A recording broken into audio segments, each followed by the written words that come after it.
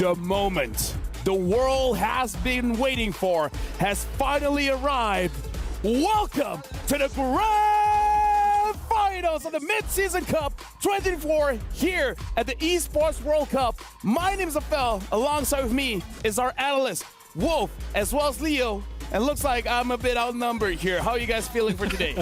I wouldn't see it as that, Lafel, because we're all friends here. And of course. I am as well celebrating Malaysia's birth into the Grand Finals. And I'm sure it's the same for all the Filipinos watching as well. More than anything else, I know that this will be a banger of a series. We know for sure that it will be very close. I'm happy that it is Selangor Red Giants that a Philippine team will meet in the Grand Finals because I'm sure it will be action-packed. And now we got to look at our Grand Final casters. Let's look at Mirko as well as Gideon. How are you guys feeling for this Grand Finals? As you can tell, based on how we're dressed today, we're excited to see this Grand Slam from both of these teams, and hopefully they're going to go the full distance here, Mirko. Any team that wins, I feel like, will already have an amazing story. For Falcons AP BREN, they get the complete trophy set. And for SRG, if they can pull it off, invincible run. I mean, again, that's amazing because here's the thing. SRG already made history just by entering the Grand Finals. If they win this one, that's going to be a whole new start for the region. In the history of MLBB Esports, there's only ever one other time that Malaysia found itself in the Grand Finals, and that was the SEA Games. Oh, yeah. 2023 in Cambodia. But that aside, every other mainline international event that we have organized, Malaysia's always just not close enough. And when it comes to storylines, both of these teams are in that trust the process kind of a mindset. That's very true for a side of Falcons AP BREN dating back to what, 2022, the end of 2022 for quarter 4. And then for Selangor Red Giants, they have just been starting their own journey. Coach Arcadia, this is a team that he is built around, it's scouted around, and have developed all throughout the months. And we know for sure that it is going to be a good battle of approaches to coaching as well. And now we're getting to re-witness what happened yesterday when SRG made history. Let's look at yesterday's recap.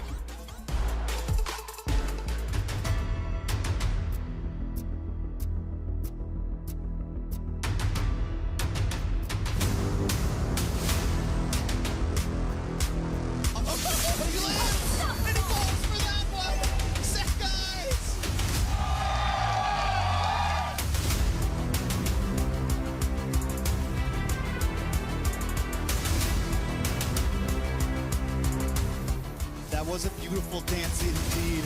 Sakai's now coming in, but Owen's able to connect. Vanix finally falls, and that is huge for SRG. Both damage dealers off the map. Unbeaten.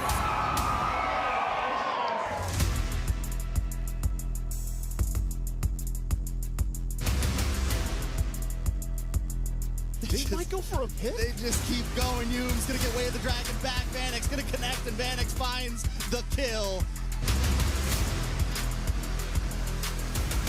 It's going to be history in the making.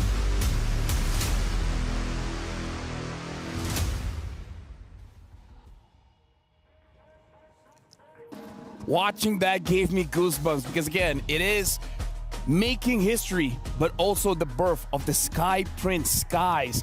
He performed amazing yesterday. And unfortunately for NIP Flash, they're the team that didn't, perform as advertised. I was sort of, upset that went to 3-0 because I do want to see them battle for a 5, but it is what it is. SRG were far more prepared. All right, you know what? Say what you will about how Singapore performed yesterday, but I think they've already gone further than anyone expected. That's also true. Me included, but if you'll recall, I predicted that they would actually go through to the next round from the quarters, and that proves that they are more than just a flash in the nip. You know what? I love that. Speaking of loving, honestly, I love NIP Flash's performance throughout MSC, and I feel like it's one of those teams that you guys got to be prepared for when we're going to M6. Speaking of which, before we even talk about that, let's actually look at the Pepsi's top reactions. Thank you.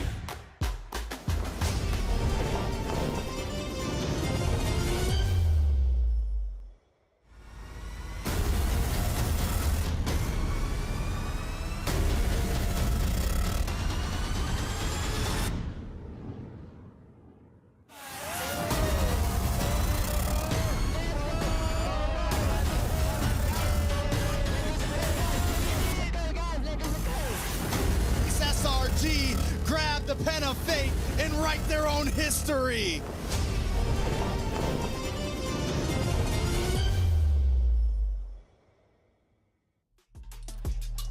All smiles and all excitement when we're looking at the camp of SRG. Of course, looking very good. But again, still want to give a big shout out to NIP Flash, specifically Diablo. On the Benedetta, he got a 7-0 run. It's like, that was amazing.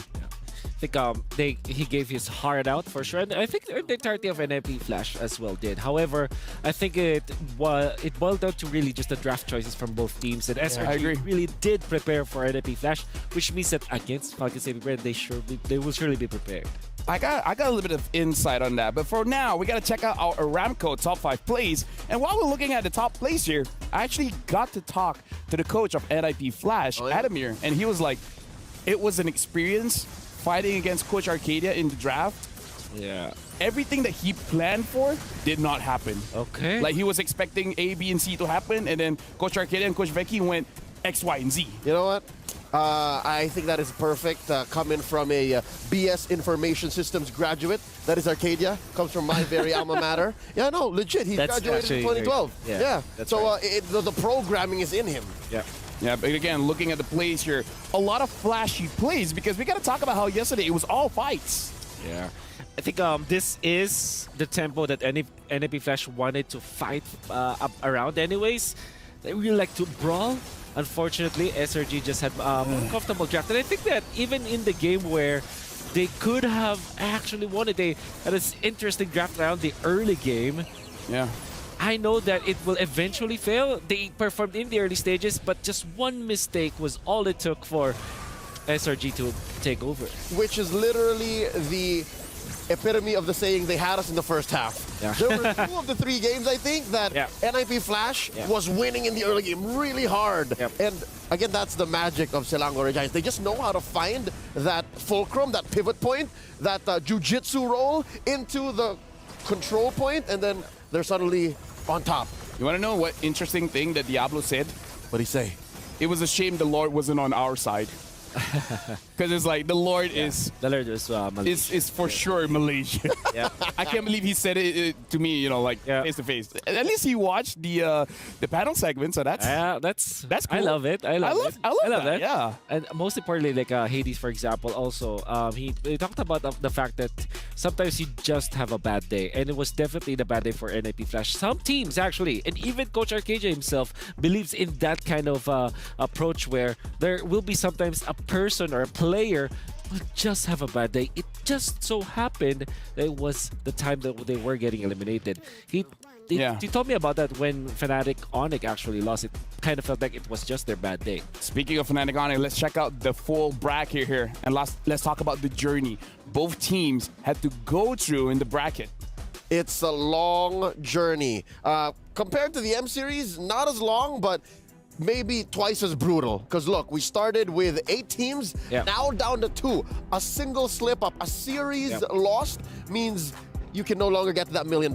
Exactly. It's like double it or give it to the next person. Or nothing. Literally. Or nothing.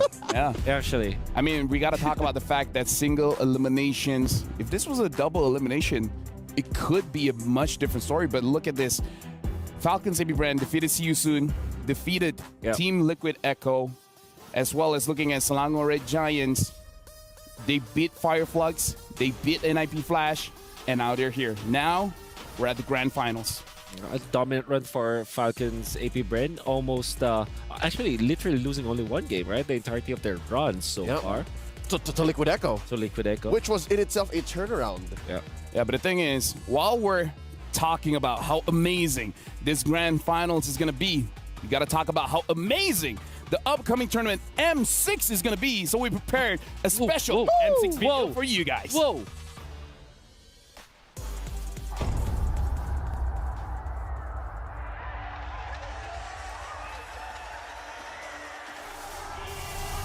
Welcome to M1 World Championship. M2 World Champions. 3 World Champions. Blacklist. M4 World Champions. And Series is back in Malaysia, and we are as excited as you are to witness this incredible event. We welcome you. Selamat datang ke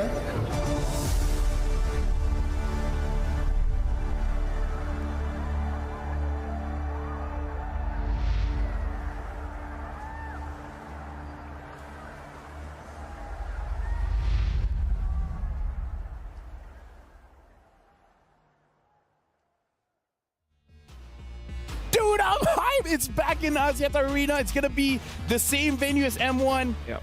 You've been there, Wolf. Yep. I was sort of hoping that, me and Gideon might, pop up in some of those clips. Yeah.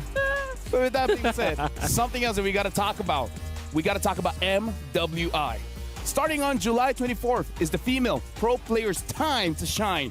Catch the MLBB Women's Invitational 2024, where 12 teams from 11 regions break barriers and redefine esports. Now, I do have to say, I like that during the grand finals, we all look good. And if you want to look good, you need skins. The Soul Vessel Skin Series, Amon Vessel of the Seed, as well as Hanabi Vessel of Rage are now available. You guys have up until the 5th of August to claim these awesome skins. The first draw is 50% off every single day. And a permanent Soul Vessel Series item is guaranteed in the first 10 draws. So make sure you guys join in now. And I gotta say, MSC so far has been amazing, especially because of Win a Crown, fool. The Project Next update is live. Discover the fresh excitement of equipment evolution and enjoy a revitalized, thrilling gameplay. Jumping now for a more dynamic and fun battle experience. Speaking of which, Leo, I asked the guys, but I gotta ask you, do you have a kid? I have 2 children, Cups and Castle. Well, you know what? You can bring them over to the Youth Fair because the Youth Fair is here with incredible bonuses and exciting events. Grab multiple permanent skins for free, just like Sylvana's Classroom Charm and its painted skin Classroom Glam. More exciting events will be revealed, so make sure you guys watch out. And now we gotta go back and talk about Selangor Red Giants going up against Falcons AP BREN.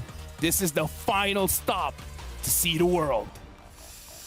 Indeed it is. I'd hate to say Indeed that it is. no one saw this coming, but I think a good chunk of us, me saw it included, yeah, I mean, We saw it coming. given the fact that the brackets are the way they are, Yeah. and it's a single eliminations, this was the only way it could end. Yeah. All roads Yep. lead to this. I had a wager with Mirko, and he did not believe me. Now I am a burger meal reacher. A burger meal reacher. Now, I wish I was part of that. here's the thing. Like, we got to talk about predictions as well. This was like weeks before. You and me, we actually said Selangor Red Giants would eventually be the champions. But going up against Falcon AP BREN, with how they've been shown, I said grand finalist. I saw the social media posts. I did. At least, I actually did. No, at least we said That's one of actually the grand finalists, because most of them Yeah, that is not even here. you're right. Mirko said homeboys. Thank you, but stop it. Just for Mirko, stop it. We gotta talk about how SRG has remained undefeated for what, 106, 107 days now. Yeah. But if anyone can defeat them, it's probably Falcons AP BREN. Yeah, or Team Liquidego if they got Sure. Yeah. No, I'm just kidding. But I think I like that you pointed it out because SRG as well as Falcons Saber, there's a lot of like rumors, especially because they were kind of screaming against each other. It kind of feels like it's always like just an even day, or sometimes Falcons Saber also not winning against SRG. So this means that they are equally strong. They're equally matched in these grand finals. But just the same, you could chalk this up to not just their players, but even their coaches. You already That's very mentioned true. how Coach Arcadia is a big part of their success now because of how he's so well programmed, how he understands the ebbs and flows of this draft is maybe because, and this could be to their advantage, he comes from the same school of thought as Coach Aki. They both come from the deep organization that is once known as AP BREN. They've been together for years. Yeah. There was a time when they were in the same facility. Right. That's absolutely right. And with that being said, we got to talk about the history of MSC. So let's check it out. This is from the very first one, IDNS, and then afterwards is Aether Main, Onyx Esports 1 2019, Execration won 2021. RSGPH, I still remember that one. That was in Malaysia. Woo! And the final one was Onyx Esports. So all those names, neither of them are in the grand finals for today. Here are. That's actually right. Yeah. But some of the important franchises are, I believe this was the flight of the Falcons over the Cavalry. As we saw, Flap TZ was crazy. And he did not mince his words at all. On cue. This is how I describe Flap TZ. A lot of people will question whether or not he is the best explainer in the world. I'll say his highs are unmatched. Yeah. Whenever Flap TZ is on fire, no one comes close. By the way, it's confirmed he was saying adobo during that. Adobo! Was mouthing adobo. He misses Adobo. He misses Filipino food. Okay, so adobo is the Filipino food. Yes. We see Flap, we see Few, and in the corner, it's just Super Marco. Just like, Yeah. whatever. Speaking of which, we're also looking at Selangor Red Giants, and they came a long way as well, where I feel like people are saying, you guys are strong, sure, but you're not grand finals strong. Before we saw the bracket, of course. Like, I feel like people thought, okay, you'll let through to the bracket, but you'll probably lose before getting there.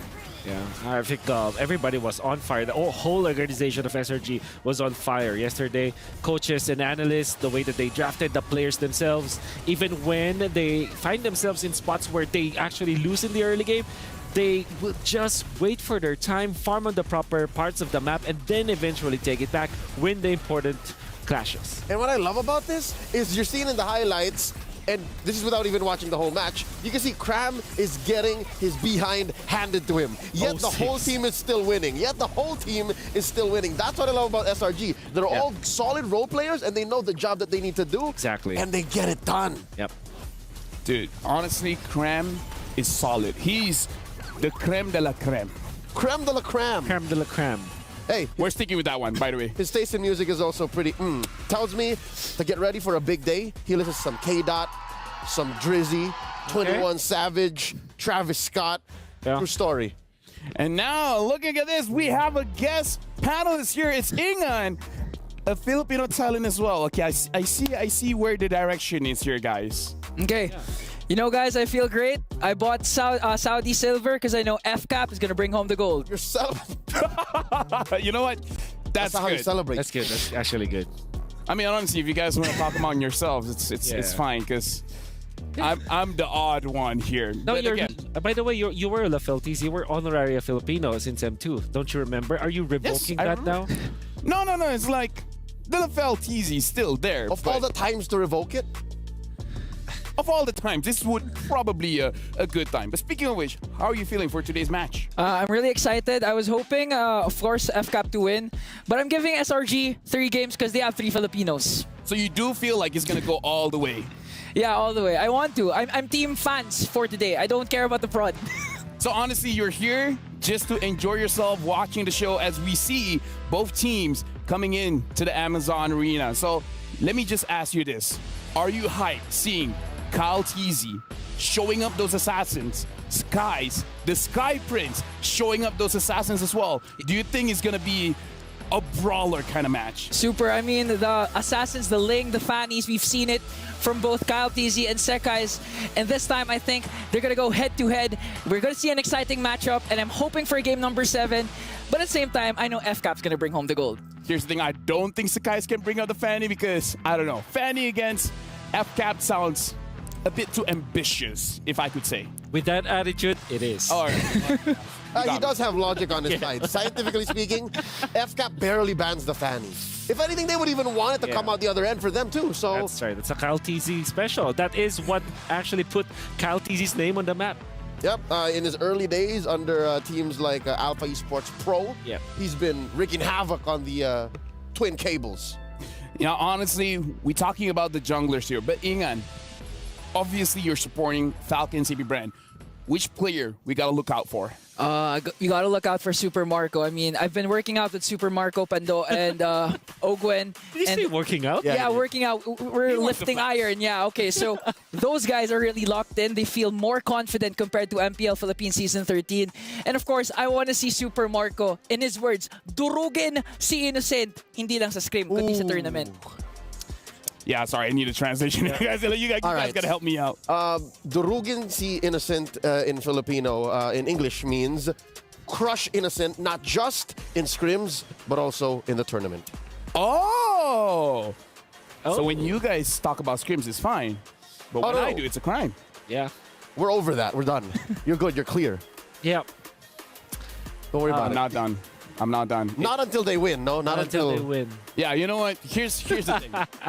I know this is going to be an odd question. If Selangor Giants wins, how can they win? Like, what do they have to do to actually beat Falcons and BREN?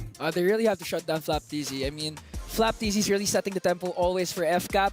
And if FlapTZ is not in his zone, it can really go SRG's way.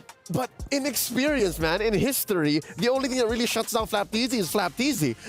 A few times in the past that he actually dipped out was because of something out of his control. Yeah, that's I was when you asked Ingan that question. Sure, I was good also answer. looking for an answer myself. I think it's more just about bringing the best in your place. Like, maybe look at it intrinsically. Maybe shutting down FALCONS BREN might be an ambitious I don't know. I mean, if you want to be a champion, you have to be ambitious, right? That's also you need the right mindset. That's also very true. Shoot for the stars. Shoot for the stars. Shoot for the Falcons. But yeah, I think you have to really just look at this intrinsically. Fix your draft. Make sure that you are winning some matchups. If you're not going to be winning all lanes, at least win 2 out of the 3 lanes. And then have a good jungle setup. Allow Sekais to not have the jitters, especially because this is the grand finals.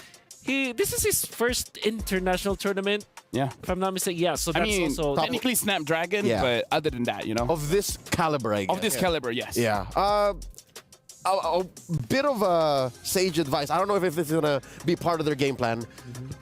It's clear that even the most aggressive team in the world, Liquid Echo, could not do it. Maybe SRG shouldn't as well. Don't out-aggro FALCONS BREN. But that leaves the question, should you be cheeky about it? Should you try to, should you try to pull a fast one? Yeah. Because FCAP also does that. You remember in that same series, few would be pushing down bottom. Like, how is that happening? No, honestly, that's true. And now, to hype things up even more, before we jump into the finals, let's actually have a little preview of the MSC finals.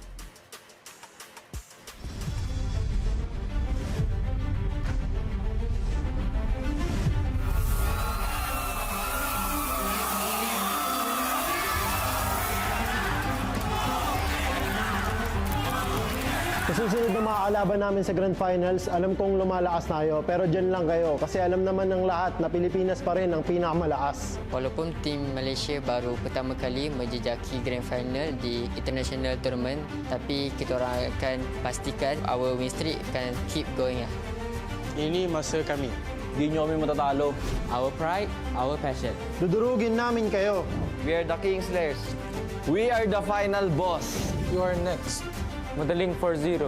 Kami masih tak dikalahkan. Lumuhod kayo sa World Champion.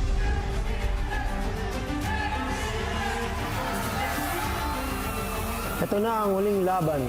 Perlawanan terakhir. Kung saan tayo magtatagpo. Di Grand Final, di mana kita orang akan membawa balik trofi MSC. Heroes will rise. Goosebumps. Goosebumps. Those one-liners, though. Those one-liners, though. I'm shaking. What about you guys? You're next. No, I'm Lapel. It's very rare that I hear Kyle DZ's... Because again, Kyle DZ, after knowing him for a few years now, he's the kind of player that lets his actions speak louder than his words. But when he said, bow down to the world champions, that's... I want to bow down to the world champions. I mean... Yes, sir. Whatever you ask, say yes. Yes, my lord. I mean, again, looking at that video, that's quite the preview coming up. Because again, it's gonna be a best of 7 between both teams here. So honestly, Ingan, when we're talking about a best of 7, this is the thing that almost never happens. It only happened during M1. It happened. Is there a chance for a reverse sweep? M5-2. Oh, M5-2, yeah. No, he was started about a reverse. Oh, our full reverse. Full reverse. Never happened then, yeah. Yeah, only M1. For me, full reverse, only if FCAP's behind. But if SRG's behind, Okay. there's no way. Okay. No way. Right. Okay, you know what? For you guys at home, who do you guys got for this match? Is it Falcons AP BREN or Selangor Red Giants? Head on over to stcplay.gg right now and lock in your predictions. So, gentlemen, very quickly, we have like, what, 1 minute something before the match starts. Give help towards our viewers. Who's going to win why? Very quickly. Okay, F cap 4-2, no cap. 4-2, no cap. FCAP 4-1. They might get, one game off, but they'll bounce back just to quickly end the series. FCAP 4-3. I'm giving 3 to SRG because there are 3 Filipinos. So, it's my turn now. Yep. Guess what? SRG 4-3, baby. I mean, honestly, like, I'm just being humble. I feel like it is going to be a 4-0, but, we got to give a little bit. But no, all jokes aside, I want it to be 4-3. Either, any team wins is going to be amazing because as a Malaysian, I do have to say, just being here is already a dream come true. But with that being said, let's get into our Dr. Sulaiman Al-Habib upcoming showdown between Falcons AP BREN and Selangor Red Giants. It's surreal, man. Weeks. Yep. From wild card to group stage, knockout stage, and now the grand finals. And honestly, I gotta cut you off there because let's look at the stage. You guys see the countdown timer, and I hope all of you guys at home, in the stage, in the studio, no matter where you are, be prepared because we're gonna start the grand finals of MSC. We're throwing it over to Maracino as well as the Wood Sandstorm.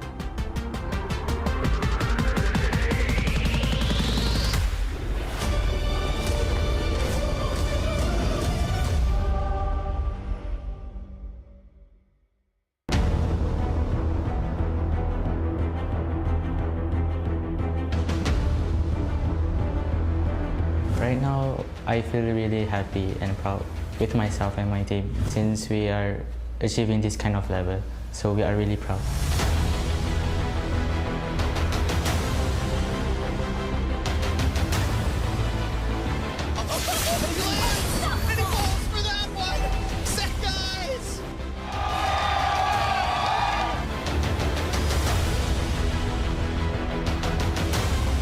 We just need to be focused and be more prepared in our discipline. So, and also our stamina. That's really important for the BO7. I think we're the ones who's gonna beat them in the grand finals. So they won't be undefeated anymore. Now another immobile. Liddy onto the backside. Flap teasing with a dive again under the base. What are they gonna do? MP gets knocked up and the prediction right into the quad shadow. What are they made of? Falcons aim. I think our play style against SRG is that we are better at macro and micro. To Falcon AP BREN, I'm really excited to meet you guys. But let's give our best and may the best win.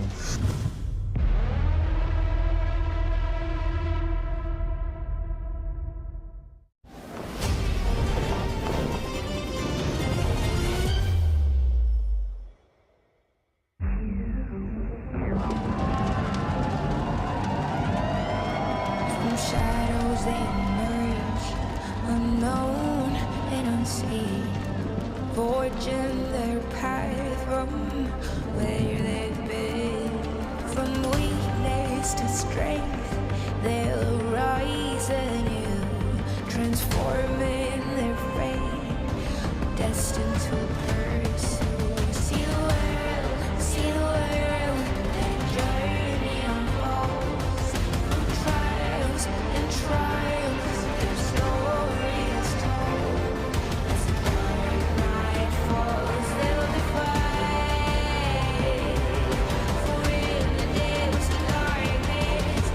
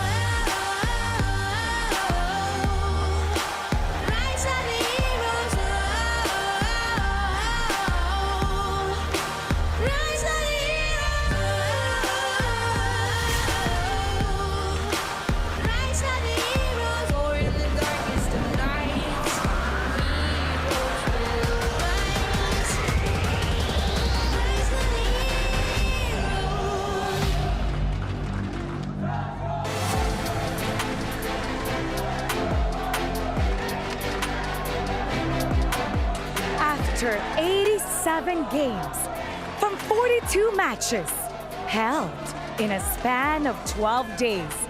We finally reached the culmination of this competition.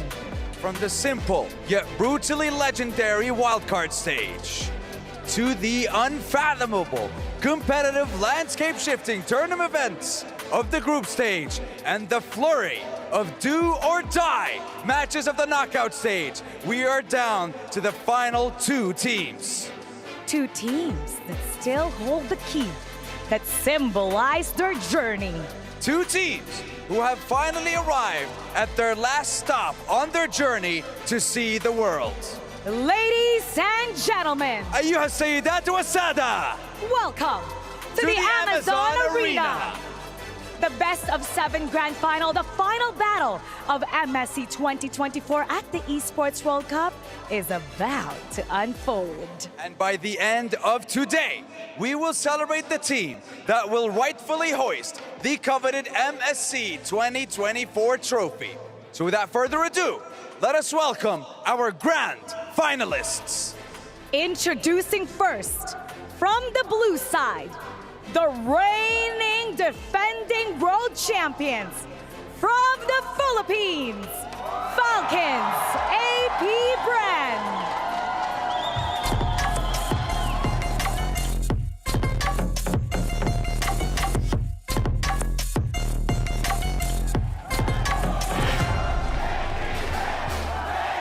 The Bees have never been this close to claiming the only title that has eluded them for years. After exacting revenge against their Filipino rivals, they're finally 4 victories away from making history as one of the winningest teams in MLBB history. Introducing first, the M5 Finals MVP, their explainer, Flap TZ. Filling the jungle, the golden boy, Kyle TZ. Playing mid is the timeless idol, Few.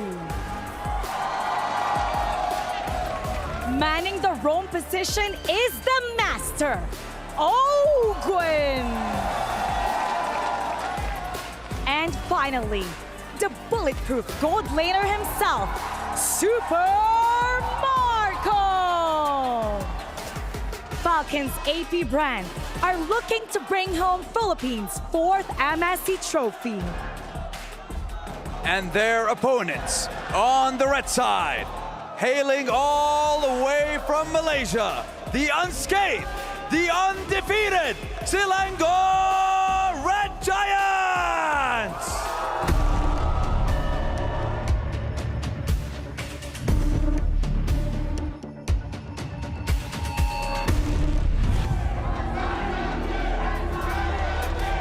These giants, gracing us with their presence on the Amazon Arena, are continuing their undefeated journey, going on 106 days. And now, they are 1 best of 7 away. They are 1 match away from continuing this streak. And by the end of the day, if they manage to tower over their opponents, they will hoist the trophy, going on 107 days of undefeated glory. And now, we introduce our players. First of all, their XP laner, the handyman, Cram! In the jungle, the Sky Prince, Sakais! Manning the mid is the Mage Prodigy, Stormy! And filling the roam position, the highlight maker, Yooms! And finally, the beast in the gold lane, Innocent! They have made history by giving Malaysia their first ever grand final appearance. And now they are looking to top it all off with a grand final championship title. This is gonna be one epic battle because only one team will get to keep their key to unlock the MSC trophy. That's right. Falcons, AP BREN, Selangor Red Giants. It is time to take your seats, for the battle is about to begin on the land of dawn, and the fates of your keys will be decided by the end of today. And now the players are about to do their ping test with the best gaming phone in the world, fit for champions.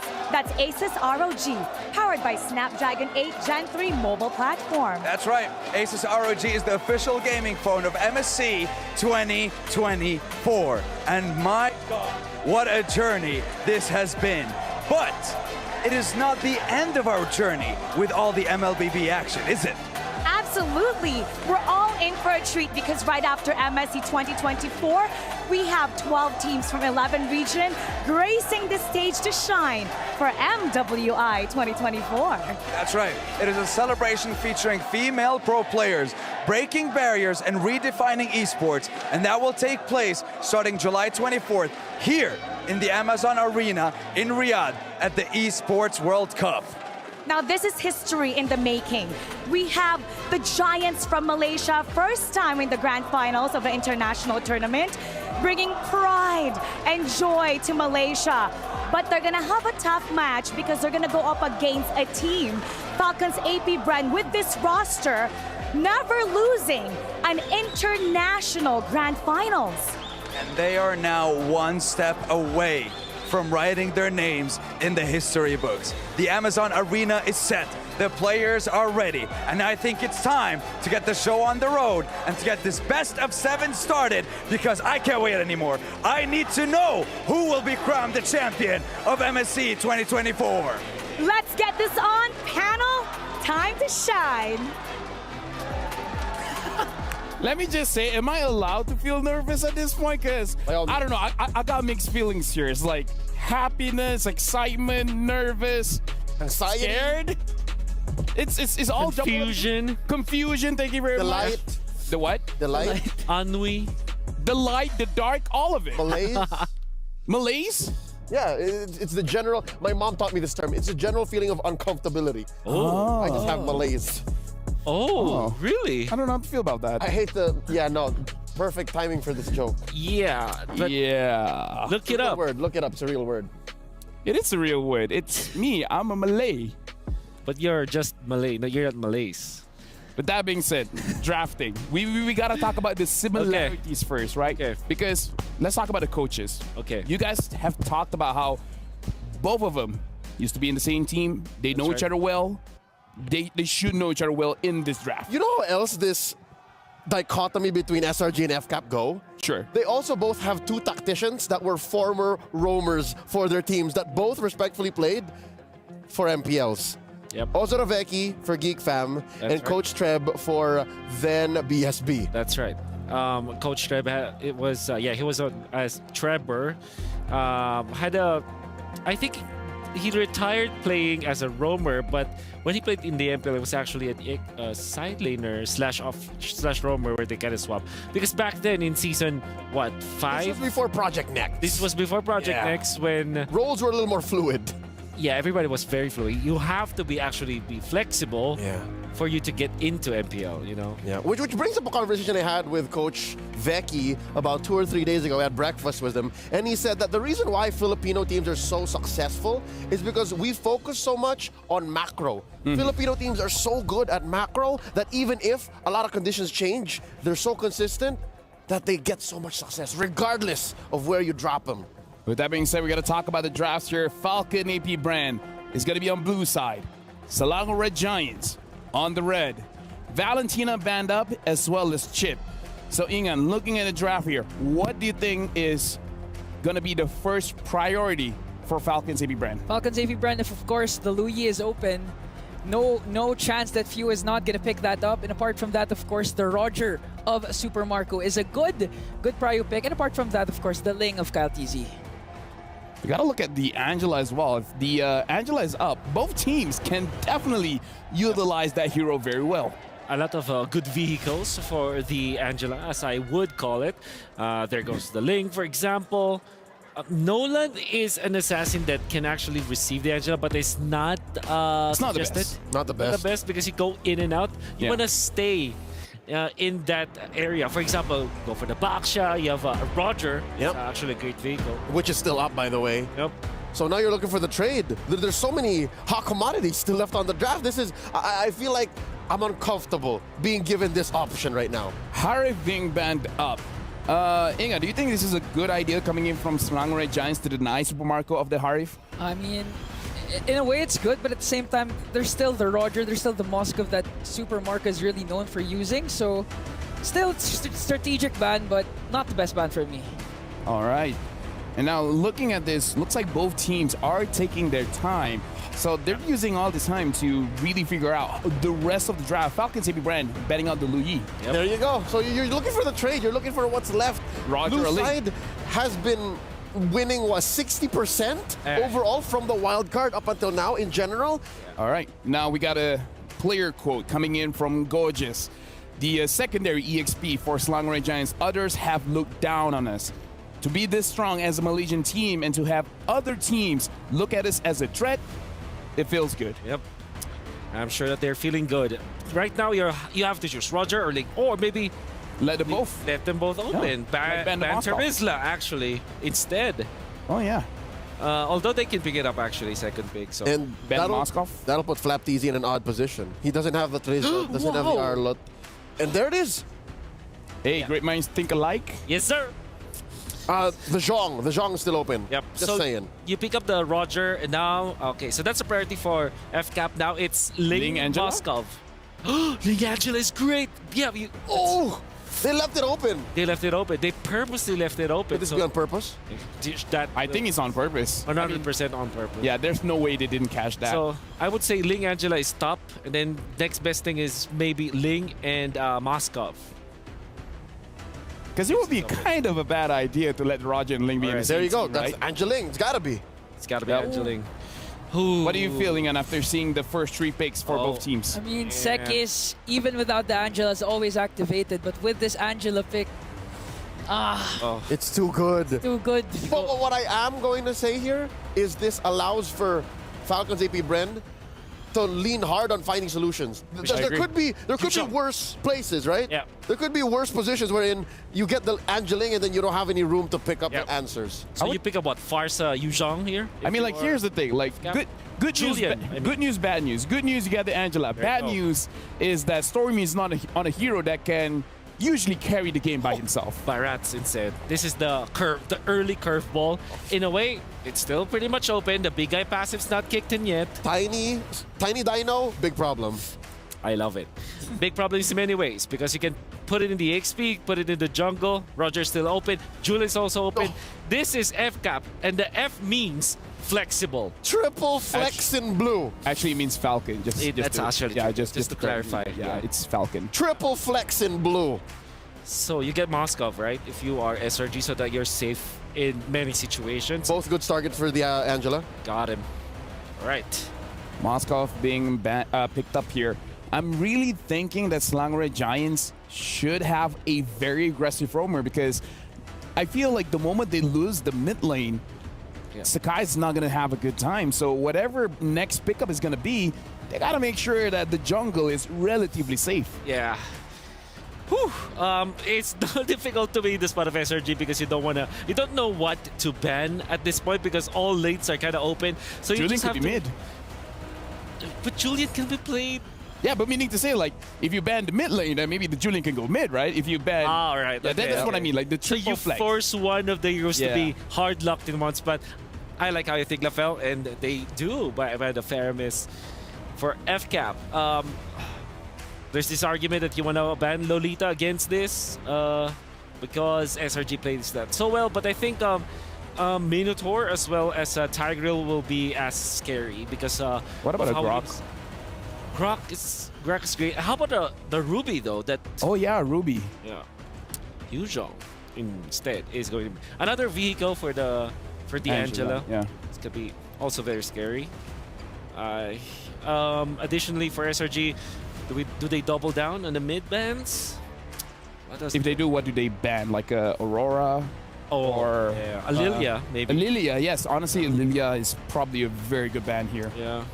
Because yeah, if the Lilia is there, and then say this Baras goes EXP, and then the EXP is won by the Baras, then it's just like you have many open doors for FCAP, right. and it's just not going to be a fun time for SRG. Yep. Oh, Tigreal. Hey, okay.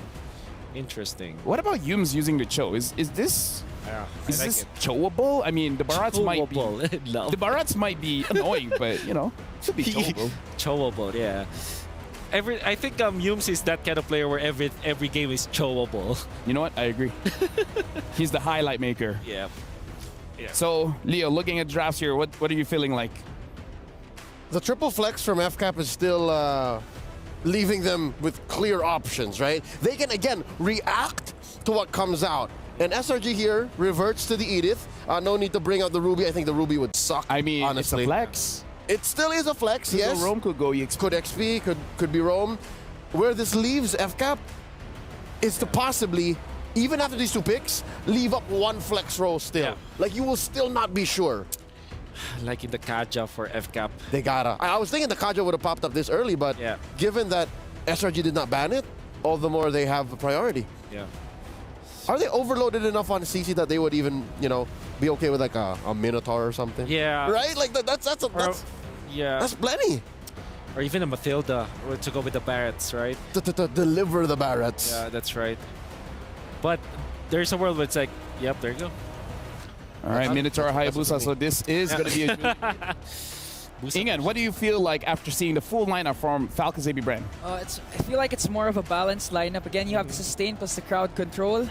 And of course, the flexibility of Kyle TZ to actually dominate with the Hayabusa in the early game. So I'm liking the lineup so far of FALCONS AP BREN. They shut down the flex, right? You all know where they're going, but the whole switcheroo still. Kind of need a lot of vision here from SRG to... Like, because you have the Angela, right? You have the Edith. I don't know if this Edith is going to the Rome or the XP. Probably better at the XP at this point. If you're looking for vision, that has to be the XP. How about a Borg for SRG? The eggs. They're still checking bushes the old-fashioned way, though. Yeah, that's true. It's the CC. CCI. Yeah. Oh, so greedy, SRG. There's no vision, my dog. Three farm-dependent cores. Here's the thing. It's a cram special. With that being said, thank you very much, Ingan, for your services here. Thank you very much to our analysts. And now, I hope our casters, Mirko and get in already because we're throwing over to the first game of the Grand Finals. Thank you, analysts. Thank you, analysts. This is the moment. This is the time for the Grand Finals. This is going to be a best of 7. Let me remind everybody here, the final bosses, the toughest challenge here in the competitive MLBB space, and it's going to be FALCONS AP BREN against Selangor Red Giants. Both these teams, they've had their journeys through hell and back to reach the Grand Finals. And here it is, a best of 7 to end it once and for all. I don't know, but it's looking like you're playing against gods, man. When you're thinking of FCAP, you're thinking about soaring high as we jump on into the Land of Dawn to commence game number 1. Oh boy, FALCONS AP BREN on the blue side, Selangor Red Giants on the red. Straight off into the game we go here. For Selangor Red Giants, they've conquered the Sky Kings in the group stages. Now sitting on their throne, they challenge the gods of the game. And honestly, if they are going to challenge the gods of the game, this is a particularly interesting way of doing so, right? Again, how we're going to expect to see Selangor Red Giants to attack FALCONS AP BREN is winning out on these lanes and maybe setting up some dive opportunities. So FALCONS AP BREN, they're great at responding.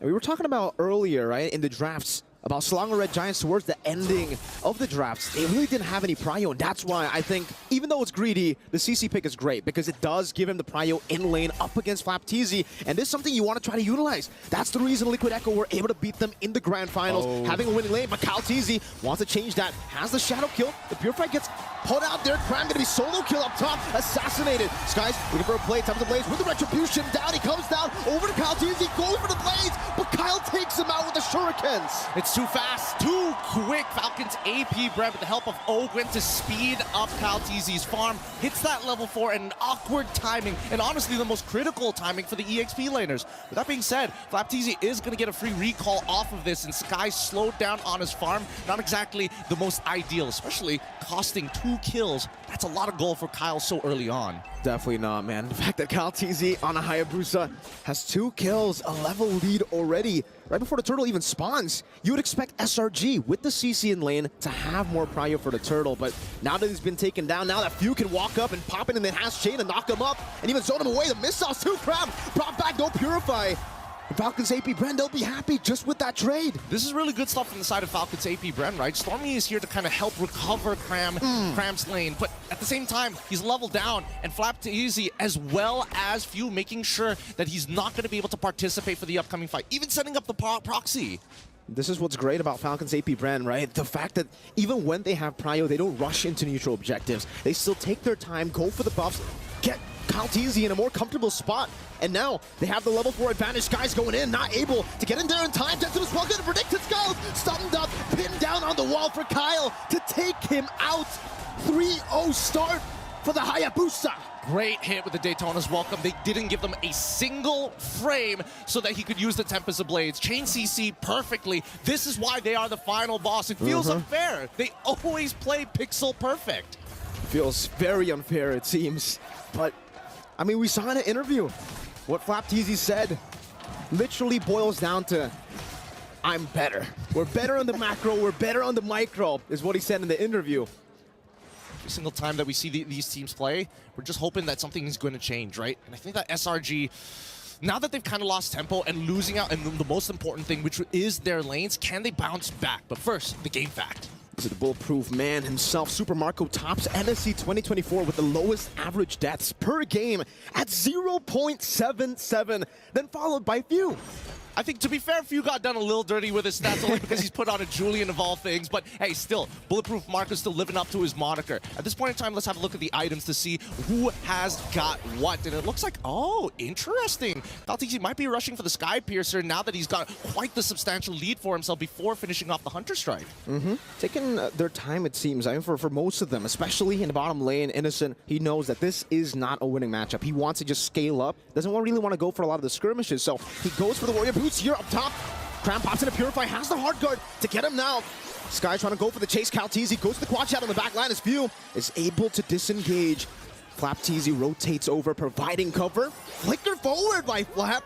Really trying to get Skies there to punish him, but now that's a big flicker, big ultimate down. 12 seconds for the next neutral objective. Still, the hard guard's not going to be back up when this turtle fight does commence, right? And at the end of the day, it still feels like FCAP is trading up. They're still taking away camps from Guys, at this point of time. The real question is, when exactly do they actually want to commence a full-blown team fight? No Decimus welcome. The missiles does connect onto Cram, who's going to be dealing a lot of damage now with the Curtains call onto Falcons AP BREN. 2-level lead on Kyle TZ. Skies hovering over Cram again, doing some damage. Minus Fury by Ogwen. Knock 2 members off straight into the enhanced sight. Kyle TZ secures the retribution. Now Kyle just jumps back and forth. 2-0 in kills too. This early game is completely disastrous. Falcons to AP BREN, they're going to be able to control this for the next 8 minutes or so. And I think that's Selangor Red Giants. Oh, I mean, they're trying, but at the end of the day, right, they've been slowed down significantly. Look at this. 1v4 in the bottom lane with a hard guard down. Innocent trying to run away, gets chopped down, and he got taken out inside of the belly. It's too tough. It's too tough. Look at the priority, right? Falcons AP BREN pushing up the tempo, and nobody can really win 1v1 anymore, right? Selangor Red Giants now getting punished for their greedy lineup. This is going to cost them and potentially cost them game number 1. But let's have a look at the hero matchups here, because right now, the actual win rate compared to the theoretical win rate, 100% for Skies. Retribution earlier, Kyle TZ was able to steal away, now jumps into the quad shadow, gets pinned down, but is able still to escape. These little mistakes, but the instant recovery from Falcons AP BREN. I mean, like Leo likes to mention, right? It's a game of inches. And Falcons AP BREN, Millimeters right now, at this point. They're playing with feet, right? They're extending their lead even further. And at this point of time, when we look at the items, I think, you know, at least for FlapTZ, he's playing it safe, right? Go for the Dom Ice. You're already up against the CC. He's not going to greed out and go for the War Axe straight away. But the real concern is that Kyle is already 4-0-1. And not to mention, even few, just poking people out with enhanced size, good enough. Oh, Shadow Kill, the Sky Piercer execute, takes him out. Even with the hard guard, Stormy couldn't save him. And this is what's special, I would say, about Flap. He knows exactly, wait, up top, bulletproof Marco. Trying to go into 1v1 against the Assassin, and Skies is forced back. FlapTZ! Flickers forward, Nom into the wall, straight onto Super Marco Ogwen. Knocks him up, and he takes the kill with the small hammer he has. Oh man, Falcons AP BREN making this look easy. What a lead that they've generated for themselves. Selangor Red Giants, they have to forfeit every single time Falcons AP BREN takes space. You gotta give it away. There's no point fighting this early on, especially when you're 8-0 in total kill score. But not only that, look at that level lead. That's few. That's the mid lane, who's on an Assassin. He can't even, clear these waves usually. But here in this matchup, he's been able to find so much prio, and that's why you see that damage. Golden Staff, at least for Innocent, we're seeing him get towards the item. Power Spike, Cram, gonna dash away. Yomes with the flicker forward, onward, and the Earth Shatter. But Miss Fury catches 4 on the board, knock up 2. Kyle shut down by Cram. Now on the chase, it's FlapTZ running away for his life. But Super Marco on the Lycan form. Yomes brought back to the team. Another Earth Shatter to knock them up for Innocent. To continue, the spear hits. You know, what am I doing here, right? What am I even doing here? A forfeit, give up space. I take it all back. Just play pixel perfect. Kill Kyle TZ while he still has his ult. Don't give him a frame to react. And they're on the board. The momentum slowly shifting, but if we take a look at the goalie, Gideon, it's still massively in favor of Falcons AP BREN, still flying across the skies, looking down at the Red Giants. I think at this point, when we're looking at SRG, their main winning factors is can they drag this out long enough so that people like Innocent, people like Sakai can actually catch up to get that critical mass. But unfortunately, it's going to be a little slow, so we're paying attention to Yums and his battle spells. Whenever he has it up, he is looking for an opportunity to lock down Kaltizi like he did previously. It's all about Yums, so it almost seems like in games before the grand finals, every time he's on to Edith, every time he has a flicker, he'll use it. Just like that now, the kite back up against FlapTZ, who decided not to commit the dead zone as welcome. And we get to take a look at the items here again for the in-game equipment. FlapTZ, like you said, taking the utility around in this game. Dominance Ice straight into the Sky Guardian helmet. He knows exactly what this pick is meant to do. It's meant to frontline for Super Marco, for Kyle. And we're seeing that with the Quad Shadow and the Shadow Kill into the back line right now, doing a lot of damage. Cram needs the photo proc. Kyle's able to escape with a Quad Shadow, dodging away from the Earth Shatter that was well placed by Yums.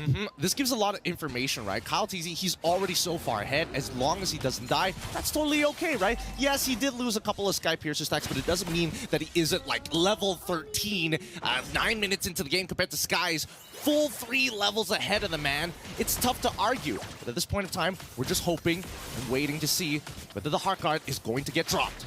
Again, these Quad Shadows by Kyle, using it just to poke, slowly but surely. They bit out the curtain call though. Cram, no ultimate. Wait, Kyle TZ spot him out? No, on they the don't spot Lord. a few. Seems like they're trying to just sneak this one in. Selangor Red Giants still focus on their own purple buff.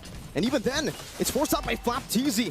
Retribution still there for them. Minus Fury into the Debtors. Welcome canceling out the Minus Fury there. And it's going to be the knock up to Cake Yums down. Now into the back line. Time to Blaze. Knocking Few up straight into Skies' Blaze. FlapTZ going to be taken down. That's a double for Skies. Looking for a triple as he marches forward. Skies continues the onslaught. Kyle forces the Shadow Kill. Super Marco chases Innocent in the back line right now. Kyle is in a 1v3. No Shadow Kill, but he does have the Quad Shadow. Going back and forth. Super Marco goes in and finds the Lycan Pounce. Skies looking for it. The spear catches him. Skies finds an unofficial Maniac. Oh my goodness! How did it end up like this? Falcons AP BREN, they lost sight of what exactly they were fighting for. They already had the objective that they wanted to. They wanted to extend their lead. They may have shown a bit of disrespect, but Selangor Red Giants made it messy, kind of split them apart.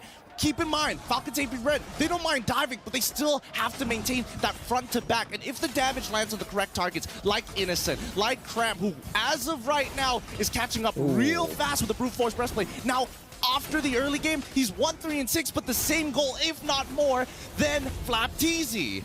That's some scary stuff right now. The scaling of SRG, the CC the Ling, the Moskov. It's a very greedy lineup for SRG, but if they are able to somehow find those gold resources and place them onto these 3 members, it'll be very scary in the late game. Even the CC, he'll be able to actually withstand the 1v1 against Kaltizi. I think maybe he might go for the winner Crown Fu. And then later on in the side lanes, maybe Kyle will have to send over another member, maybe with Few together to really deal with him. I think they got to start changing their habits up here for the side of FALCONS AP BREN. Looks like SRG has a bit of a read on them, and at the end of the day, it's all about landing the damage on the correct targets. I think better yet, oh, hold on. Does he want to go for the info? Yes, he does. He's all 5. Flask of the Oasis is still there, though, and he will be able to escape with the Quad Shadow. Scouse goes in, chase in the back line. Tempest of Blaze knocking him up right into the spear as well. Skies finds the assassination in the back base. Few out. Super Marco with a gun down. Finding the shutdown back, and it will be a trade. Both junglers down. But Innocent wants to continue. Pin down Yums. Finds an Earth Shatter. Stormy in the back line going to be taken down by Flap as he stops him on the ground. But take a look at Yums and Innocent, who is still free hitting. Gets caught by the enhanced sight. There's a Flask of the Oasis from Ogwin's motivation roar. But Cram is still able to escape. Few and Ogwin. Now with Marco on the chase. Flicker forward. The Lycan pounce. Will not give anything for Cram to deal with him. Innocent in a 1v3, that one with a nature as well. Tells forward, Super Marco finds it with a nature, scratches him down, and finds the double. He tries to outplay it. That's going to be a full wipeout here. A double kill for Super Marco. What an interesting approach. SELANGOR Red Giants make a play of their own to take out Kyle, reset his Sky Piercer stacks, but unfortunately, Few is quite a problem. These extended fights are working out much better for FALCONS AP BREN thanks to the Julian. He doesn't have to wait for a long ultimate. He just needs 8 seconds. And now Minotaur. Ogwin has the winner crown, Gideon. That's the combo we were waiting for with the Minotaur, especially when they're snowballed. Yums, Earth Shatter R2, but the Minion's Fury knocks them up. Cram gets thrown away. The Spirit of Destruction into the back line. Yums try to survive now, even with the Shadow kill. Skies no purple buff, still desperately going for it. Tempest of Blaze now on the Super Marco. Skies finds the shutdown. Now it's a Kyle. It's Skies who continues the fight. And now onto the Lord he goes. Cram in a 1v3, trying to deal some damage. Stormy tries to heal him from across the wall. Skies finds it. Now with the Finch poise over to Few. He continues the damage with the winner crown. Saves it for a bit. Few trying to chase him down. Sky still surviving. Cram with a cleanup, and Few will be taken down. Are you not entertained? Game number 1 from an abysmal early game. Somehow SRG are the ones who bounce back. Skies makes a play of a lifetime, and Chiling, you can't count him out. You can never count them out. Skies in the mid lane now, trying to take the tier 2, and he will be able to do so. He started this game 0-3. He didn't have a purple buff in that team fight.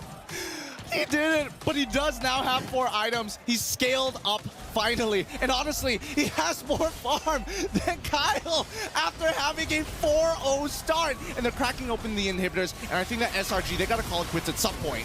Kyle with the damage, jumps onward forward. Earth Shadow Flicker combos, guys.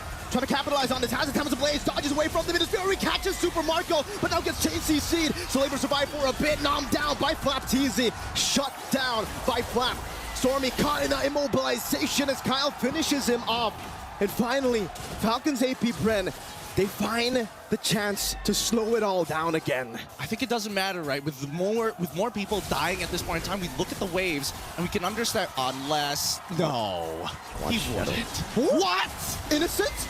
He tried to Spirit of Destruction, doesn't get that Few! Deletes him from the Lanadon, now it's a wipeout for FALCONS AP BREN! Why overheat? Why overheat? They could have just reset off of this. The waves were in a position where they couldn't get punished, and now they're definitely going to be losing something off of this. Sky's coming back up in 1 and Stormy in 1 as well. They could try 1v3 once more. No purple buff though. Again, same problem for him. Does seem like for Yums, he will be able to just pressure them away from that mid turret, but the base turret will be taken down already. Skies barely dodging away, doesn't want to commit the Tempest of Blaze just yet. Buys the Rose Gold Meteor in time, and FALCONS AP BREN will be happy just with the 2 base turret stick. I'm telling you, Mirko, this game is starting to look like a war of attrition now. It's like I trade 1 inhibitor Falcons AP BREN, we're gonna take 2, which begs the question, what is SRG's response? No purple buff once again from both of these assassins, and Kyle in particular, with that purple buff, is gonna be able to do a lot more in these tight situations. 30 more seconds. As we look at the items, we're seeing that the biggest problem at this point of time is the fact that, hey, if we want to get into these fights, Ogun, you gotta have your flicker back up. And Yums, his is coming up in 16 seconds, but with a Holy Crystal on top of everything else from Few, that really begs the question, can Innocent truly outplay everybody without the help of the Heart Guard? A game of millimeters, a game of inches. SRG and Falcons AP BREN. So far for both of these teams, they're still able to keep the far lane base turret intact. So they'll still have an advantage to play with, technically. I think Falcons AP BREN with the mid lane constantly pushing in. Now this is a point where Yums onward in the Earth Shatter over to Flapteezy. Just with a little bit of poke from Innocent. No teams wanting to go for it. But my question is, Gideon, is this good for SRG? Do they want the mid lane to actually be pushing towards them so that Innocent, so that Cram, so that even Skies can keep farming up, getting those resources? I don't know. I think that SRG, they want to fight for this, right? I think they know that once the Lord starts crashing in towards their crystal, it's going to be really difficult to high ground defense. Keep in mind, Stormy is playing Angela. Now, Angela is not known to have the greatest wave clear. Oh, or Shadow Flicker combo. Ulted onward flip! Finds the backline with the Detonas. Welcome now straight into Kyle Teasy. With a shadow kill, used up in the back line, able to back away. Skies chasing them all with the Finch poise, running him down now with the Temple of the Blades as well. Kyle able to dodge away from the knockup, but will not be able to dodge away from the rest of the Blades. Meanwhile, it's a knockup and a 2 straight into Cram, who's going ham with the yo-yos. And Skies somehow finds a way to escape, but the base was wide open. A clean back door coming in from Falcons AP BREN. SRG, they show that they can go toe-to-toe with some of their best, but when it comes down to the macro, when it comes down to that lead, Falcons AP BREN just show, hey, you got to get on our level. You got to have some polish, kids. Composure, the calmness to pull that off. In a skirmish that looked like it was pure 50-50, in a skirmish where it looked like SRG were gonna win, they said, nah, I'd segue. It's tough. I think it's really, really tough considering all the action-packed fights that we're having here. We're so much focus on the micro from the side of SRG. It's really difficult to see the entirety of the map, but I think our analysts could do a better job at breaking down this game. Analysts, please take it away. Can we just say the first game here already set expectations for this grand finals? Because I don't know about you, gentlemen, but when you're asking me what game number 1 was going to look like, I don't think it would look like that. Yeah, no, it was high risk, high reward for SRG. And again, if you want to achieve something great, such as defeating the world champions, you gotta think outside the box. You gotta think outside where the box was even made. Because here's the thing, like, I was almost thinking that Falcons AP BREN might have a flawless game, right? No deaths and everything, but then SELANGOR Giants fought back, and at the end of the day, it's not who has the better team fight. Yeah. You just ended the game. And most importantly, you can see SRG with this set play where it is going to be either Cram or this Edith coming out from Yums to start the fights, and then they will force Kaltizi to maybe pop the quad shadow, or it kind of feels like there's someone who forces the ultimate coming out from Kyle, and then in comes the Angeling, which, man, it's still pretty strong. I believe that even when Falcons AP BREN won this game, they probably will not let go of both the Angeling. Let me just say as well, SELANGOR Giants, as good as they look going up against Falcons AP BREN, what were those mistakes? Especially towards the end of the game when they're pushing. If they were, maybe a little bit relaxed, could have been a little bit better.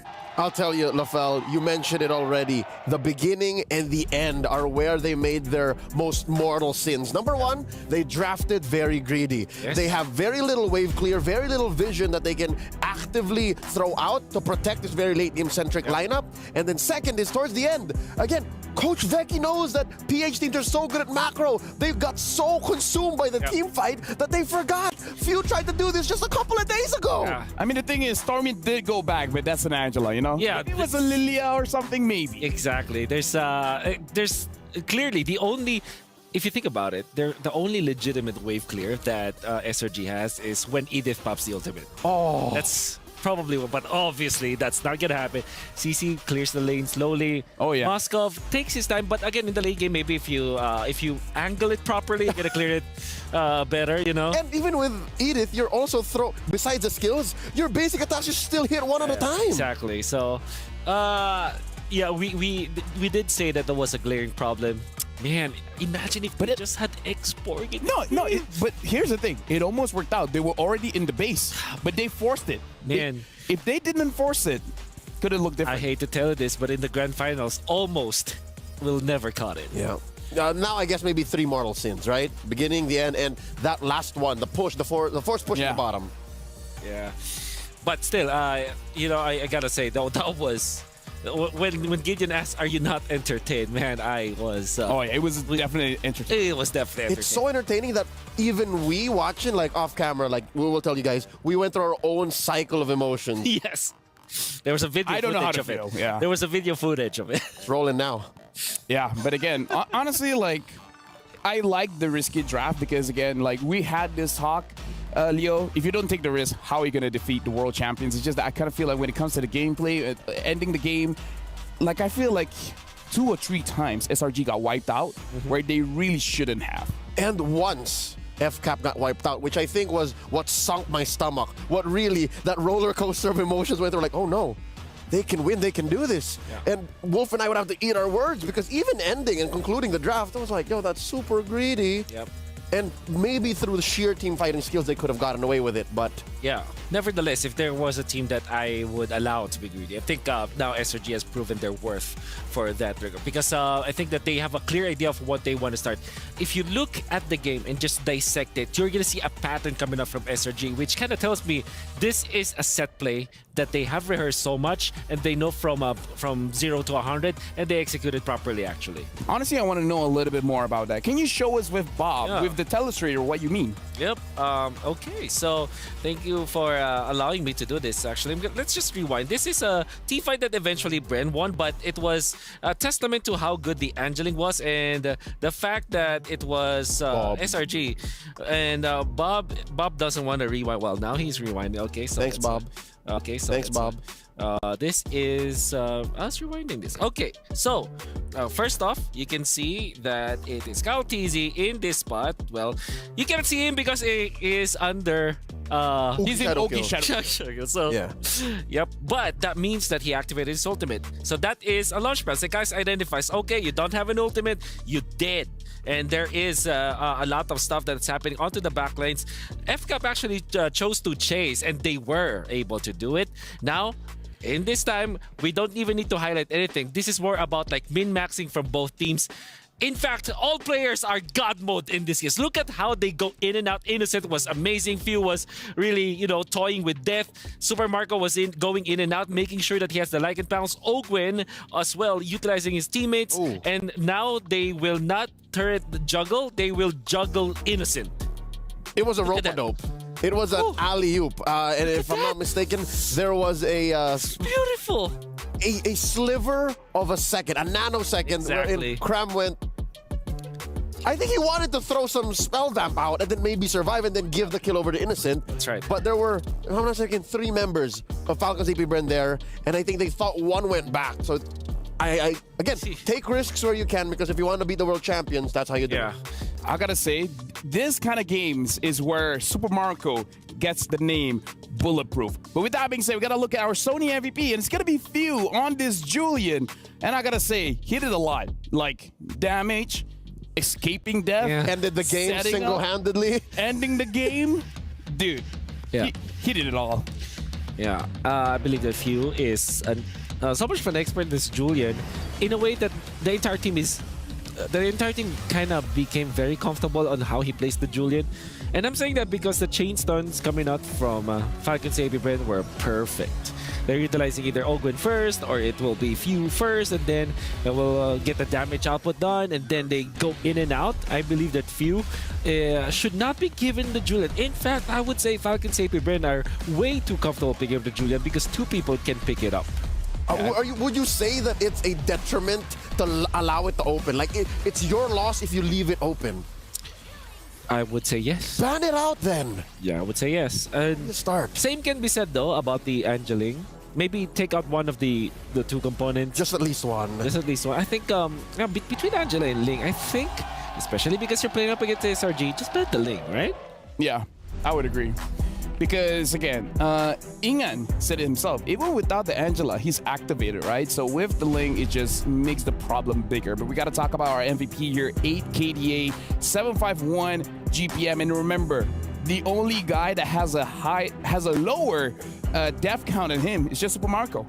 Isn't that poetic that a hero such as Julian is now one of the specialty heroes of few who is in the early game super strong? He played even before Season 1. Now in the twilight of his... I don't even know, like he might even play for like 5 or 6 more years. Yeah. You're a mad burst hero in the Julian, like, and he ends the game himself. Isn't that like... No, I mean, like, the crowd control itself, I feel like it's one of those things that actually drops guys where the basic attack just pulled them in. It's like, well, I guess my dashes mean nothing here. That too. See, so at any given point, few matters, both literally and figuratively in the world of MLBB esports. That's why he's my GOAT. Yeah. I'm not a kid, but he's my idol. Yeah. Honestly, he's the idol of everyone. But with that being said, starting on July 24th is the female pro players' time to shine. Catch the MLBB Women's Invitational 2024, where 12 teams from 11 regions break barriers and redefine esports. Now, honestly, like, this game with that kind of showing makes me feel like it shouldn't be a sweep, right? Oh, absolutely. That could have been the one. That could have been one for SRG, honestly speaking. I wouldn't have been surprised. Yeah, definitely not.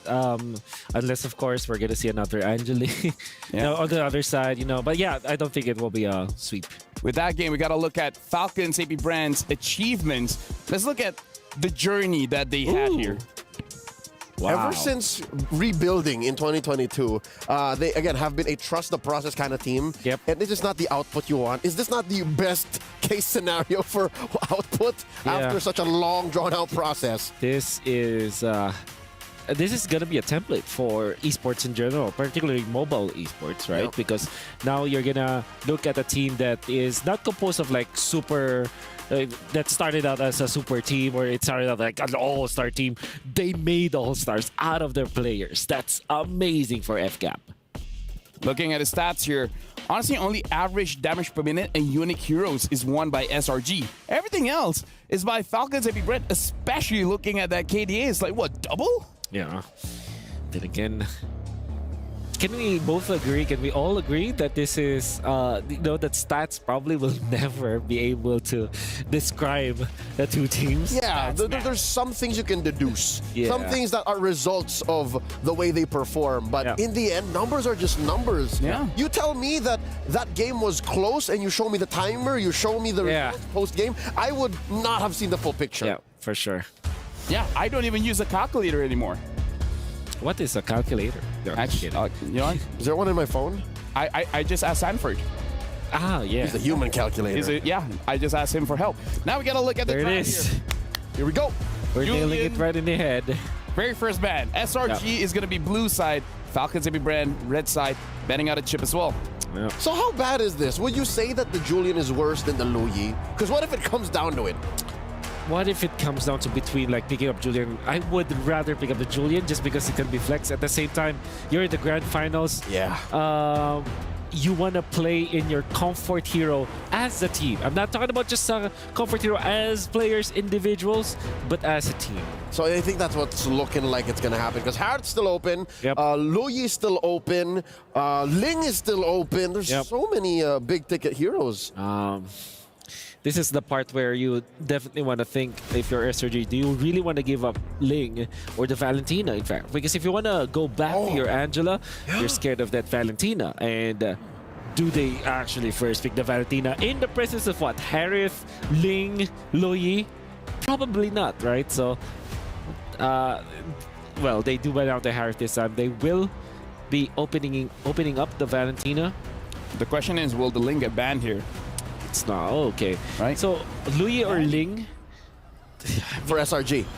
I'm feeling the Ling. I think Valentina first pick is the best choice. But if I were to guess, they will pick up Ling. the second choice, definitely the Valentina. Yeah. So, I don't know. SRG feels like a Ling because again, it's not like Sakai's did a bad job on the Ling. I mean, maybe he made some bad calls, but it's about maturity, right? Game 1, forget about it. Focus on game 2. I wonder.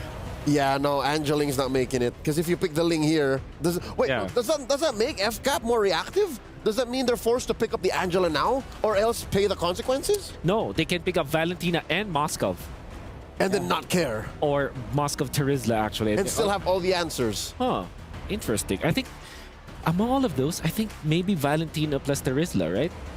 There's the Valentina. Yeah. But yeah, I think my top one is Valentina Moskov. Because Honestly, now... Terizla makes sense. Yeah. That goes true. You got it right, but you did something else. Yeah, I mean, like, that still is... I'm still right. You know? We still want to see Angela Moskov because it's not like they had a bad game. Exactly. No, they played very well. If anything, they just adjust the second half. Yeah. You know why I want them... Yeah, that's also true. Yep. I think, you still pick up Angela, but then why I like the Valentina is because it can copy the Angela. Angela actually hates playing against this Valentina. They both just hide. Yeah. Unless you want to go like Angela Ruby if you're SRG. Well, Moskov Ruby. Oh, wow. Okay. They're letting go of the whole Angela situation, which I think is good because Yums is super comfortable on the Ruby. Almost single-handedly changes the tide of battle. And I feel like Stormy, this is one of those situations where he's looking at everyone's eyes and he's like, let me carry the game. Let me do damage. So FCAP should pick up their gold laner now. Maybe somewhere along the lines of a Claude, so that they have a way to match up with this Moskov, because I'm sure that there will be a lot of Super Marco bans upcoming with the Moskov being picked up, Harith not being available, as well as Roger. You want to pick up your gold laner now if you're FCAP. The real question is it really going to be Roger? You know what? At this point, I want the casters to come in. You guys are seeing the first 3 picks for Selangor Giants as well as Falcons AP BREN. How are you guys feeling about this one? I think Haya. All right. They're thinking Haya. They have a brainstorming in their own side. They're very invested. Yeah, they're very. I mean, given how dynamic and layered the first game was in draft, despite it being relatively greedy for SRG, I think there was a lot to go in there. Again, going back to the casters, like, let's start with Falcons AP BREN. What do you guys think of their opener? Personally, I think their opener is looking really, really good. The Valentina, I mean, Miri and Merkel have been discussing constantly about the back and forth between these two teams, and I think so far, FCAP looking real nice. Yeah, I think for Falcons AP BREN, picking up the Terizla early was just amazing for them. Now they can nail down on the XPs for Cram, force the Ruby, hopefully, maybe for them, onto Cram. And then for SRG, I feel like they're really just going to try to nail down Kaltizi, deny all the Assassin picks, force him on utility. All right, thank you very much, gentlemen, for your thoughts on Falcons AP BREN's opener. Now, in terms of the ban, what are we looking at like here? I think I'd like to hold it on choking out Cram. All right, okay. Because again, after the aforementioned Ruby switch up is there, and of all the members of SRG, Cram is the one who is okay with living with the bare minimum. He's okay getting beat down. He can start the game at 0-4, and they'd still dig their way out of that. So maybe just protect everyone else and then let him be alongside Stormy, you know, carrying in his own way. Yeah. All right. Now that means that you ban what? Paquito, I guess. Or Harlot's still Harlot's banned. Yeah, so you ban Paquito. There still is the potential of the Angela, by the way. We are not eliminating that factor, which also will be really good for SRG. That means that if they do want to pick up the Angela once again, personally, for me, I want to see a damage dealer for Stormy. Yeah, personally, like. Given Farsa? Something like a Farsa, yeah, exactly. Farsa's great overall. Another option is the Kagura. Oh, the Angel ban from FCAP. Oh, wait, another one. The Aurora. Oh, yeah. The Aurora. Yep. Also a hero that you don't give a massive ultimate to the Valentina too, right? Yeah. It's combo based, so it makes a lot of sense for the Valentina. I'm curious, right? Nolan is probably among all of the assassins that we know, with Ling being picked up, Fanny ban, Hayabusa ban, you're left with Nolan. But it's not good against the Ling. So actually, my guess here is maybe they'll go for utility box is still out yeah, or maybe even an Amon if Kyle picks it up. But here's an interesting thought. Maybe what if they go the Echo, the Team Liquid Echo route where they pick up Guinevere, right? That's a pocket pick. Haven't seen Kyle TZ on one in a while. Ooh, with the Minotaur, you pick up Aurora here. Okay, that's a chain stun special from Falcons AP BREN again. Yeah. Chain stun, chain knock up. Yeah, or maybe a Navaria. How about a Navaria for SRG? I mean, that does solve the vision situation. Doesn't really give much burst, but allows for you to control the flow of combat. Navaria and Edith looks really good here for SRG. It's a good close-up on their already solid lineup with two important cores. You have the Ruby for eventually for Cram or the Edith, whichever they pick, which are two heroes that are unbothered by the Terizla and in a way can actually soak up the damage from the Cloud. Now they pick up X-Borg. Like, now they get the Borg and they get the Vexana. I guess they're just throwing all caution to the wind, saying, you know what, we don't care. Take the Eternal Guard. Yeah. And we'll go off of Innocent, we'll go off of Sikais. Okay. Oh, and the Nolan last pick here. Yep. So, thank you again, gentlemen, analysts, for your service towards the draft. Nolan last pick here coming in from Falcons AP BREN. Gideon and Mirko, hope you guys are ready because we're throwing it over to you guys. Man, that first half of the draft, that was interesting, but at least between you and me, Mirko, we figured it out towards that second half as we start rolling into this game. Oh, man, you know, it really felt like for SRG, they really wanted to deny those assassins away, but they left the Nolan open, obviously because the Tigreal is a big threat to them as well. But now that Kyle is on an assassin that can match the Ling when it comes to farm, it's scary. They have a Terizla as well. This is a very similar composition that they used to beat Liquid Echo just yesterday, or 2 days ago. And that's the thing, right? It's just a one-to-one solution. Hopefully the pieces are going to start falling into place. We're going to see whether our Malaysian representatives has what it takes to even take away a singular game in this best of 7 from the final bosses, the gods of the games. Falcons, AP BREN, as we start rolling into the Land of Dawn. It's going to be SRG on blue side up against FCAP on the red. SRG were definitely able to make Falcons AP BREN bleed in game number 1. It looked dominant for Falcons AP BREN at the start, but then towards the mid-game, SRG with Yums always looking for the fights, they were able to drag them down to the ground to actually make it a head-on battle. Yeah, I'm surprised that they were even to get the Falcons. They're not clipping their wings just yet, but definitely brought them to eye level, which is surprising. But looking at the emblems so far, seems pretty standard all across the board. However, this starts from the side of Falcons AP BREN. In particular, Kyle TZ, he opted to go for his orange buff first, then make his way down towards his purple, which does give an indicator that maybe they would just want to break the Faraga armor relatively early, just so that Flap TZ has a better time in lane. Yeah, for sure. I think getting rid of the Faraga armor is going to be top prio for Falcons AP BREN, because we were talking about this X-Borg pick as well, off cam. The X-Borg is really great in lane. In the team fights here, up against a lot of burst heroes, like the Valentina and even the Nolan, he will struggle a bit, but as long as Cram can utilize the lead he gets in the lane, if the rest of the team is able to also just let him do whatever he pleases in the lane, it's going to be A-okay for Cram. Now we get to the 1 minute 30 seconds and nothing has happened down by the EXP side, which gives Cram indication that, hey, it's probably safe on this side of the map for now. And as we notice, Kyle TZ, he's on the top side, right? He's looking for an opportunity, maybe foreseeing that SRG was going to read into the EXP attack. Because look at them, they're sending 4 members down. Again, for Falcons AP BREN, it's all about dealing with Cram, the Faraga armor, because he's going to have auto prio. Especially with Stormy coming around. He gets that passive down, and Cram will just burn those minions for the passive to kill everything. Now, Turtle is up. Purple buff is needed for Sakai to actually stand a chance. But Kyle, he's power farming this entire time. In terms of like the laning phase, honestly, this is a way more manageable game compared to number 1. Good damage there. Onto Few. Placed down by the Cursed Blast, but take a look at Falcons AP BREN, who are the ones on the Turtle. Holding it down for now. Flap TZ has the penalty zone. Can go for the zone, but Skies is really rotating over. Cal TZ gonna be pulled back by Yomes. Eternal Guard coming down as well, but Ogwen will be able to pop the Innis Fury straight into the flicker, knocking 2 members up. The SOD connects, but no one's taking it just yet. Ogwen gets blasted down by the last Insanity, and it will just be 1 for 1. Few going back and forth on the Valentina. Just with a Turtle advantage. Falcons AP BREN up top. Super Marco blazing duet. Innocent wants to go for the pin down, finds it. but there will not be a solo kill. Not now.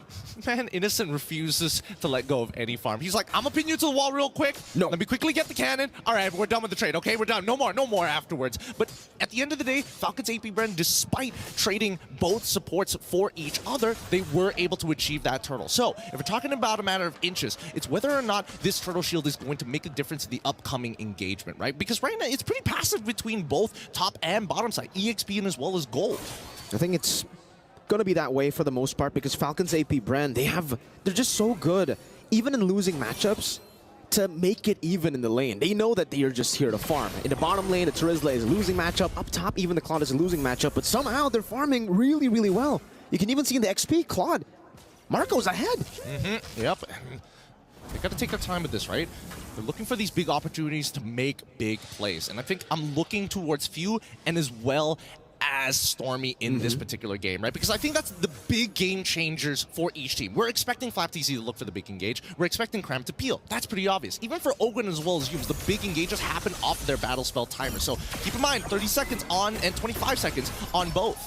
That's a fracture damage. That's the burst damage that we were worried about for Cram on the X-Borg. Say goodbye to the Faraga armor. Sky's now in the bottom lane. Goes for the Fine Blaze just towards the minion waves. FalCons together with Flap. The hammer swings a few times. Skies gets zoned away from this turret. Will be able to pick up that last XP cannon minion. But still, a lot of resources down now for Sky's half HP. Yomes, I'm offended, didn't connect Few. Able to use the last Insanity anti-CC to escape. Yeah, nah. I think at this point, they're just going to have to take their time, right? I definitely think that at this point of time... Wait, hold on. That doesn't look right. Cram's got a little more health with that, but still, good patience coming in from Skies, right? His ult is such a big resource for him that he needs to hold for as long as possible. At the same time, where's Minoan's Fury? Again, time not that well. Eternal Guardian's Fury, though, catches them. Skies gets knocked up straight into the penalty zone. And now with the last Insanity, Cram, he's trying to burn them down. Is forced to flicker backwards. Falcons AP BREN. It's Few with the steal on the last Insanity. Ogwen's trying to pin him down under that turret, but Cram knows better than to stay in the bottom lane all alone. Innocent up top now. FalCons comes in. Innocent still able to survive for a bit, but not for long. Not against the TZ Air. Nicely done coming in from Kyle, right? I mean, if you can... Whoa. Calm down. Ooh. They really want to deny Skies any kind of farm. It's getting tough for Skies. 3 levels down against the Nolan. That was a threat that we were talking about as well in the drafts. The Nolan can match the farm speed of Ling. So with the Terizla, so much prio. Now with Ogwen walking forward against Cram, FlapTZ can swing the hammer down with the cannon minion. The Skies will be forced to just go for that purple buff up top. Let's look at this replay one more time here, because again, the way, man, the fact that FalCons just using the ult as a gap closer rather than I want the burst damage, knowing that Innocent still has his dashes, just goes to show Falcons AP BREN, they got really clean communication. Like Super Marco is informing him about what is available to make these plays effective. Calculated, always calculated. Maybe that's why he earned the name TZ behind him, right? But again, for SRG, it'll come down to how they're able to slow the game down, but then make those off-angle engages. Yoms, again in the mid lane, getting chunked down. Have a game fact. Yep, Stormy leads MSC 2024 with the highest average assists per game at 10.2. He's not looking for those big plays. Oh, wait, hold on. Speed of Misery, but it's all to the backline, straight into the blazing new whip by Super Marco! What the heck was that? Skies gets the Tempest of Blaze, but Super Marco just guns him down to pick up a Maniac! What a Maniac coming in for your boy Super Marco at 1 HP. We need a replay of that. We 100%. So we see the initial pushback 3. What? Eternal Guard hits. Where does it happen? Penalty zone hits 3, and Kyle just has so much damage. He has so much. He sets it up perfectly for Super Marco to walk in for free, and despite all of that, it just goes to show the jungle diff at this point of time. The 3-level lead that FalCons has really making the difference. And let's look at the gold difference. Yup, he's still 2K ahead. Super Marco. There's a reason he has Super in front of his name. Time and time again, he decides to flex that Super name. Standing in front, no, below a Ling. He got knocked up. He's like, nah, Purify. He was getting stabbed. He's like, nah, I got guns. He's so brave. I don't know. Sometimes it feels like he teases people like, oh, I'm going to take off the bulletproof vest this time. Nah, there's still plating underneath it. Joke's on you. But with this being said, right, FALCONS AP BREN, they slipped up in game number 1 when Selangor Red Giants hit a power spike, and they managed to out-micro them in a singular fight to turn things around and find that momentum. I'm expecting that FALCONS AP BREN is going to take a much slower approach this time, and yeah, that's what we're seeing, right? They're not sending everybody. They're just, oh, if we hit it, then sure. If we don't hit it, we start backing up and waiting for the refreshes. It's all about poke, I feel, right, at this point of the game, especially considering for Cram, he wants to stay in these team fights for a long time. So if FALCONS AP BREN can just burst that Faraga armor down, nah, you can't really do much anymore. You're going to be forced to wait for the reset, for the regen of the Faraga armor. But yeah, man, Super Marco. He's like Kakashi with his mask, but Super Marco with his vest. Technically, you take it off, there's another vest down there, there's another plate down there. But at least for Skies, he is looking for farm. On the right place, Yums. I thought he was going to be bursted down there, knowing how far ahead Kyle is. But he just walks up and Skies is able to get a trade. Few though. He can swap us if he wants it all. I don't think he spots it all. He checks it and he cancels it just to slow him down even further.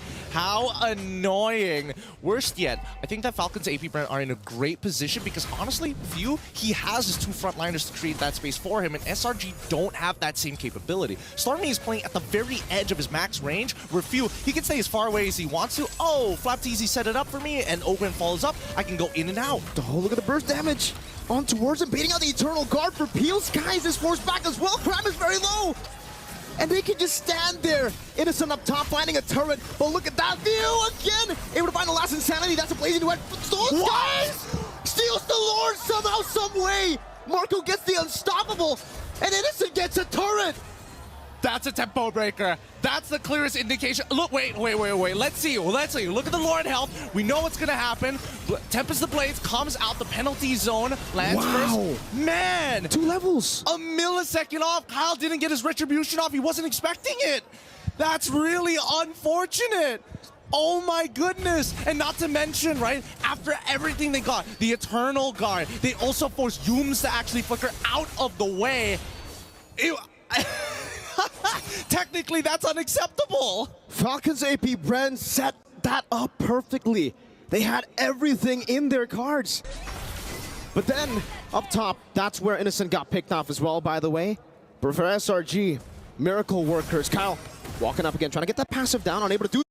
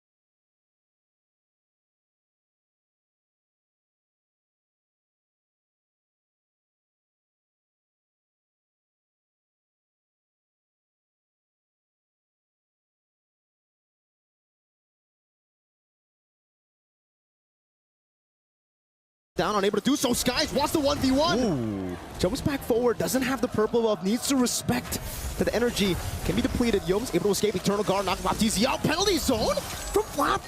Not connecting there. Remember saying Marco even almost getting bursted down. Forced to blink back with the BMI. But now Skies is looking for him, jumps forward, and will be able to find it straight into the Spear of Destruction. A shutdown as he gets out. The fadeaway jumps down, autos, doesn't even move. One more auto and walks off. Holy, SRG find a way to crawl back into this game despite everything that's happened. It looks like FALCONS AP BREN, they're trying to regroup here. I don't want to say that it was an overheat, but there are definitely moments where FALCONS AP BREN were poking a little too hard for pretty much no value whatsoever. It could be an adjustment to SRG anticipating the pushback, or we could say that FALCONS AP BREN, they were hoping for a little bit more from SRG. I don't know what it is, Gideon. FALCONS AP BREN had such a big lead. Cram taking a whole lot of damage. Even the execute there on the Sky Piercer towards the Faraga armor. I didn't know you could execute the frog arm. Yeah, I didn't know that either. Doesn't happen very interaction. often here, but then again, it's not like we see Xborg every other day. When was the last time we saw Xborg? I think that was in the group stages already, man. Because that was the only time we got to see, like, Terizla through. Once we got into the playoffs, man, the Terizla definitely was one of those things where, like, we gotta push him out of the way. But at this point of time, we look at the damage dealt. Nolan's still on top, and even the damage taken, right? Yep, there we go. Xborg as well as Terizla both on top with, Ruby not too far behind. And I think that Yum so far hasn't found a crazy I'm offended yet, right? I think that's the hardest part. Whoever's been throwing the first their abilities first tends to lose that match. But with the Winds of Nature from Slide with Super Marco, maybe he can make the super play. That's something that we have been seeing a lot from Falcons AP BREN, but just in the few last minutes, it's been SRG finding those miracle plays, finding those super plays with an assassination from Skies. Somehow, it's like a timer for SRG. Every time they reach the mid-game, they suddenly get a massive power spike. Yeah. I'm trying to figure out, why did Yumas use the I'm offended onto Ogun there? What was he trying to bait out? Maybe he was hoping that Falcons AP BREN is going to overheat. I think for both of these teams, honestly, they're looking a lot more similar as long as this game goes on in this best of 7, right? They're baiting each other to try and overheat, baiting each other to overextend, and Yums know that the I'm offended comes back up early. Straight into the Eternal Guard, I mean, this Fury and the Flicker combo. Kyle in the back line trying to find the assassination, but Innocent is able to blink out forward. Now in the back, Skies goes for the chase, the assassination on the Kyle with the Flicker forward from Yums. Skies continues it. When it's up with the Blades, breaks it out, and is in the midst of it all. Catches a lot of Blades, Innocent with a cleanup, and now it's Super Marco running for the hills. FlapTZ and Ogwen cannot deal with this Lord take from the Red Giants. And now with the Lord take, they can almost guarantee at least one of these inhibitors. If they can get at least one, they can set themselves up for a really good Lord take afterwards. But it all comes down to the real question, who's going to overheat first? Because Falcons AP BREN have not been able to get maximum efficiency off of their abilities just yet, despite everything that has happened, right? It looked like Ogun got a really good engagement, and more importantly, we did see Kyle having an insane angle right straight through the mid lane at the cost of a bunch of flickers from SRG. This is why the Nolan, it's really good, especially when you're in the lead, right? But when you get to the 50-50s, when the enemy team was able to weather out the early storm, it's very tough for you to enter these team fights. There's a Don't Run Wolf King. There's obviously a Spear of Misery. But let's take a look at the siege now. 3 mini waves crashing down into Falcons AP BREN's base. Innocent finding the pin down straight into the I'm offended. Over and over with the Eternal Guard catching FlapTZ. Minus Fury used up, but it was cancelled by him taken down. Now Sky jumping to the back using the Sky Piercer, forcing the Winter Crown out. FlapTZ with a DPC, locking Yums down, but he has the immortality. He can still survive. Sky is again poking few. And Falcons AP BREN, they live to tell the tale, to see another day. But SRG don't want to stop there. The siege continues. This time to mid lane with Yums over with the conceal already. I'm offended onto Few, straight into the stab down. Few taken down, traded in. Blooper Marco with a blazing duet. Finding one, going for the trade. The base is open though. Skies assassinates Marco straight into the BMI. Kyle, first in the world, now jumping in with a fracture. Not able to get him. Innocent 1 HP. Skies goes for a Minion's Fury onto the Cannon Minion. Now Ogwen, the master, 2v1. Tempest of Blaze. Ogwen taken down, burnt to the ground. By Cram, it's a penalty zone. As Flap goes for it, but Skies buys the immortality. And they drag the Falcons to ground level. They're looking eye to eye. Even gods have to take one step down to see this new threat. Oh my God, what momentum.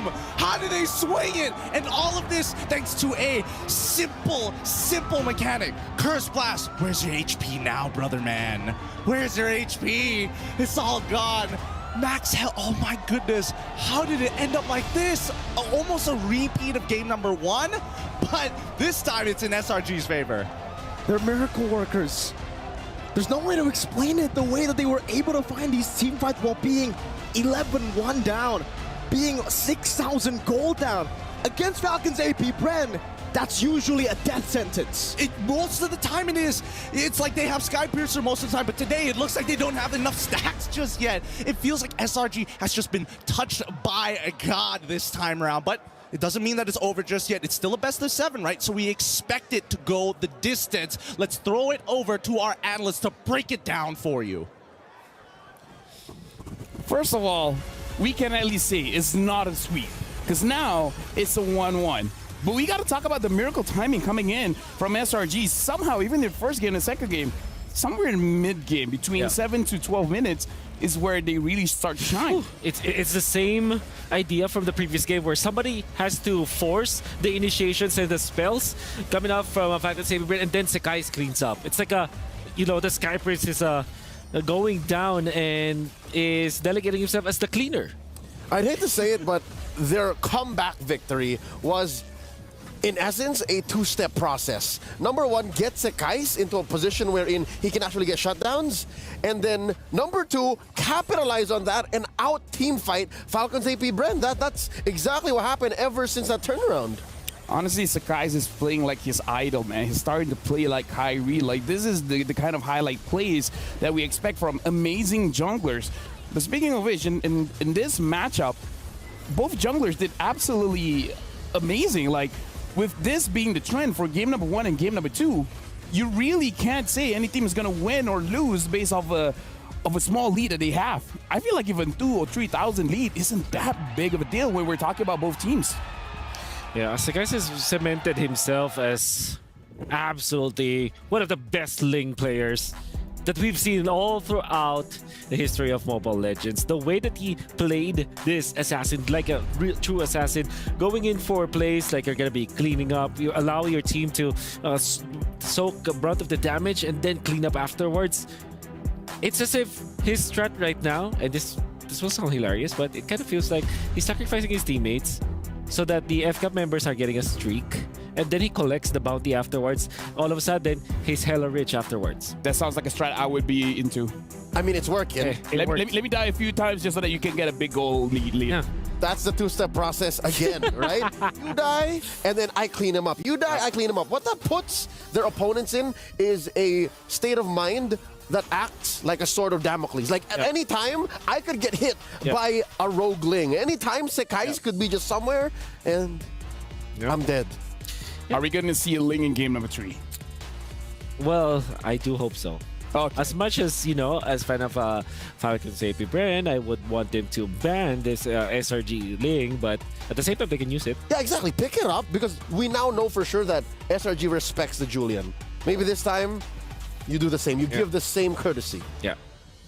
And the thing is, like, speaking of Julian, I feel like SRG, even though they haven't shown it, they have the same dimensions. It can be put in the mid, it can be put in the jungle role. I really feel like that Julian ban was the one that really solidifies things, because we saw how strong the Valentina is, but it looks like once the Ling gets 3 or 4 items, the Valentina can get deleted anyways. I think you also have to take note of the last pick Nolan. I think I fairly remember I said that it will not fare well against the Ling. It was actually being countered. I understood when they did execute that it was early game centric, which was true. Nolan is a very early game centric hero, but come the late game, you see how it suffered. After one full combo, you have to get out, because otherwise you'll be taken out afterwards. So that made me think like maybe there are other options there available for counter. Yeah, the Ling is, the Nolan is too much of a specific tool for a job that he can do very well, but take him outside of that situation, go past the 13, 14-minute mark, be inside your base, and as the Nolan, you're just wondering, like, what do I do with all these rifts? Yeah. So, Wolf, help us understand a little bit more. Let's dive right in with the teletrader. Yeah, this is where all things went in favor of SRG. All right, so you're gonna see this is the second Lord of the game that will eventually be in favor of SRG. And what I want you to take note before I play this clip is that the members of SRG will force the ultimates first from FCAP. FCAP will actually burn out all of the resources, and then they will kite them out of it. And I also want you to look at the circle, the inner circle being FCAP, and the outer circle being SRG this time. So let's play the clip. Now, you are going to notice that it will be the utilization of 2 ultimates, actually, including Fuse Limiter. So there's a 3rd ultimate. And now, when they try to get out, Sekais is now cleaning up house, because he knows that Kyle TZ does not have the ultimate anymore, doesn't have the BMI to go with it as well. So there's a lot of resources. He does have the Purify, but come on, Purify can't help you in there. But you also have to take note about Humes, because the idea here for SRG is after FCAP already spent their ultimates, they will go in. Yum still has the flicker. You can go flicker second skill. That's the beauty of the Ruby, and that's exactly what is going to happen. CalTZ cannot react to that ever so quickly. Then you still have the ultimate on Sekai. He's just cleaning up house. At this point, there are no ultimates. No resources that FCAP can use because they have lost both Few as well as CalTZ in this situation. It's a masterful refinement of their game 1 draft. Yeah. They ended up with so much more resources, whether it be in ults, in battle spells, or just in sheer use of space. Yeah. Because the Ruby closes the gap, not just for you, because Ruby is a negative gain, right? She displaces you and pulls you closer to your opponent's box. So it's such a perfect way of reading what happened in game 1 that it allowed for SRG to play to their comfort. There was literally the early game and part of the mid for FCAP, and then once they got over that hurdle, it was all SRG. And now we got to look at our Sony MVP, and it's going to be the Sky Prince Skies, where again, we got to talk about this. Like, we've seen FALCONS AP BREN being able to deal with the Ling, but again, I'm pretty sure the way that Skies has been playing it deserves respect back. Yeah, definitely. And or pick up, of course. We can see that for SRG, they're playing the Ling as a team as well. Like I said, they're sacrificing themselves. They're forcing some ultimates first. And I believe that if Sekai picks up this Ling again, well, you know, Sekai's the limit. Sekai be violent, man. He's so lethal. So, again, I'm halfway through with your theory of him actually just, all right, you guys do what you gotta do. If you die, okay, I'll just shut down whoever it is. This was a big shutdown. That's real. A 5-kill streak. That's a lot of gold. I mean, like, it happened in game number 1 too, where he actually shut down the CalTZ supermarket. Then all of a sudden, he's the richest guy in the lobby. Yeah, his target acquisition is amazing. His killer instinct is out of this world. I mean, like, here's the thing. If Coach Arcadia says, okay, someone has to die just so that Sekais can get a big shutout later, I'd be like, I volunteer. Is there something? Sign me up. 100% KP. With Terengganu junglers. Oh, yeah, they're amazing. He grew up in the same province as Chibi. Yeah. Right? So there must be something in that province that makes such high-quality killer junglers. Something about their Kropotliko, man. But either ways, right now, honestly, we have an amazing series in our hand. It's just the first 2 games. But for now, we're going to throw it over to our reporters. What do you guys have for us? We are live at the Amazon Arena. I'm joined by Turner and DJY all the way out from Malaysia. DJY, how are you feeling? What emotions are going through your head right now, sitting with the live audience, watching your team in the grand finals? It's not looking too good right now, man. AP BREN is leading by 1 point, but it might even go to 2 points right now. But it's okay, man. I believe Malaysia can come back from this, because I still believe that it's going to be a 4-2 in favor of Selangor Giants. Okay, so your expected outcome is a 4-2. Now, is that a non-biased opinion? Do you really think the Selangor Red Giants can come back from this? Because it looks like they are head-to-head with the Titans of MLBB right now. Yeah, it's kind of hard to say, man, because if I'm being non-biased, right? People say that Malaysia is an easy server, so, you know, maybe AP BREN can actually win this, but, you know, I still have hopes for Malaysia. So, you know, as a Malaysia, we gotta keep supporting Malaysia, man. Selangor Giants. Now, the audience is going wild right now. What message would you have to give over to SRG to push through this series? What? What message would you have to give to SRG to push through this series? What message do I have? Just play more assassins. Don't play tank and junglers. I think that is the key to victory. That's the secret of victory of Selangor Giants. All right, thank you so much, DJY. Thank you so much, Weezy, as well, because we're going to send it back to the studio. And of course, good luck to the Selangor Red Giants. Well, for DJY, clearly he didn't see game 2 coming, because he's like, that's probably 2-0. Well, now it's a 1-1. Now, he said he wants more assassins coming in from SRG. I wonder though, does Sakai's have something else besides the Ling? Because again, is either going to be taken away or going to get banned? There's half a dozen valid assassins right now. I'm sure he plays half of them, even if the Ling does get stolen.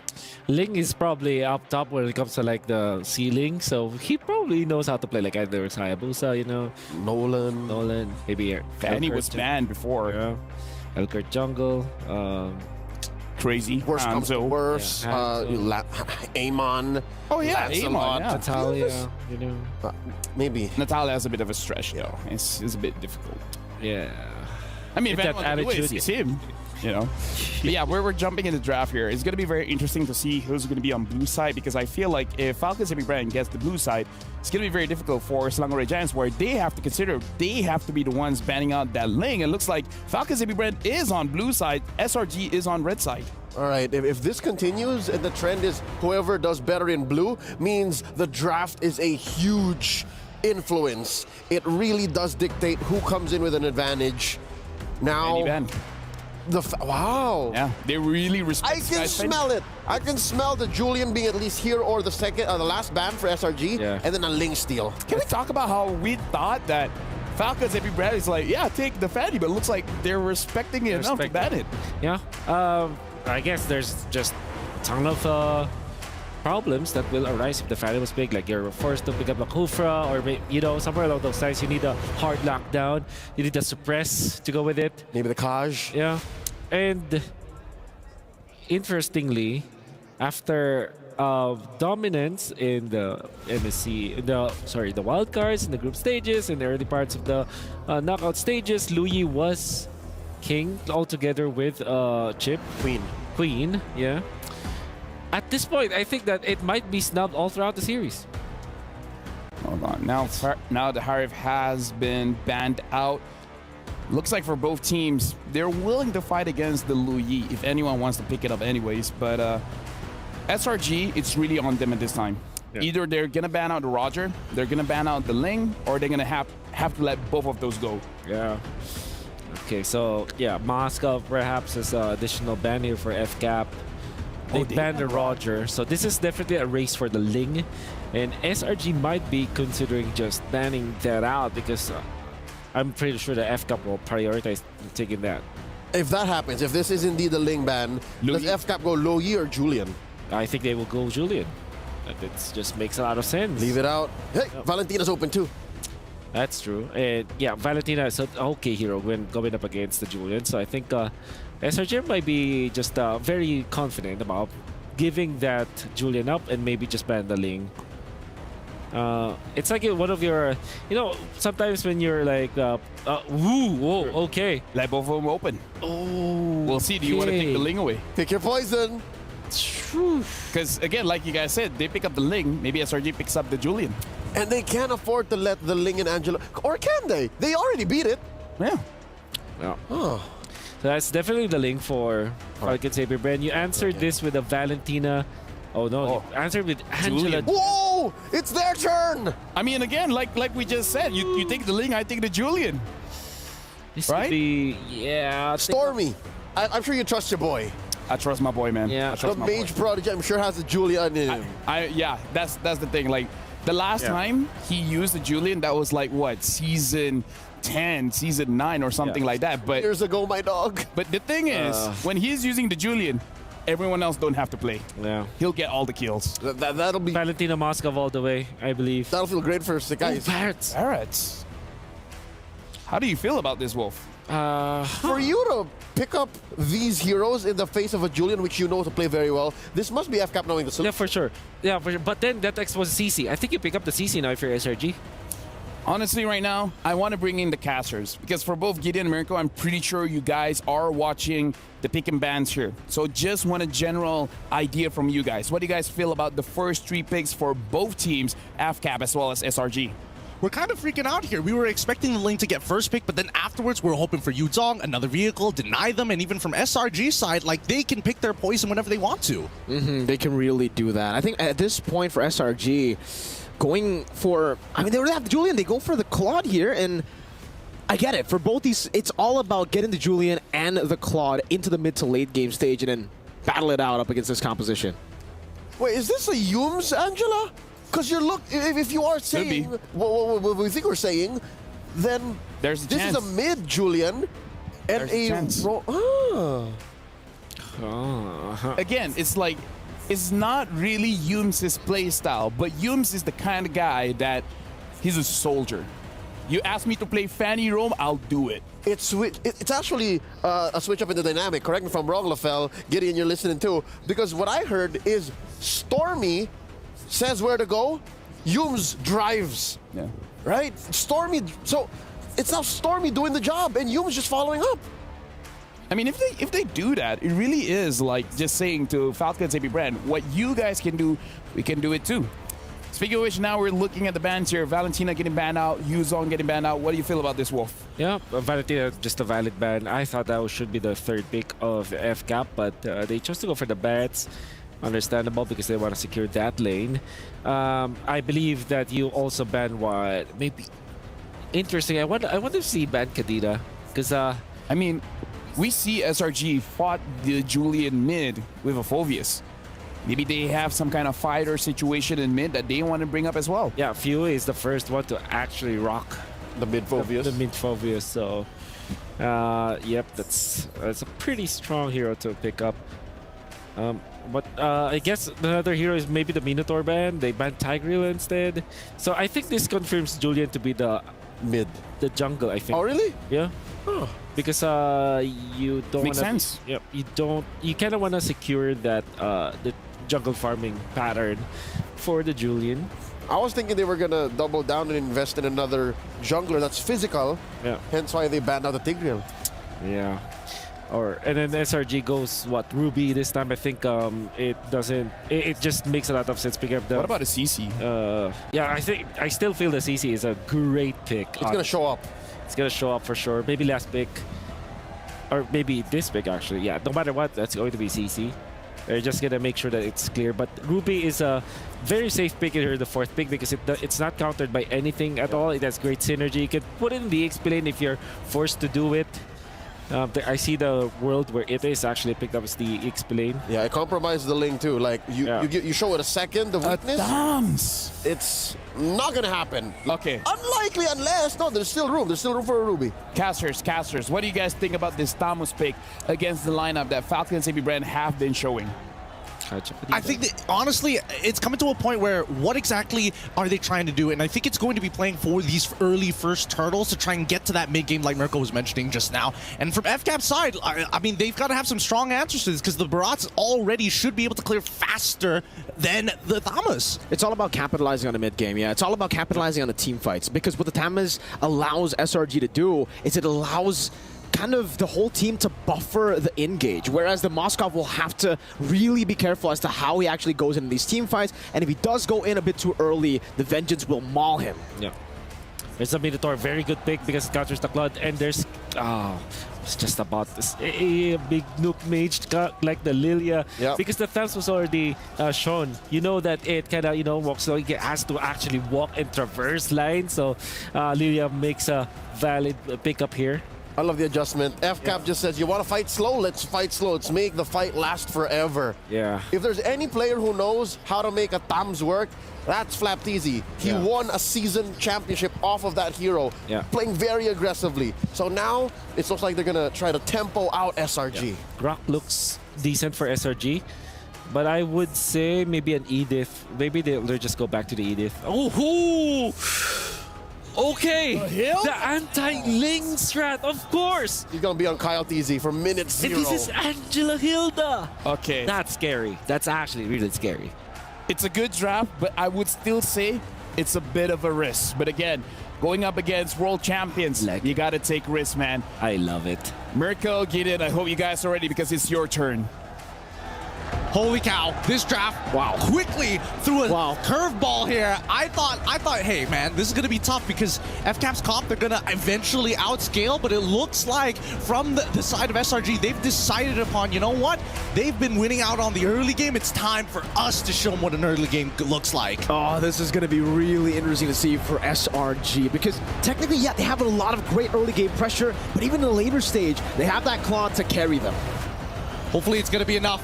We're coming into the land of dawn, boys and girls. It's game number 3. They've managed to jump as high as the Falcons, eye to eye. But can the Falcons soar even higher here in this match? Welcome to the land of dawn. Falcons, AP BREN on the blue side, SRG on the red.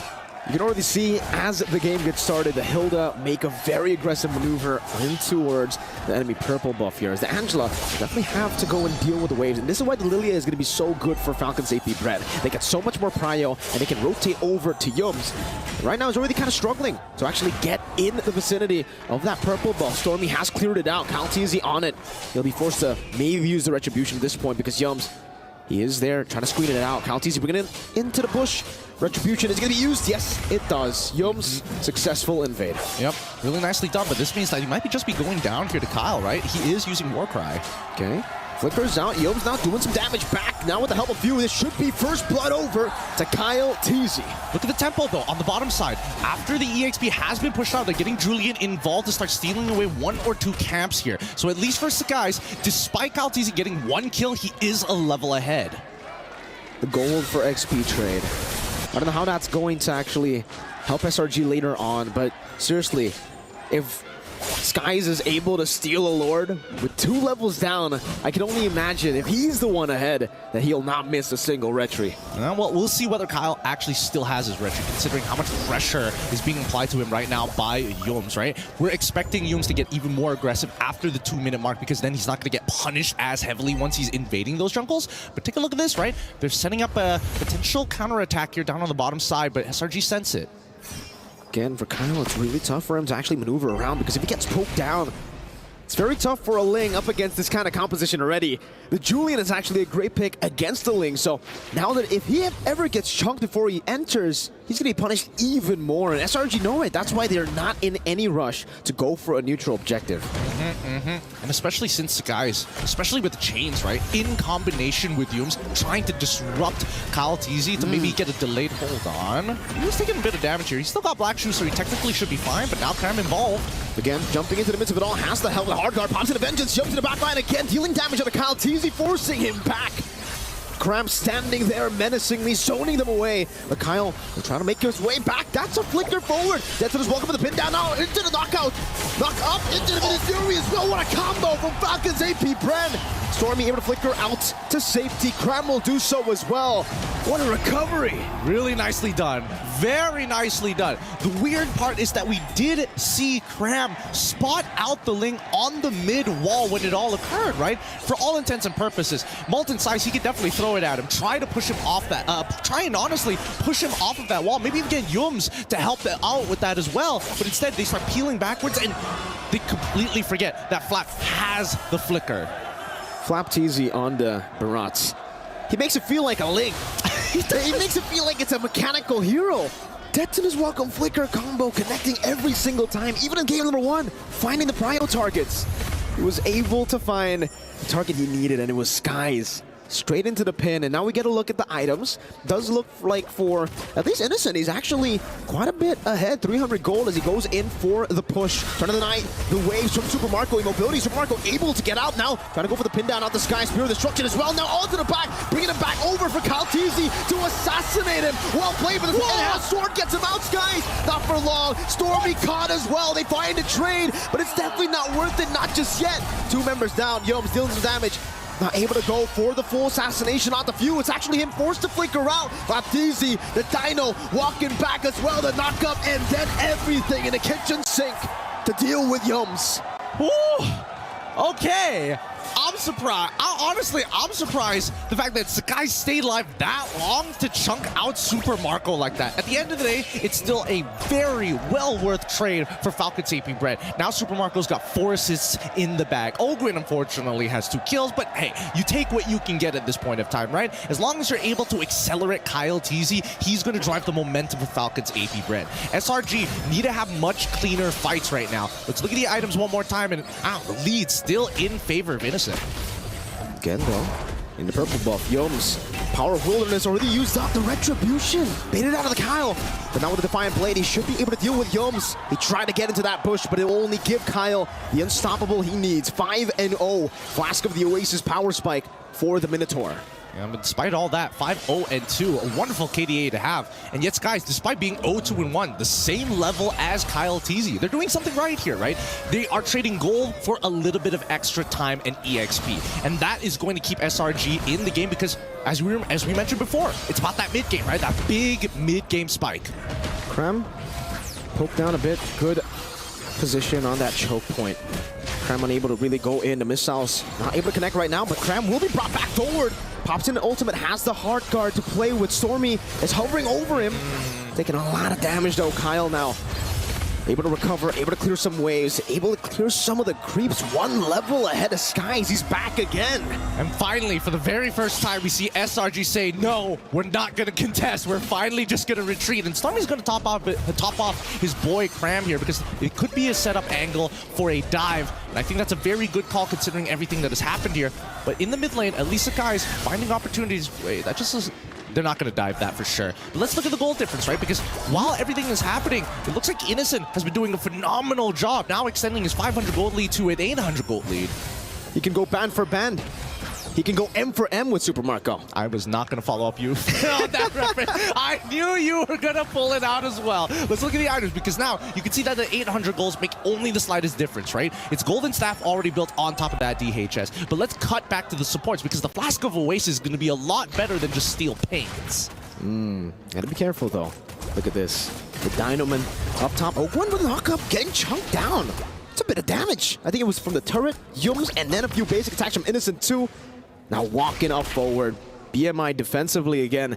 Both teams really just looking for an angle to find an advantage. Yeah, I'm curious to see what Kyle TZ has built. I just saw the GDS actually getting purchased, and I don't know if he's fast-forwarding the GDS instead of getting the Haasclaw, or maybe he already has the Haasclaw in time on top of the Berserker's Fury, right? That's the atypical build that we like to see. Wait, he's not gonna... Forcing the Tempest of Blades. Skies has the enhanced sword, goes for the chase down. Has a hard guard to help him too. Kyle TZ gets out. And SRG want to capitalize. Cram straight into the bottom lane. Wants to cut this wave to find that prio. And it just goes to show that KDA isn't everything to all of our ranked demons out there, man. Like, look at that. He's a full level down, and you compare it 5-0-2 to 0-2-1. In what world does that win? In this world. 7 minutes in, Game 3 of the Grand Finals of MSC 2024. But Super Marco will be able to utilize that advantage up top, the 3-man advantage, to take a Tier 1. Now straight into the bottom lane, utilizing the movement speed, but SRG are on it. Sky, Stormy, and Cram. Look at maneuvers coming in from Falcons AP BREN, trying to recover the space. Free to be chunked by Yums. Forced to flick around, actually. Super Marco with the Abyss Walker. Also with the Spirit of Misery. Trying to really go for the poke onto Innocent as Kyle TZ holds on, and no purple buff on him. Flop TZ in the midst of it all, caught in the poke. So much poke praise on him, still able to flicker that to this Walker, finding Skies again. And this time, it's going to be Skies. Dealing some damage back again. Ogun with a mock-up. Kyle TZ with a blaze. Still able to survive. Cram with a vengeance. Yums in the back. It's Skies getting soloed. Ogwin will fall as well to Innocent. A trade for now. The Falcons AP BREN, they secure all 3 neutral objectives. I mean, at this point, I bet even the audience is tired of like, how does only 2 people die? Despite everything that has happened, these battle spells, these flickers especially are proving extremely valuable. I would have imagined at the very minimum that maybe few probably needed to purify or something, but even Flap TZ, wow, that was just, man, how does he get away with this? I can't believe he's done it.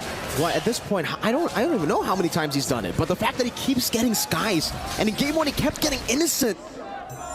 Barat's Detector's Welcome. Usually we see the Detector's Welcome miss, especially when it's coming with the flicker. This guy still gets it every single time. Man's got aimbots somehow. It's inbuilt to his fingers somehow. I don't know. There's no explanation for it. There is an explanation. Good. What is the explanation? Toby Maguire got bit by a spider. Flap TZ got bit by a goat.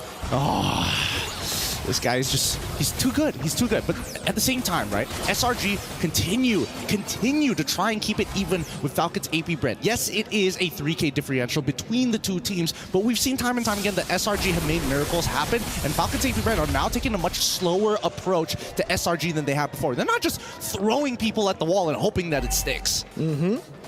Here, though, you can see Yums trying to screen out Skies, able to clear out the mini wave in the bottom lane, and again, for Selangor Red Giants, they have a really good way to actually minimize their losses, right? Every single time they're actually behind, when they don't have tempo around the map, they're still able to catch every single wave, while also denying any pickoff from happening, which is very, very impressive up against a team like FALCONS AP BREN. Usually a 1,000 gold lead means that it will give them a billion more opportunities to look for pickoffs around the map. Yeah, but it's starting to look more even. Even we're talking about like priority, right? Like Cram half the time is able to kind of match up unless we do see FlapTZ sacrifice a bit of his wave just to get there on time. That's the cost. That's the big brass tacks that both of these teams are applying onto each other. Every single one of these moves need to have purpose, and it always comes with a cost. That being said, though, this Lord Dance is going to be extremely important for the two. The worst part about it is that FALCONS AP BREN probably can do it slightly better thanks to the help of Ogren on this Minotaur. Slowly but surely, again, for FALCONS AP BREN, this is the new version of the Lord Dance. With the changes, it's all about the Lord, can we call it a step? It's a tap dance, kind of back and forth a little bit, you know? It's a tango. Yeah, it's a tango. It's much more of a tango than it used to be, than just sitting and doing the waltz, right? But at the end of the day, Minotaur is really, really good at... Almost catching him with the enhanced chain, but Kyle still able to utilize the Finch points. He is low, though. He'll get the motivation roar. He'll get that sustain. I think this is a pretty good opportunity for SRG to start taking the space back here. However, Few not making it easy, right? Drawing the borders in the river, making sure Gloom is going to set the tone for this upcoming fight. Oh, what a nature. Perfect timing here for FALCONS AP BREN. Now it'll come down to Skies to really deal with Super Marco. Yums in the front, trying to deal some damage on the FlapTZ. Will be able to do so as Cram walks up forward as well. Jumps into the midst of it all, still able to pop the ultimate. Now Innocent deals some damage, jumps in the midst of it all again. Jumping forward, Super Marco. Where they jump on Skies, goes in for the assassination, still able to find a Spear of Misery. Depths welcome with the pin down. But now the winner Cram from Skies. He tries to stay alive, but Kyle TZ is an absolute monster. With 5-3 so far, Kyle, he's not going to die here, but look, 12-2, and SRG finally making a big mistake here. As we look at the replay, this looked like a great engage, and I think it was a good idea that even Yum's flickering forward to try and disrupt the backline, especially since Super Marco honestly was in a pretty dangerous position. Now they're in their base. Can they close it? Stormy trying his best to actually evade from it. The Cannon Minion not in range just yet. Cram, he did what he needed to. He stopped the minion from getting into the range. But still, it's another 2 members down. At this point, like you mentioned before, Wind of Nature came at a very convenient time for Super Marco. Without that, he probably would have died to Sakai's or wouldn't have enough health to actually survive from him. Luckily, he still played it as best as he could. Oh, God. Yum's pinned down, flicker forward, and has sword from Sky, Spear of Destruction! Super Marco with a chase forward to find a double! A statement piece by FALCONS AP BREN with a double kill from Super Marco. But they gotta breathe for a moment. These chain deaths from SRG is supercharging FALCONS AP BREN as they're pushing the momentum to the crystal. The base wide open, Super Marco will deal with him, but he'll go for Cram just first. So Marco taking a hold of that with the vengeance! And the turret shot takes him down. Cram against the world, now it's Stormy against the world. He'll still be able to survive. Few chasing him down, it's a mistake! FALCONS AP BREN, they still have a Lord to play with. Innocent and 4, Sakai's already back alive. FALCONS AP BREN, did they mistime this, unfortunately? They did. They recover. Let's breathe for a moment here because we know that this whopping score might just mean nothing in just a little bit. So far, gold differential, a full 7K ahead. When we look at the items, the Winter Crowns have already been purchased since earlier, but now even more people have it with more invulnerability frames to work with.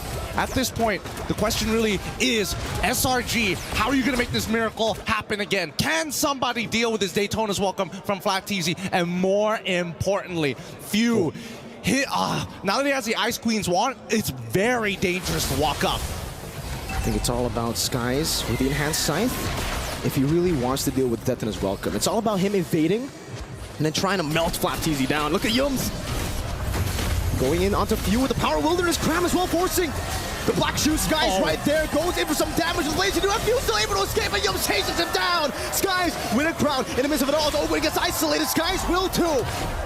FlapTZ, Death to his welcome, now into the mist, pinning him down straight for Super Marco again! The Spear of Destruction, whiffing this time, Stormy able to survive. The same 2 members, Cram and Stormy. Can they do it again? This time, dodging away from the missiles, able to go for the clear onto the waves. No lore to play with. Have they survived again? I think it's fine for SRG. It's going to be hard to close it out at this point in time with 3 members still alive, right? But they trade 2 for 2, and I think at the end of the day, it should be good enough. Oh, no. Hard guard and the ultimate now turning things around, forcing to win a crown from top TZ. Is this going to be melted down? But so is Cram. Super Marco with the help of Kyle TZ. Picks up a double. The mini wave's still there. They're going to go for it, and they will secure game number 3. Oh my goodness, this game is coming down to the inches here. The chain deaths coming in from SRG side, supercharging and doubling the momentum generated by Falcons AP BREN. Put them in such a bad spot. Miracles only happen when you work for them and you make some good decisions. That one was not on top of the list. Well played. Falcons AP BREN, they really adjusted to the mistakes they made in game number 2. They weren't composed enough. They weren't controlled enough. And in game number 3, they decided it's all the way from the start to the finish. Consistent step-by-step process. Falcons AP BREN really showing why they're some of the best players and the defending world champions. I think that SRG, unfortunately for them, this is going to put them in their place a little bit more. Falcons still in the air. They're still punching up towards them despite being giants. All this time, even after the miracle defenses, Falcons AP BREN still fly above the rest. Well, analysts, it's time for you to break this down. What could both of these teams have done better? I mean, I feel like we can go very different angles here, but I do have to say, for the 2 games that SRG lost was with that Angela. Even though it did look good, but it looks like it's not good enough to get that W. I hate to say it, during the draft, we were all saying, hey, maybe it's time to put Stormy on a hero that is actually proactive, that has the mechanics and the damage to output to actually put the team on his back. But no, the glaring thing here for me personally would be the hill down Humes. We saw it as a bold choice. Yeah. Definitely one way to maybe stop Kyle TZ's Ling, but in essence, it's such a reactive hero. I really didn't feel much of Humes. Gimmicky. They were a step behind for the most part. And okay, so my argument with that is it works. This is I would say this is a regular season or a group stage kind of answer to the Ling, right? Because you can see that it can easily like trump the early stages, and if it does become successful, it's gonna be great. Ling is gonna struggle. However, this is the grand finals, and they have solutions for that. I'm sure that prior to picking up the Ling, you're also prepared for that. So I think that if you dedicate taking the Angela and taking the Hilda, then just to answer one pick, exactly. That's not that economic, if you think about it. It was a permanent solution to a temporary problem that, you know, maybe even FCAP was ready for. Honestly, not just maybe. They literally were ready for. It's very rare that you don't feel Humes, especially since he started playing for SRG. Honestly, the one that really seemed to be a problem was Flap as well as Few on this Barats, as well as the Lilia. The Lilia did her job very well, zoning out SRG far away. Okay, so what you achieve from this pick, right? If you pick up the Lilia, you get late prio, you trump the Angela in a mid versus mid matchup. There's no way the Angela can win that matchup. Then you get out of the lane, you super serve your teammates by applying the damage because you're uncontested in the first 3 minutes or 5 minutes of the game. Come the second turtle, you're actually a force to be reckoned with. And come big team fights, you almost undo the doorstop that is the Tams, and you even outlast the Hilda because you drop the glooms, you blow them up with the shadow energy, she hides into the bush, and then next thing you know, she comes out. You can do the same thing again. There's very little that it costs Few to push out 2 or 3 members of SRG. And a little tech there for that it kind of counters the Julian is that the Julian wants to go all in for marksman, your position for, but it's almost like not a choice at all. It's not like going for the Lilia isn't even part of the choices there for Sekai's because it's not worth it. It's a waste, honestly. Yeah, again, because of the black shoes as well. Like, if you don't burst in, I mean, like, Few is probably waiting for that to happen just to press the alt. Not to mention, he also has free ways to check bushes. Yeah. Right? So, again, already for 2 games now, prior to this one, Sekais has been playing the Ling. Yeah. He can come in from any angle. He has a free go at the back line. Now he has to go through bushes, which most likely has a shadow energy or gloom in it. And then he also has to be honest about his engages. Even if he does have a Hilda checking forward or an Angel as a backup for his entry. It's SRG across game 1 and 2 were a step behind. Either way, can we say that this Lilia pick was absolute genius? Yeah, it really stopped SRG from doing whatever they wanted to do. It was. It's the anti-assassin build. At the same time, you have the Minotaur to... because you pick up the Lilia, which usually, you know, the mid laners are kind of backed up by roamers. Lilia is very independent. In fact, the Minotaur had a... Ogwyn had a time of his life in a way that he was able to achieve whatever he needed to achieve because he doesn't have to take care of another hero in the mid lane. What the Lilia Minotaur brings is a mobile box. Yeah. The Minotaur defines where the box is, and then the Lilia sets where they can push forward, which is why often in this game we see more than I think the regular game between other teams is the flicker forward Minoan Fury, because you know that the Lilia can follow up. Yeah. You know that it's more than just a singular CC to maybe push forward or to disengage. It's always CC plus extra. So part of the loss here, is it that SRG really fumbled the draft? I wouldn't say they fumbled. I think that it was just an over investment onto answering the Ling. At the same time, you go for the Hilda. It looked like it worked. I think that it's not about them countering the Ling at all. It's more like they're putting their important players in a spot where they're not able to play their game. Storm is not playing the best game of his life. Yumes, I really like him with setup heroes. With the Hilda, you're very honest. No hiding. You're just literally showing everywhere. There's no surprise factor at all. What's the highlight for the highlight maker if you're a Hilda? Exactly. No, I agree. But now we got to look at our Sony MVP. And it's going over to Kyle Teasy. So looks like the name of the grand finals is the Ling. Yep. It's the Ling. I'm proud of how Kyle has stepped up to the plate. Yeah. For the 2 years that they've been a team, for the 2 years that they trusted the process, it's very rare that Kyle Teasy is the one on the pedestal. Yeah. And here at MSC, here in the grand finals, there's a lot on Kyle Teasy's shoulders, and I'm glad that he's putting the team on his back. He went the reverse way when it comes to like being the superstar of the team as a jungler, because usually when you're a star jungler, you start as the assassin / damage dealing jungler that you're always about the highlights. He started... He was known because he's assassin plays, but he got famous because of how well he utilized the utility heroes. That was the meta at the time. That was the meta. He did his sacrifice. Now it's time to shine. And honestly, looking at the way Kyle Teasy is playing, it almost like he has multiple ways to carry the game. It doesn't have to be a huge KDA spike, doesn't have to like do any kind of flashy plays, just like you guys said. Kyle Teasy is playing 4D chess. He has so many moves, so many options, despite there being so many doorstops to his birth into team fights. And that's one of the things that you cannot... Wait, no, what? 18 KDA. I was going to say, that's one of the things you cannot just find in mechanics. That's beyond mechanics. Yeah. I got to say, throughout this best of 7 so far, it looks like SRG, they're playing with a handicap, because every single time, the early game, it always goes over to FALCONS AP BREN. And with that being said, yeah, you know what, someone has said it, I do say that a lot.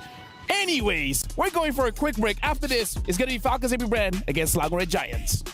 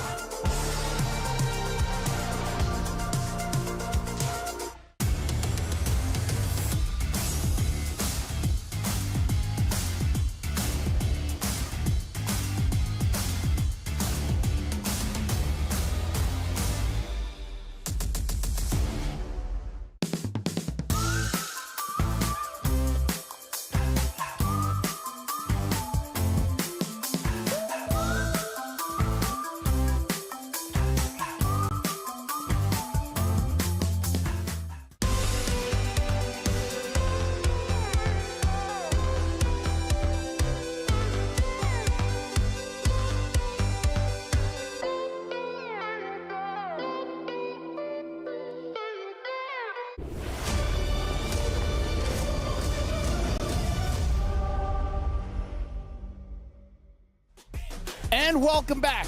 Just to update the score right now is 2-1.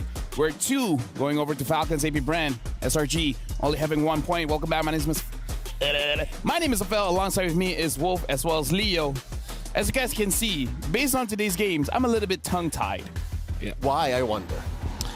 Well, who knows, right? Who knows? Am I right, guys? Am I right? You have the right to feel that way because thank you. How stressful, actually. I think that's a perfect word right now. Even dude, for, I might start bleeding again. I think overall for all the fans, like Filipinos, Malaysians, very stressful. Even in game number 3, you can argue that there were times where you would think like, okay, this is actually winnable for SRG. Yeah, they had ins. Yeah. But the fundamental problem with the draft and what they came in with kind of bit them in the behind. Much like game 1. Is this not the story of game 1? Yeah. Wherein they're like, oh, whoa. It's greedy, but they're making it work. And then, oh, never mind. Yeah. Well, now we're jumping back into the draft here. SRG, blue side, Falcons AP BREN, red side, betting on that Julian. So it has to be a Ling Bang. It has to be a Ling Bang. I agree. Take it away. Take it away. Like, we've seen what happens when Skies doesn't get the Ling. Get out of here. He's just too good. Yeah. That is the most respectful way I can say it. Yeah. He's just too good. Yeah. Or open up the Angela, tempt SRG to pick up this Angela once again. And you know what else is actually forced out when you pick up the Ling, as well as the Moskov? If you go Ling Moskov, you're already very greedy, right? Yep. That means that Cram will be forced to a hero that skills as well. Yeah. I mean, that's what happened. Well, game number 1, they tried for the CC, which almost worked, but then it was still very greedy. Cram is a player that wants to have at least some farm in him, right? Yeah. So picking up the Thams, for example, might not be the best solution. Now, if you're looking back at F Cup, it's the complete opposite. Flap TZ doesn't care about farm. He's that hero, is that player that will pick up the Barretts. He's a Detna's welcome machine, a final slash machine. It just so happened that whenever we see him on the Arlet, he just goes ham. But yeah, he's happy with just that kind of role. Okay, so what is opened up here? Luigi, Moskov, Valentina. Oh no, it's banned out. Oh no. It was banned out. Yeah. So Angela as well is open. I don't want Angela, man. I reckon want to pick up the Moskov. Yeah, the Moskov is just a very good pick overall. But in this scenario, without the Lingus with the Julian, yes. Hayabusa, but then you also pick up Terizla, I believe. So I think Terizla, it will... Arlet's open for the first time. Louis as well. Louis Arlet. That sounds good. Arlet. Ooh. Louis Arlet, and then you wait for the swing, and you pick up the Haya. Knowing F-Cap, though, they might just go for... The Riz. The Riz. Yeah. So you go Louis Riz? Louis Riz. Arlet, okay. Yeah. Obviously, why would you pass up on a very good combo when Ling is not available? Is this Flap whispering in Treb's ears like, let me have it? Now we got a player quote coming in from the assistant coach, Ozora Vecchi from Selangor Red Giants. Ducky is really smart. Falcons AP BREN have strong priority picks and good understanding of the meta. He's the reason Falcons AP BREN is able to stay consistent. Yeah. Okay, they still want to pick up the Louis because, I don't like it going up against Arlet overall. And then the Claude also is a problem for the Louis. By picking up the Louis into the Arlet, you essentially feed yourself to a 5-man final slash. Oh, I love it. You don't want that. I feel like it's risky. Okay, here's the thing.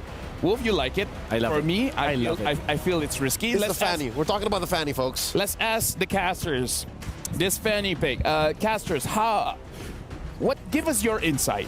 Here, let me just explain to you. Our reaction to it, well, at least Miracle's reaction was, oh, that's good. And I'm just like, I don't know. I agree with you, LaFell. It is quite risky. Why is it that us we're that's trauma. That's just PTSD from relations, honestly. But we've gone through a lot. All the more, I think I'm gonna side I'm gonna err on the side of caution because they picked up on a Kyle TZ, you know. I see what you did there. Because again, you bring out the big guns when the Fanny comes through for the first time in the series. This is Kyle TZ's first time on a utility this series.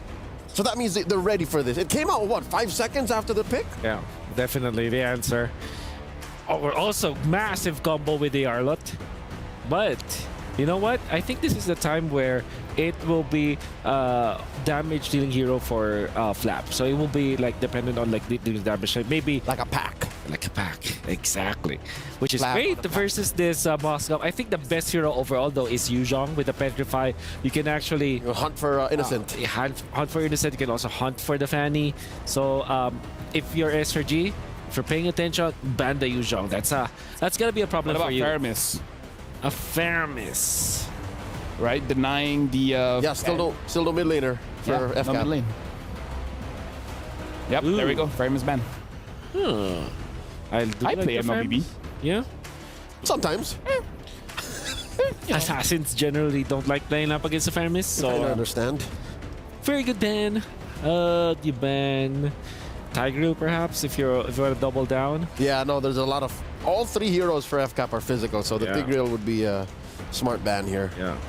Innate Kira. Oh, okay, of course. Cover your base. Oh, they're not gonna risk it. They'd rather deal with the implosion. Yeah. What is Stormy play here? What if they Aurora? What if they pick up the Tigreal themselves?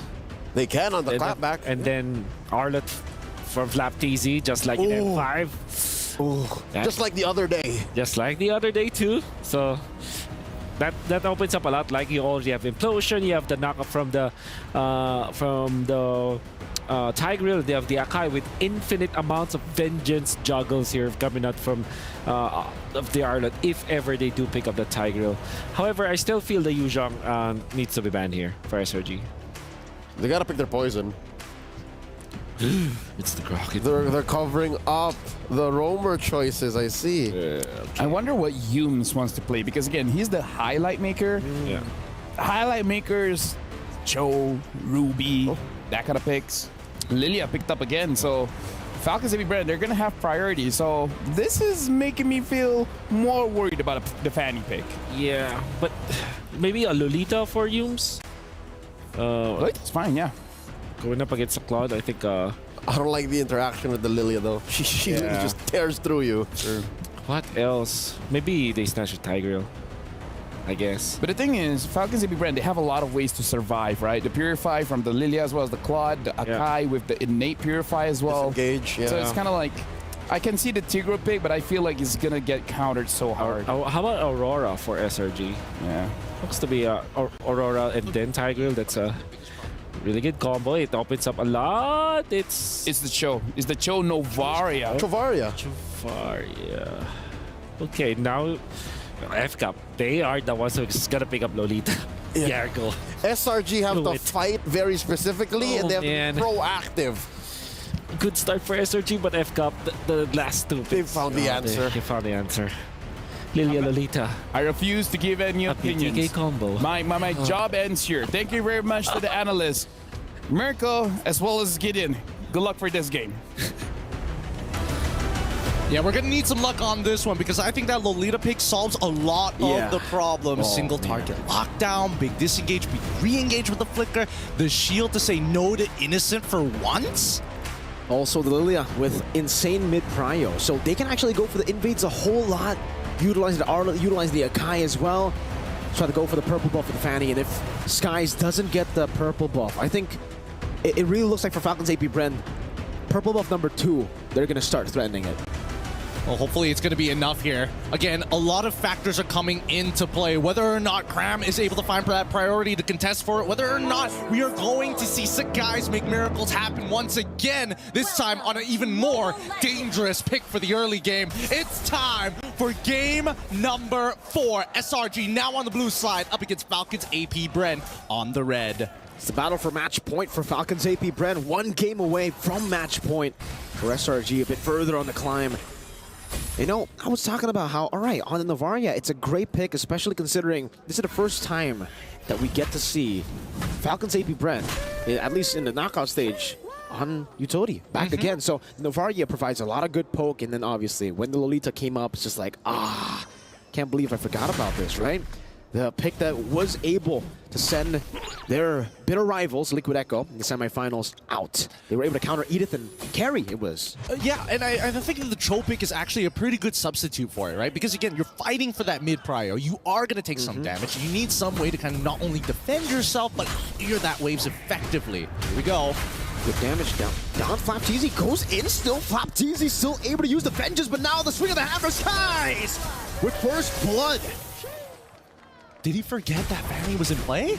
I don't know. That was kind of weird. That was kind of weird from Flap. He definitely could have like completely disengaged, but let's see if they're gonna get. Ooh. No! Another one on top of that. Great start for Selangor Red Giants. A kill onto Skies, a kill onto Cram. That's XP Prio and Jungle Prio. I think that honestly solves a lot of the problems we were worried about for SRG. Now the early game is actually somewhat doable this time around. Maybe, I don't know, it could just be like blue side being the ultimate side at this point, right? Is that? I think that's what we're kind of devoting it to. So far, that has been the case, and now again, Yum's able to clear out the mid lane. Level 4 advantage for Falcons AP BREN. But take a look at FlapTeasy. Uncharacteristically, not level 4 at the first turtle. Cram swing a hammer down. FlapTeasy down to half. Yum's dealing some damage again as Cram pops in a penalty zone. CalTeasy in the midst of it all right now on the neutral objective. We'll be able to find this. Flap gets the shielding. Spear of Destruction. One last shot should do it, but Flap again is able to survive with just 1 HP. Skies on the chase, finds him with the push. Flap still able to go for a lot of those shots, but the cables are inevitable. He's mad. FlapTeasy's mad. He's like, oh man, maybe Yums just didn't see like the little slight bit of green left on his health. Let's have a look at this one more time. As Skies, again, great call on this one, right? For all we know, FlapTeasy, he hits level 4 just in time and tries to sustain through that damage. If he connected with that final slash, that could have bought him at least one more second of time for somebody to find the trade back, especially since Ogwin on this Lolita has single target lockdown with the charge. At this point in time, with Fanny having an EXP lead, that's a great... Wait, now they have Prio over this. Are they going to send the mid lane over to it? No, they're not. No, it's just back and forth again for SRG. They have this lead, so no real reason to actually force a lot of these fights. And you can get to see that interaction with the Bulwark, sending it back towards the Navaria. But SRG, actually, they're holding out in the mid lane very well, too, when it comes to clear away the Dragon. Locking Ogwin down straight into the Blades of Skies. 3-0. That was a great idea. This is a great idea. This is why I really liked the Cho pick when we see Yums play. Yes, he wants to make highlights, but at the same time, there's a lot of interesting interactions, and most importantly, he can cancel out Ogwin's Numenon Blast early. He can kick him out of position, and the same can be said about CalTeasy when we come down to these Lord situations. It's how do we utilize this way of the Dragon effectively? Good Black Shoes usage there by Few, able to evade from Skies' damage. But now he's on the purple buff, and Yums will have to buy some space. Stormy in the mid lane as well, trying to clear it out. Trying to get this Prio for Skies. CalTeasy already jumping onto Yums, trying to find a trade for the purple buff. But Yums is going to be caught, forced to flicker out. Super Marco on the chase, the flicker. No flicker. It's just a few recalls. Innocent with the pin down in the mid lane. What happened? Few got picked off. I mean, everything is happening all at the same time. He's caught mid-rotation here, and now the penalty zone to look for more. Oh, Spear of Destruction as well. Now he's going to be Innocent. Caught in the final slash, still able to evade right now, but the Numenon Blast is able to connect. He has the Purify. He baited out the Vengeance straight into the kick. Into another spear from Innocent. Dude, talk about well-played Innocent there, right? He purposefully delays until he sees the engagement, the vengeance coming in from FlapTeasy, hits that Purify so that he's stuck. Once he's on top of that Moskov, he's got nowhere else to dash because it goes on cooldown. Skies with the cables. Oh! He's able to steal it away again! This time a level ahead. It's not about the players anymore. It's blue side. It's something about blue side, right? It's sorcery. How is this fair? How is blue side so dominant in this game thus far? I thought the draft coming up for Falcons AP BREN is honestly not that bad, but considering these early interactions not falling into their favor, it looks like SRG really taking advantage of every single bit here. But same like last game, that mid-game spike from Falcons AP BREN. We need to see that happen. So far, CalTeasy hasn't been able to create too many opportunities just yet, but that's all due because some people are getting caught off. Other times, you just don't have the battle spells. Man, I just keep remembering now with this kind of performance on the Assassins versus the Utility, I keep on remembering and recalling that interview with the Malaysian content creator. What is his name? I think it was DJY. He said, go Assassins. Assassins #1, he said. Assassins is the way to play the game, right? I mean, look at that. He's already got... Oh, my goodness. At least he's building up to a 2K lead onto CalTeasy 6 minutes into this game. But that's when we see Falcons AP BREN, right? Their comp really comes online once they start grouping up together. Okay, Super Marco able to read it out, has the Purify, but now with the cables, the way the Dragon comes in, cut those skies! Wow! Are we playing on mouse and keyboard or something? He's literally pointing, clicking, that man must die, and they find it each and every time. It's a target ability for Skies. Oh, it is. And it's about to get even worse for the side of FALCONS AP BREN if they keep on slipping up on these leads from SRG. And right now, the main attack dog, the initiator, Yums, he's doing so much this game. Doesn't have the way to Dragon here, but will be able to knock him up. FLAPTZ gonna be knocked out. The penalty's all canceled by the Sun. KyleTZ caught in the Astral Echo Innocent. Now with the Abyss Walker as well, very low. No pin down with the Spear of Misery. Good cover from Ogwen. But he's forced to recall out. That's a free neutral objective to the Assassin Jungler. Honestly, not too bad. At least FALCONS AP BREN aren't giving anything over to SRG besides the turtle. Oh, penalty zone though, onto few. Forcing them to use that black shoes, not that big of a deal. That's just an alt use. It's not like they're going to fight each other anyways, but SRG, I think they want to invade, and they're considering the options. I mean, they've got the Way of the Dragon ready. They could do it, but at the same time, the lack of purple buff from Sakai's means that SRG just have to wait. You can see the difference in level already. This is why the Assassins have been able to find so much more value in this meta. The clear speed is ridiculous. On top of that, how fast you are, so mobile, you can go and catch a lot of these waves that most utility junglers will have to give up. It's a 2-level lead for Skies, so finally, after 3 games, he finds himself ahead in level against KyleTZ. Hey man, similar to SRG, FALCONS AP BREN have been known to flip fights over despite having massive losses in the earlier stages of the game. They're great at their timings. Both of these teams have a lot of similarities. Look at Skies, he's again pulling a FALCONS AP BREN away from each other, trying to not enable their comp. These cables from Skies, man. Cramming a mid lane, goes for the penalty zone. Oh, the tenacity on the boots. Gets him out of the heavy spin, he flickers out of it. Meanwhile, down below, Skies! Man. What?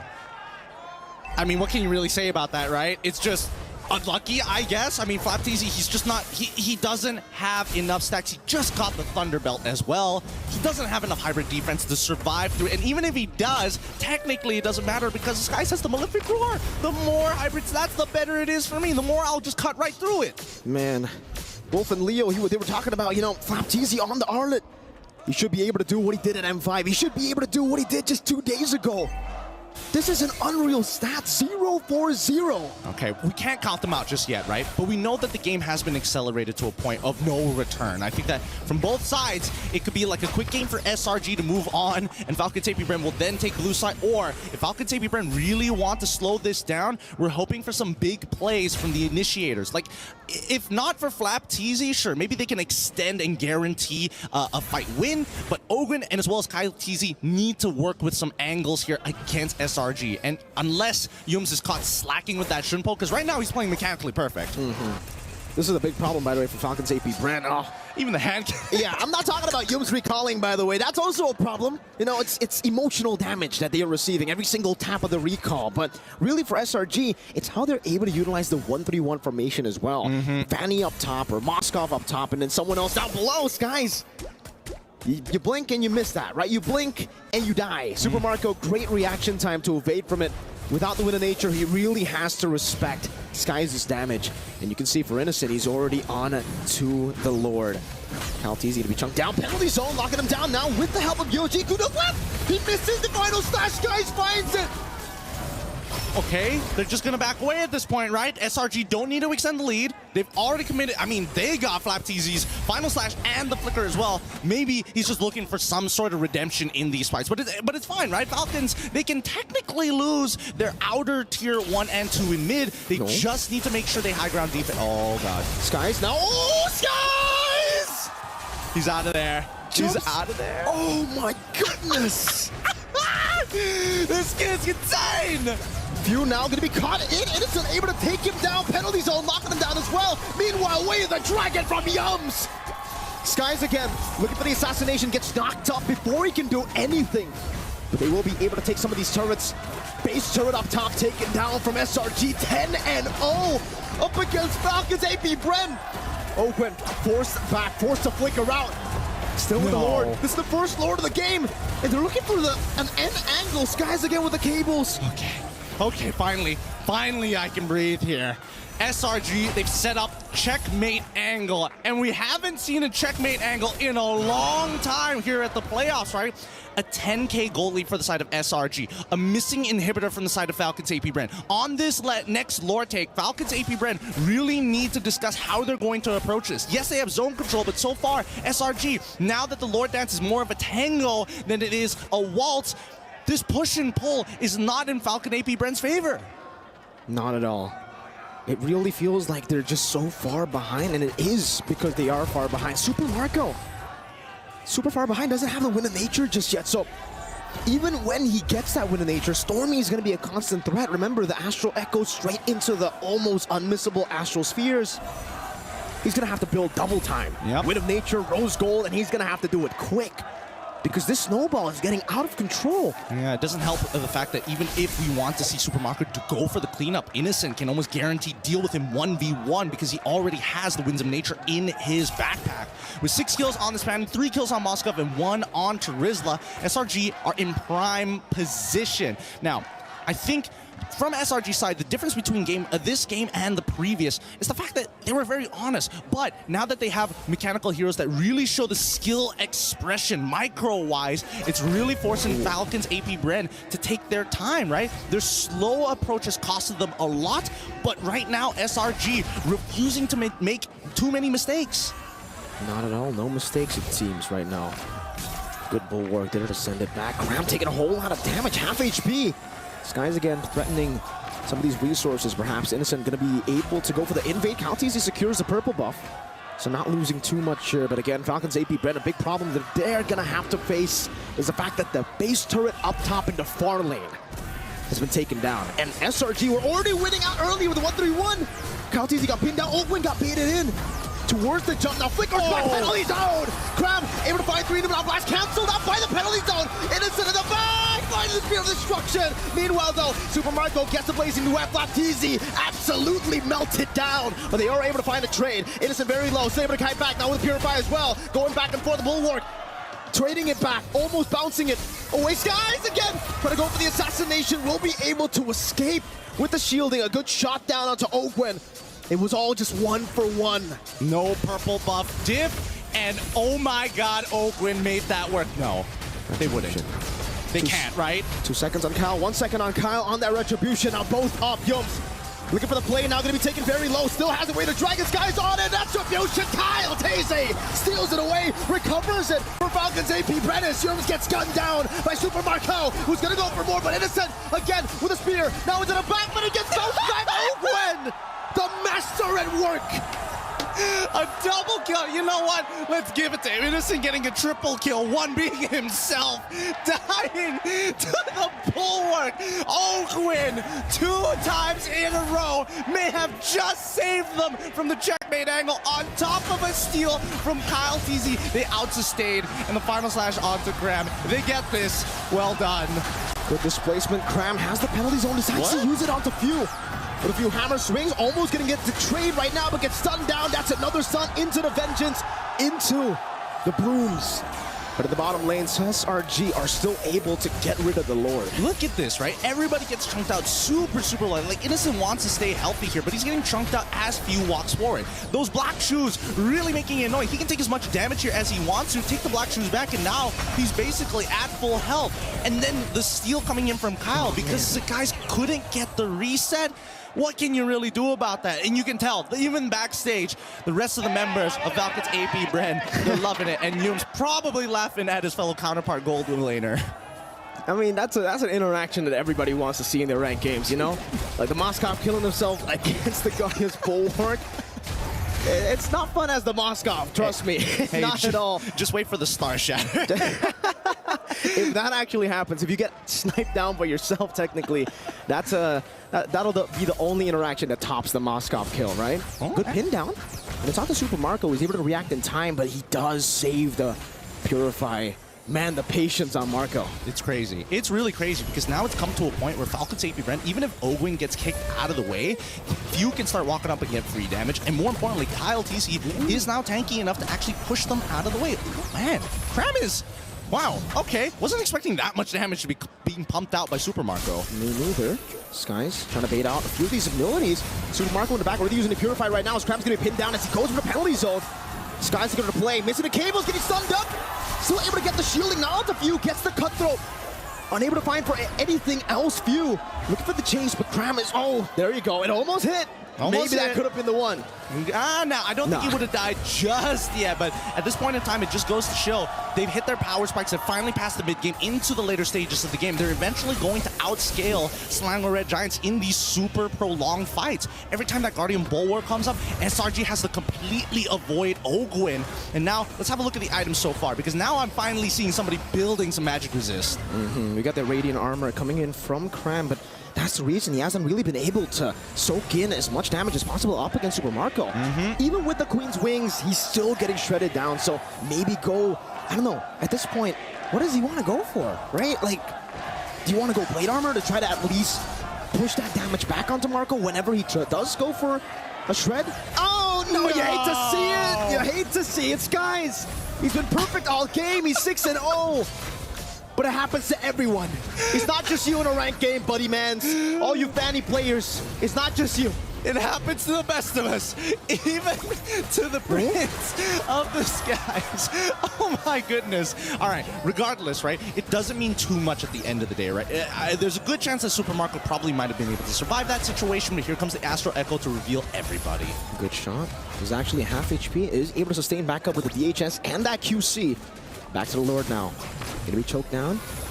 Skies in the back line trying to go for a flank angle. Cram taking a whole lot of punishment. Oh, this is so interesting. This is so very interesting. Because now they find the angle. Way the dragon, but it's not going to be baited in. Penalty zone locked them down. The Minute Blast as well. It's not to be Few very low still with the help of the damage. Super Marco blazing duet. With the Purify too, chasing onto Stormy, waiting in the back, going back, Innocent now, finding the kill on the Baptiste, as Super Marco gets taken out, SRG are winning the fight! It's Ogwin who's standing in the middle, all alone, the sole member! It's a roamer and he can't do anything, not against Cram! And that is it! That's game! That's game number 4, 2-2 here from both of these teams. Well done! This is gonna go the full series here. I can just feel it down in my bones. Hey, wow! You can see that Stormy, he's positioning in a way so that Ogwin is forced to walk and try to cut off as many angles as possible from that Star Shatter, and that opens the backline entirely when Skies is jumping in, especially when he's targeting some of the members like Few, for an example, and forcing everybody to swing to his side of the map in towards that mid lane. I'm surprised that Stormy got away with what he did just now at a sliver of his health. Really well played. These chaotic team fights really unfolding and being in favor of SRG. The fact that they were always able to find these ridiculous team fights. Those angles were ridiculous. Stormy, he was alone. He was playing like the Fanny, looking for flanks, shooting them from off angles. And it really made FALCONS AP BREN think about all these different angles to a point where they completely forgot about the direct engage from Cram, from Yums. I think it also comes down to just conditioning, right? Every single time Stormy shoots it, he's always making sure, hey, I'll do it off a cooldown. With that being said, analysts, please take it away. We have a series now. It's 2-2, so what? This is now a best of 3? The first guy that wins 2 more games wins it all. And it's mainly because we are now looking at a comfortable Yums and a comfortable Stormy, and of course a comfortable Cram. And you can see them laughing even when they just literally lost a team fight that could have gone really badly for them. They were still laughing. It's because they are comfortable in their own skin. We are seeing like Sekai is just... Oh, by the way, I'm sorry, I'm not familiar about your game, Guys, what a beast with a Fanny. However, yeah, Yums with a choke, you know that it's you know that he is making all of the plays that's necessary for his team. I believe that the Terizla is such a great pick for Cram because it just fits perfectly what he wants to achieve as a player. So I think this should be the hero configuration. Like the priority. SRG. Exactly. How perfect is it that we go full circle? You start off saying, shut down Flap. Flap is one of the catalysts for FCAP success, and they did so in the first 2 minutes of the game. They put Flap on what, 0-3? 0-4 at a certain point. Right? Look at this, look at this. This is to some level, even Few couldn't play. Even Few from mid on that Lilia with the Purify, with the Black Shoes, couldn't survive our SRG's aggression.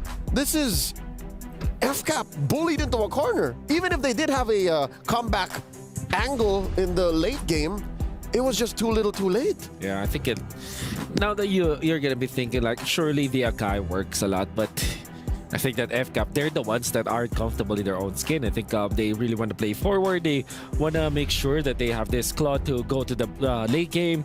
However, it wasn't enough in the end. Yums was phenomenal with the Cho. I believe the way that he spaced out in the early stages. And I think it was the Fanny was indeed a problem here. Can I say I'm impressed by how the players are looking so calm and so composed because let's see here. My heart rate is 111. I don't know how they can take it. I remember back in M5 when there was an actual notification. Yeah, I had a notification. It's like, bro, your heart too fast. Calm down. You gotta relax. Last time that happened, they went 7. Oh yeah, it could go all the way because right now they're trading blows, and like our caster said, both teams like blue. Yep, so far blue side because you get the Ling, you force your opponents to react towards you, and in this case it's going to be the Fanny, so there will be a little bit of a change up for sure. I think that Falcons AP BREN might want to consider getting to the blue side once again, and I think the main reason why is because of the presence of the chip. It's like an auto ban. You have 2 bans. Yeah, a mandatory ban, I would say. So that really opened up this Fanny because the Ling was already banned out, and then they had to be forced to pick up the Fanny. You know? Yeah. Despite the pick advantage that I'd argue FCAP had, right? Especially in that last phase when they got the Lolita finally, and then the Lilia going up against a Cho and a Novaria. Yeah. The play was just what put SRG over. Constant aggression, timing out wherein you're expecting to be able to hold in. Like in the early game in the XP lane, SRG said, "Nuh-uh, FCAP, you ain't playing." I like how they dealt with it. It's like, okay, let's ignore mid lane because we are not gonna win mid lane anyways. Let's just farm. I'll clear the waves from Novaria. I'll pop second skill and first skill. I'm gonna be okay. I'll just get out of there, and then come the mid game, I'm very strong. Fanny did the heavy lifting in the early stages of the game. Speaking of which, that's our Sony MVP. We gotta check out Sakai's on this Ling. I mean, at this point, like, if they win it all, this is, I would say, a good contender for MVP of the Grand Finals. Fanny. Playing the Fanny. Yeah. Yep. He's Sakai's the limit, as we've mentioned. I think in the he was part of the first 2 kills. I'll be honest, guys. I went to the comfort room, and then when I get back, it's a 2-0 already for the Fanny. What happened? What happened? It was a 6-0 even, as bad as that. Yeah. Like a few minutes later. I was very fast. It takes a very special kind of jungler, a very special kind of assassin player to do what Sekais did here. Yeah. He looked at the knob for aggression and turned it up to 11. Can we talk about his retribution as well? I mean, like, it wasn't really on display for this game. I mean, like, he was able to steal that one, but a lot of steals, even from yesterday, coming in from Skies. And that's most important. And look at this. They already know that they can initiate. I think Super Marco popped the Purify way too late. Could have gotten out of that, but yeah.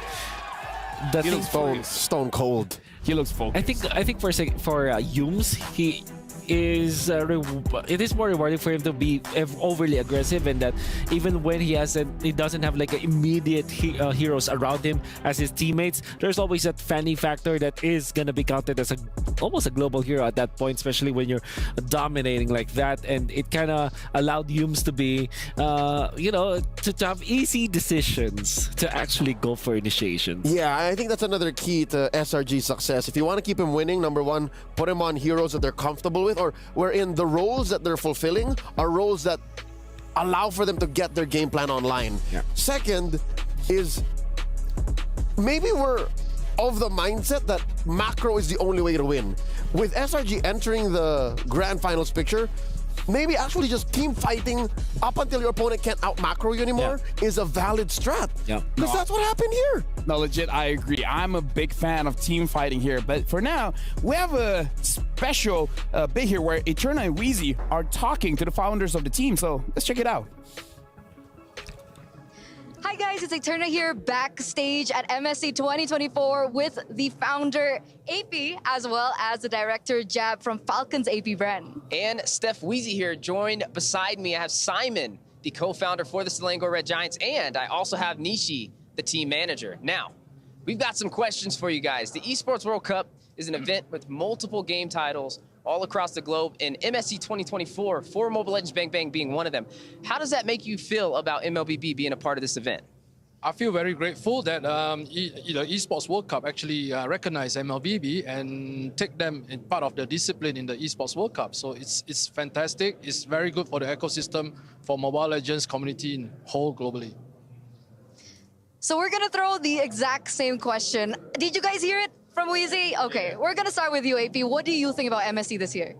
It's very excited because this is the first EWC. We want to show to the whole world that the AP brand, Falcons AP brand, will still the #1 MLBB in the whole world. I mean, it's looking like it right now, obviously. But you guys have heard the chants. You guys have heard the support for Falcons AP brand, and you're not even in your home country. By the way, what do you guys think? How do you feel to be celebrated at this magnitude? We'll start with you, Jeb. Really appreciate all the fans that came in, even our countrymen just visited from far away and just flew in to Riyadh just to support our team. Even the locals, we really like the attention and all the cheering, all that. I think you can hear it too. So we're very, very appreciative of all that. Now, Nishi, I'm going to extend you the same question. How does it feel to be celebrated on this magnitude? And also, in addition, what message would you have to give out there to the fans supporting the Selangor Red Giants? Yeah, first and foremost, I feel very grateful that there are some of our players' family that come to here, support us, and also the Malaysian around Saudi Arabia that come today for us. And also, not to forget, our fans from Malaysian and our SRG fans at Malaysia. All right, thank you. So you guys, we don't want to hold you guys too long. I know you guys are just as nervous as we are. So we had final statements for Falcons AP BREN, especially the audience who really came through today, and especially for those of them who are watching online. AP, do you have a message to them? Thank you to all the Filipino fans and the fans of Falcons AP brand. And I hope that it will be a good match, and I congratulate the SRG as our grand finalist here in EWC. Yeah. All right, that's it from us, ladies and gentlemen. And we're going to send it back to the studio. No final words from Simon? I mean, I think there's Serumpun. I mean, okay, I would like to hear some words from him. But you know what? MLBB, let it be a mainstay here at EWC. I mean, like, it's been great so far, hasn't it? Long live MLBB. Long live MLBB. We're only a few seconds away from entering the draft. Right now, it's a 2-2. So at this point, it's a best of 5. The first team to win 2 games is going to win it all. So, again, it's just reset over reset. 1-1, 2-1, 2-2. Yep. What if it's like 3-2, 3-3? It's going to be insane. I think that's key for FCAP right now. They are in a, I'd say, unfamiliar territory, but that's not true given that they did suffer a 4-0 loss in the grand finals. They did not get a chance to reset there. Now I think the reset is all the more important. Hey. It's clear that the picks have to be adjusted for. Here it is again. But also, you have to recall that the tempo has changed. Yeah, and I also want to say, and I hate that I only remember this now, the grand finals for Falcons AP BREN, or when they were BREN in M2 and then in M5, they all went 7 games, so they all went the distance. Are we cutting through multiple timelines now? Yeah. Are we throwing back to 3 years ago and to 6 months ago? Let me just say, 3 years ago feels like yesterday. Across 3 different parts of the world, Singapore, the Philippines, Riyadh. Yeah. I think, I'll be happy to be, take all the best parts of that. Yeah. Inject a new superpower in MLBB. I mean, revitalize Malaysian MLBB. It's the new landscape, right? It's the new competitive landscape. But again, we're jumping into the draft here. I believe even before we see the pick and bans, whoever has blue side has this innate advantage. Like when you have teams that are more or less equal in strength, whoever has the priority just has a little bit more advantage. Is this Project Next in MLBB Esports? Project Next Project Forward.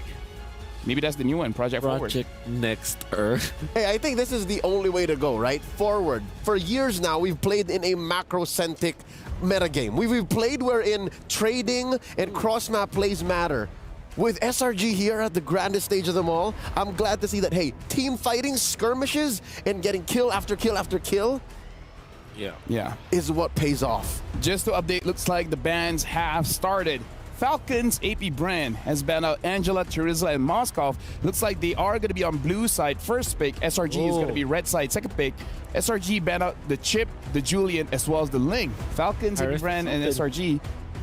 Probably Roger first pick? Harith and Roger are both open. Roger it's first be pick. The Roger first pick for FCAP. And that means... Does SRG go Fanny? What about the Harith, right? Fanny Harith? Yeah, that works. Harith Valen? I think I love the idea of the Fanny, actually. Nobody cares about Loyi anymore, man. Yeah. Loyi is so last week. Loyi is so 3 days ago. Yeah, Loyi is so 3 days ago. Yeah. People move on, man. Like, it's a fast-paced game. You gotta adapt to the meta. I like the odds for I really like the odds of the Fanny. I would be very happy to see another Sekai's Fanny. Valentina Harith. Okay, Harith and Valentina. Very strong combo, obviously. Pick up the Terizla at this point, right? Yes.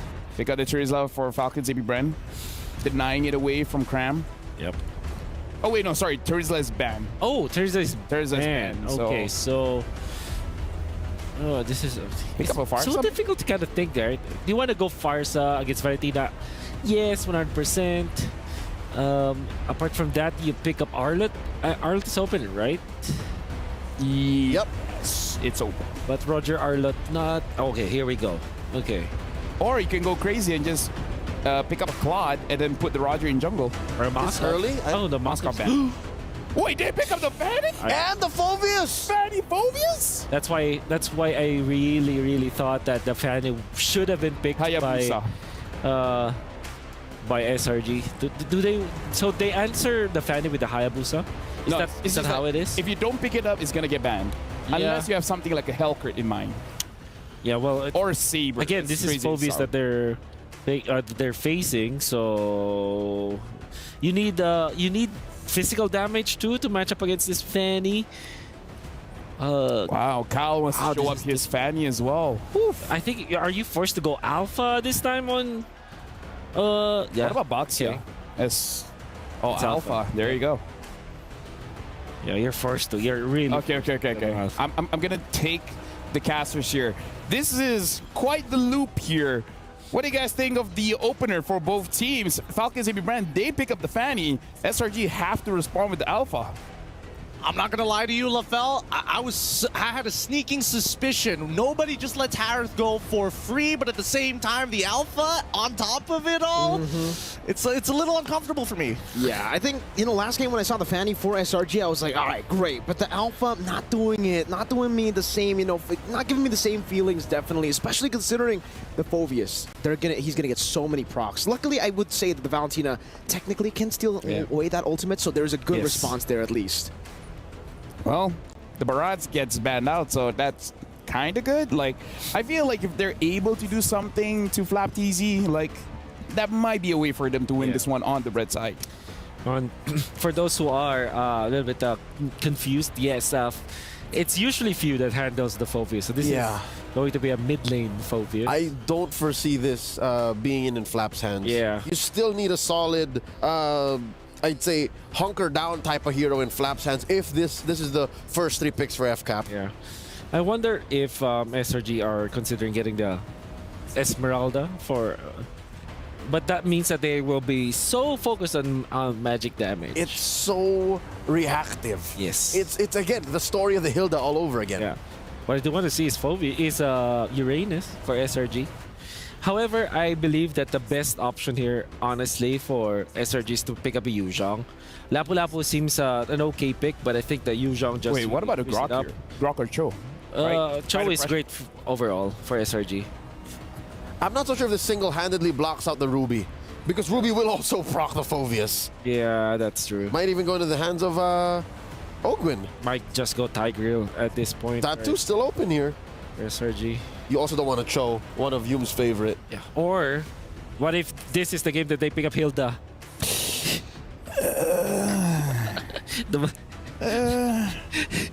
The Malaysian react. Yeah, I was waiting for that. That's... For those who don't know, actually, we cannot see Lafel right now, like our line of sight. Yep, that's the Tigreal. Makes a lot of sense. Good against the Fanny early, good against the Roger. Thank goodness. I mean, okay, Gideon, what would you react if they pick up the Hilda? If they pick I saw his reaction. He was shaking his head already. He was smiling uncomfortably. You called it, Wolf. It was the Malaysian reaction is not good to that Hilda. I was about to drive my fist through a wall if that was going to be the case. Yeah. Okay, we're looking for XP lane, maybe a FAMS perhaps for Mr. Flap. Yeah, or they pick up the Yuzhong actually. So they move forward.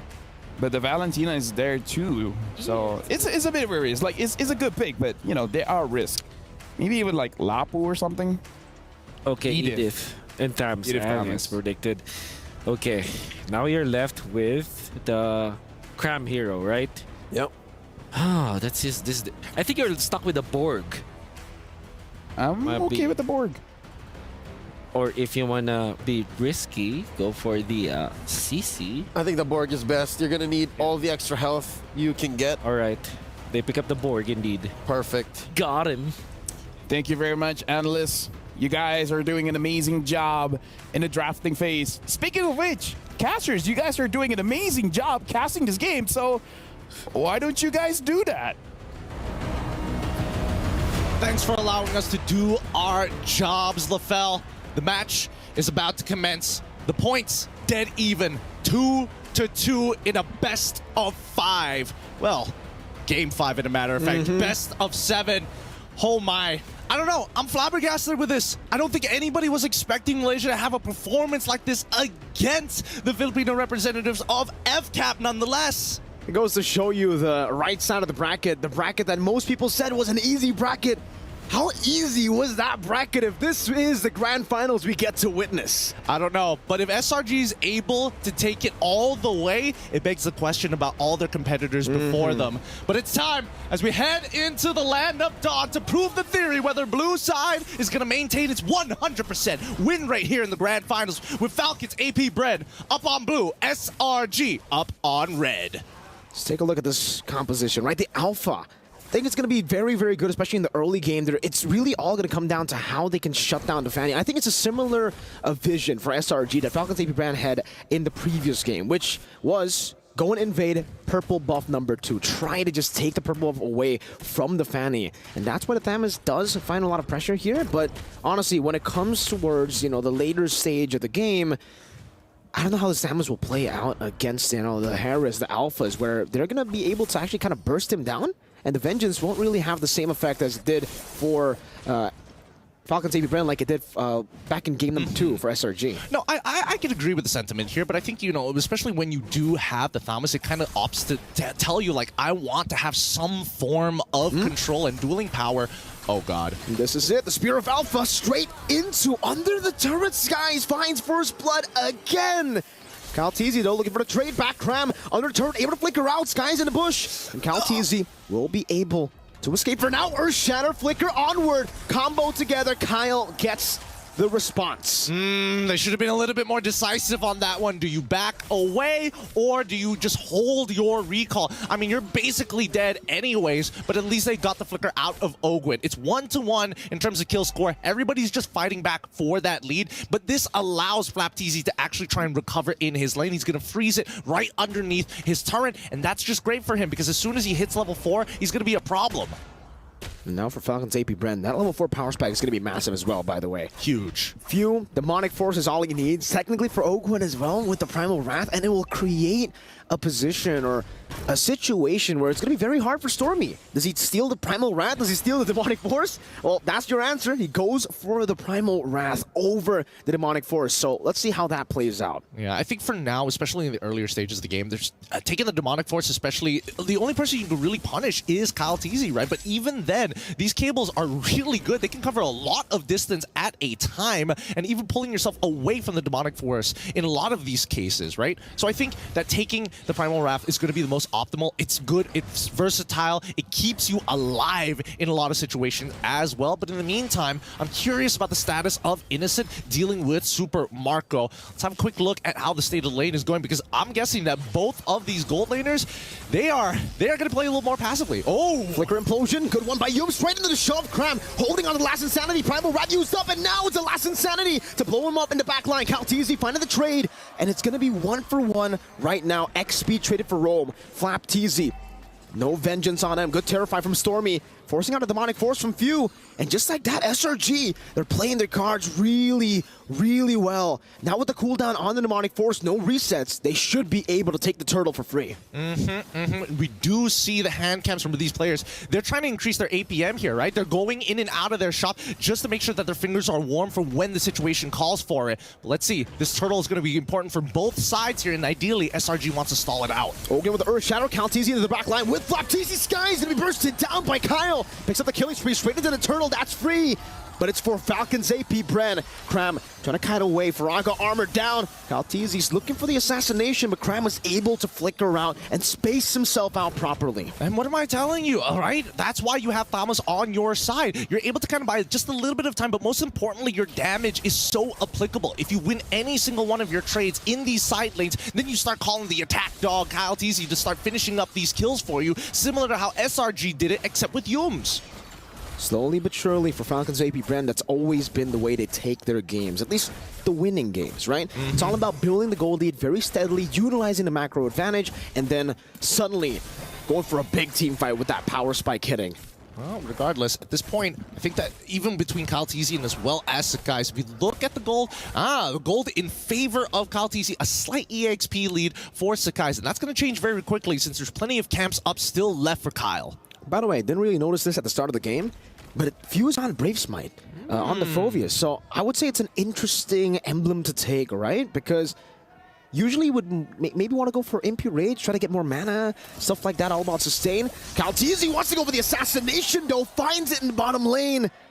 Xborg, usually you can sustain, usually you can get out, but Flap TZ's just munching on that Faraga armor. I mean, when you get ganked 3 times like that, you know, how many times has he been cancelled a recall? How many times has he had to sacrifice himself and trade down against Falcons AP BREN? And to answer your question, why Few decided to go for Brave Smite is because he bought first item Gleaming Gem, right? Every single time he gets a level, he's going to be able to get some mana as well as HP. Speaking of which, Ogwen.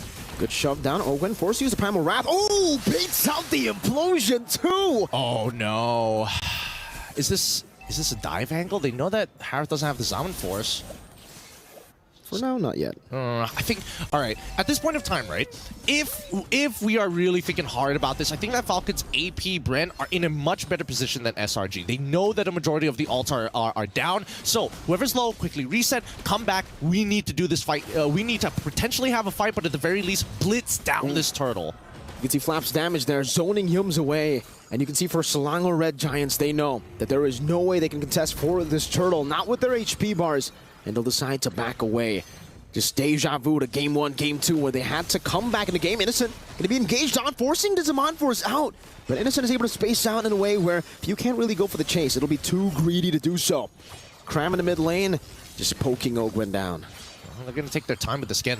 FCAP, they've been like slowing things down a lot. Ooh, Thunderbelt first item coming in from Flap TZ just to make sure that it's like, oh no, I'm not trying to War Axe, I'm trying to get real tanky so that at least even in the late game, I have some form of relevance there. Now he's opting to build a War Axe, but he's going to take some time with this, right?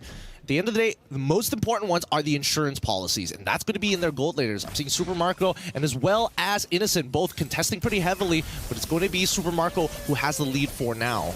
Sky's there, Spirit of Alpha, able to catch him, but Kyle still has the energy, has the purple buff. to escape. We got a game fact, but hold up, Flapteasy going in, forcing Yums to shove back. Well, game fact here. We were always talking about blue side being the heavily favored side. Wait, no, they're fine. Okay, blue side being the heavily favored side. But honestly, in this grand finals, 100%, but overall, 60.44% win rate overall in 91 games. And that's a lot of data that we're working with. It just goes to show, man, if Falcons AP BREN win, it's to be expected. It's the pattern of even the MPL regions. Blue side has just been such a dominant force, and I guess with the patch, even more so.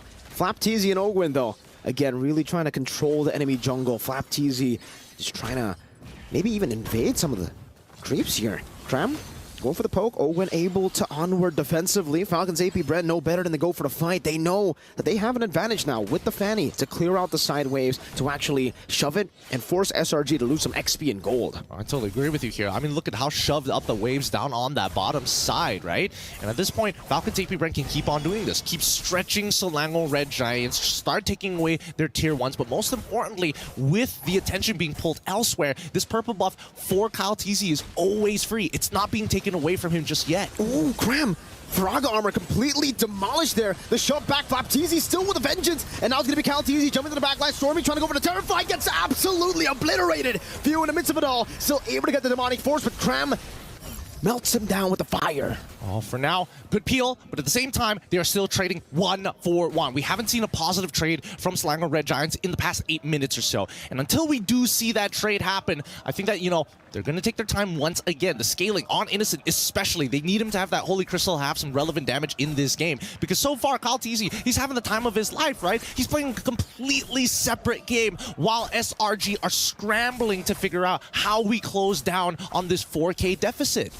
It's going to be very, very hard for SRG, but really it's all about, I feel like in this game it's a bit different too, right? Because in game 1, game 2, the games that they were able to come back despite losing out in the early game, they had a composition that does well in the mid game. Meanwhile here with the Harith, you're not forced to get the early lead, but it'll be better. It'll be optimal for you to have that early lead, to build your own snowball. And if we do get to the later stage, Falcons AP BREN, they have a marksman. They still have a lot of these skirmish-heavy heroes that are pretty good in the late game too, man. I mean, even Flapteasy, his build on the Thamus, he can take as much damage as he can deal. Yeah, and he doesn't mind poking, right? Because that just helps him stack up that hybrid defense regardless. And you can definitely see the difference between the two because, unfortunately, Thamus is taking a lot less damage than Cram despite the 2-level lead, right? And more importantly, it feels like Stormy is having the hardest of times. Because what ultimate do you take at this point in time? Exactly. Even if you take the Demonic Force, there's not many people who proc it. Oh, Kyle trying to go for the assassination onto Stormy. Stormy's still able to displace himself very well there. And SRG, now with the conceal Yums. Looking for a play. Knows Flapteasy doesn't have a Purify, but doesn't want to go for it just yet. View Demonic Force into the midst of it all. It's a 2v5 right now. And now it's going to be Kyle TZ looking for the backline. Primal rather Yums finds the implosion onto 2 members straight into Innocent. Now with the Demon Force, but he's going to be changed CC. Still surviving. Cram finds a double. Ogwin going to be slashed by Skies. Somehow, some way, the Red Giants always find a way. Oh my goodness. They catch 3 there. And just a sliver of health from Yums as well. Those important calls from the side of SRG is what's really defining them as why they are a threat to Falcons AP BREN. Great implosion coming in from the side of Yums. Innocent, he did, I would have liked him to use that Purify just slightly earlier, but let's look at the replay here, because when it does happen, right, Few initiates. His objective is to chunk out as many people as possible. Sakai's, he probably could have held his ground just a wee bit longer, but wasn't expecting Yums to get so much there. Because Super Marco, at the end of the day, is waiting to finish off all the low members, and that's the main win con here for FCAP. Slowly but surely, now it's SRG's turn to take it slow. They got the Lord. No real reason to go for the fights now. They can start going for the turrets. And we were talking about how for SRG, it would be great if they can somehow build their own snowball. And it happened right as their window opened. That was their power spike. Innocent getting into the mid-game, 10-minute mark. And now with the Lord in the mid lane, they're starting to get some structures down as well. Yums to the flank. The conceal spotted by Ogwin. Primal Rat stolen away. Falcons AP BREN's got to respect this. Marco dealing some damage onto the Faraga armor. Now the Holy Defense going to be procced in the mid lane. No, they keep it alive. So far for SRG, they've only managed to take mid and top, and they're actually going to lose a tier 2 down below.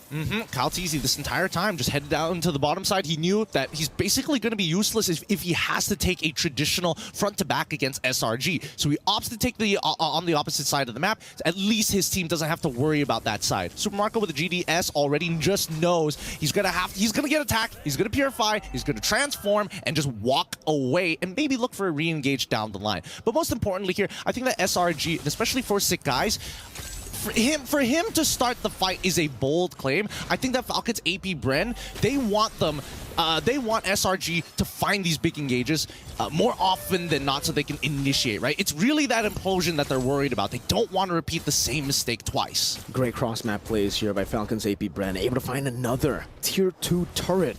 And these are small wins. It won't win you the game instantly, but slowly but surely, just with the tempo shifting, and with Falcons AP BREN having so much more prio on the map later on, especially considering, you know, they can shove a bit deeper, they can start invading, they can start looking for these angles that the composition will definitely find a lot of value with, right? If they are able to attack from different angles, force SRG into a non-front-to-back, it'll be great for them. Spear of Alpha onto Ogwin, straight with the fire to Ogwin, force to flicker with the Primal Rat, now Cram! Last Insanity, straight to the skies, and now it's gonna be Cram still, kiting away, Few with the Demonic Force, now into the Vengeance as well, but he gets bursted down! Now Kyle looking for some more damage, Few jumping around but gets caught by the Spear! Skies on a killing spree, Marco keeps on going, finds a double, the turn to tides around, Innocent in the midst of it all, looking for the play, Cram has the Faraga armor back up, Super Marco forced to run away.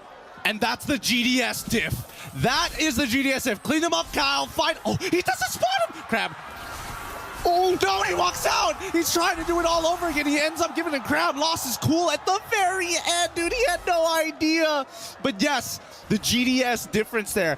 Gets the Faraga armor, uses the last Insanity, kites away from it. And even Innocent, honestly, the placement of the Zaman Force actually mattered. The 10% slow could have been what they needed to win out that fight entirely. Let's start with the position of Yums. Just look at where he's positioning, right? He knows, he spots out Kyle and completely shuts off that zone, and Kyle quickly turns around. Now, if Kyle got his damage down in, then Super Marco has the green light.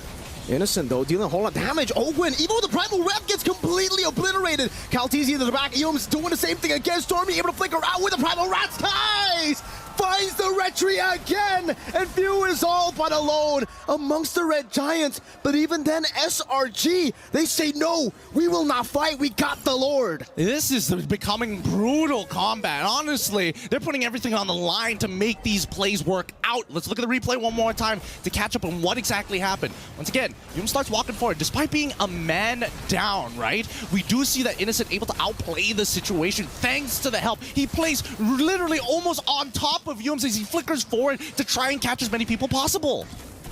Now it's about them utilizing the enhanced Lord. Kaltizi was able to secure the orange buff. Now in the mid lane, Flapteezy to get a bit of damage. The Blood Wings already done from Innocent. Look at the burst damage onto Flap, forced to use the ultimate as the Lord charges in. Innocent still holding on to Zaman Force, knows that there are going to be more waves. Few brought back to the team, now forced to use the Demonic Force. Absolutely gunned down from the skies with the Demonic Force. It didn't even matter. That was disgusting. That was disgusting. He literally got behind him and pushed him back into the team. This could be an end angle here.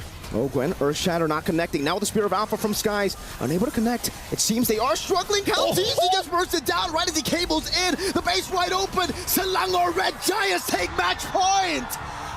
They're the first to touch it. MY, 3-game win so far in this best of 7. They need one more to get the title here. All smiles on their faces, but oh my goodness, nobody would have expected it to be in this fashion. SRG find themselves in the lead. They were looking up the whole time, but they forgot they were giants. They could stand toe-to-toe even with the Falcons. It feels like every moment passing for SRG, the momentum is driven behind them. They're motivated, they are young, they're hot-blooded, but most importantly, they're standing taller and taller each game. Falcons AP BREN truly have a competitor. For the first time in this tournament, Falcons AP BREN are the ones behind. With that being said, analysts, please break this game down. Well, the first thing that we can say, I guess, even on red side, you can still do it. But yeah, looking at this game, yep, it's a roller coaster, man. That to me was the game changer. 10 minutes in, Yums with a sliver of HP just survives long enough to pop the implosion and eventually punish the entirety of Falcons AP BREN. Again, another stumble for Falcons AP BREN. It'll be a good team fight as Few will be able to pop the ultimate and then kind of sacrifice for his team Super Marco to clean up, as well as Kaltizi. But then it will be disaster after disaster. This should not have happened because Falcons AP BREN are already leading by so much. But then, because of what Yums did and what Innocent will be able to do in the next Lord fight, that is how SRG is able to come back. It's the brutal honesty that SRG are playing with that makes this game inevitable for them.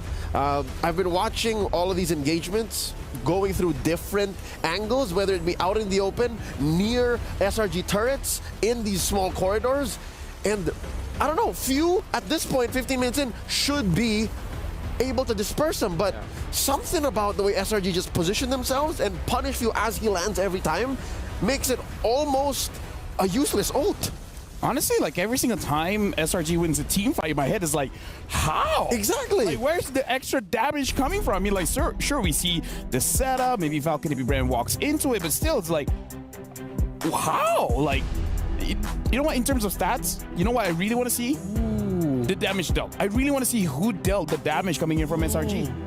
And conversely, for FCAP, it was only Oracle as a defensive item here for Few. That's why he got burst down so easily. He went for glowing wand. He wanted to deal the damage, despite the fact that there's already a lot of damage from FCAP. And the clock only really stacks up. G was just rain down holy fire on Phoveus, on Few, and that's why he only ever lasted like 3 seconds tops. Ooh, interesting choice. And even the choice for the Thams coming out from Flap TZ, I did say that the Thams will be picked up. It's one of my predictions in the last weeks, and I thought that it will be because it was a tank hero with in the absence of like a Barret, of usually your tank heroes like Edith, maybe in the EXP lane. You need someone to tank for you, but instead the choice was to go for this war cry on the Thams, which, you know, evidently it worked in the early stages, not gonna lie. We were about to nerd out about that, but in the end it proved to be the bane of FCOP. One thing to like nerd out is that you were talking about there was one team fight that really wanted for SRG. Honestly, the extra damage came from Edith. It is the Valentina's. Yep. Yeah, exactly. So I feel like that's also a big game changer where everyone is clumped up together. And then Stormy was able to deal a lot of damage, and Innocent got to his power spike, and then the Harif was banned for a reason. Yeah, it was that fight that made me think, hey, that's a lot of turret hit they were taking. It wasn't turret hits. It was Stormy. It was Stormy, yeah. Stormy, yeah. And this time, Stormy the Prodigy, man. Yep. It's Harif plus the Valentina, which was the answer. I do like the idea, though, the Phoveus plus the Van. In fact, I'm looking at FCAP in this particular game. I don't think that there's any problem with their hero lineup. I think it was the execution, definitely. You see, they kind of felt very confident. Yeah, too confident that they made decisions along the way that slowed them down, or that allowed for SRG to punish. Again, the items on Few, the loadout on the Thams, and I guess they didn't step on the clutch fast enough to say, hey, wait, this is SRG's point of no return. Like, if we can't win here and we can't end, that's it. I think there were parts of FCAP that were towards one direction, and then another that tried to, you know, save the game. Yeah. And now we got to look at our Sony MVP, the creme de la creme. It's creme. And again, he's showing up with his X-board, giving a lot of space, giving a lot of damage, but more important is like he always makes any kind of situation feels like a kill opportunity for SRG. Grab the export actually is genius. We did predict that it will be the last pick, right? It made a lot of sense. Was a little bit of problem in specific points in the game, but obviously when he is needed, he turns up and made it difficult for the team fights for FCAP to happen. This was the team fight, one of the most important team fights. The most important team fight. Oh. Kaltizi will be able to get out. Oh, this is 8 minutes. Oh, it's very similar. Very similar. Angle, yeah. Exactly. Will happen in 10 minutes, and then there will be another one, First Lord Dance, which Second Lord Dance, I mean, but eventually will be in favor of FCAP.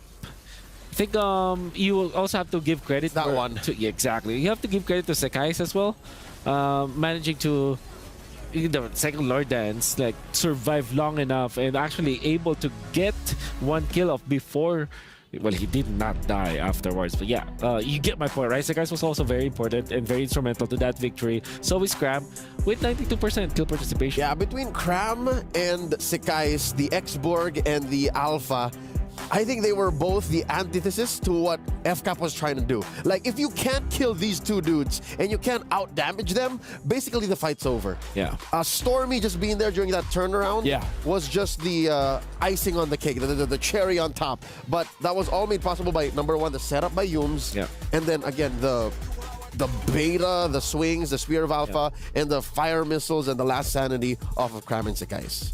With that being said, right now, it's match point. It's a scary situation to be in, even if you're the one that is on match point, because you know at this point, if you make a mistake, then, you know, it's going to be a best of one. And that's the point. And that's a scary place to be in. Yeah, I think for sure, SRG are feeling it.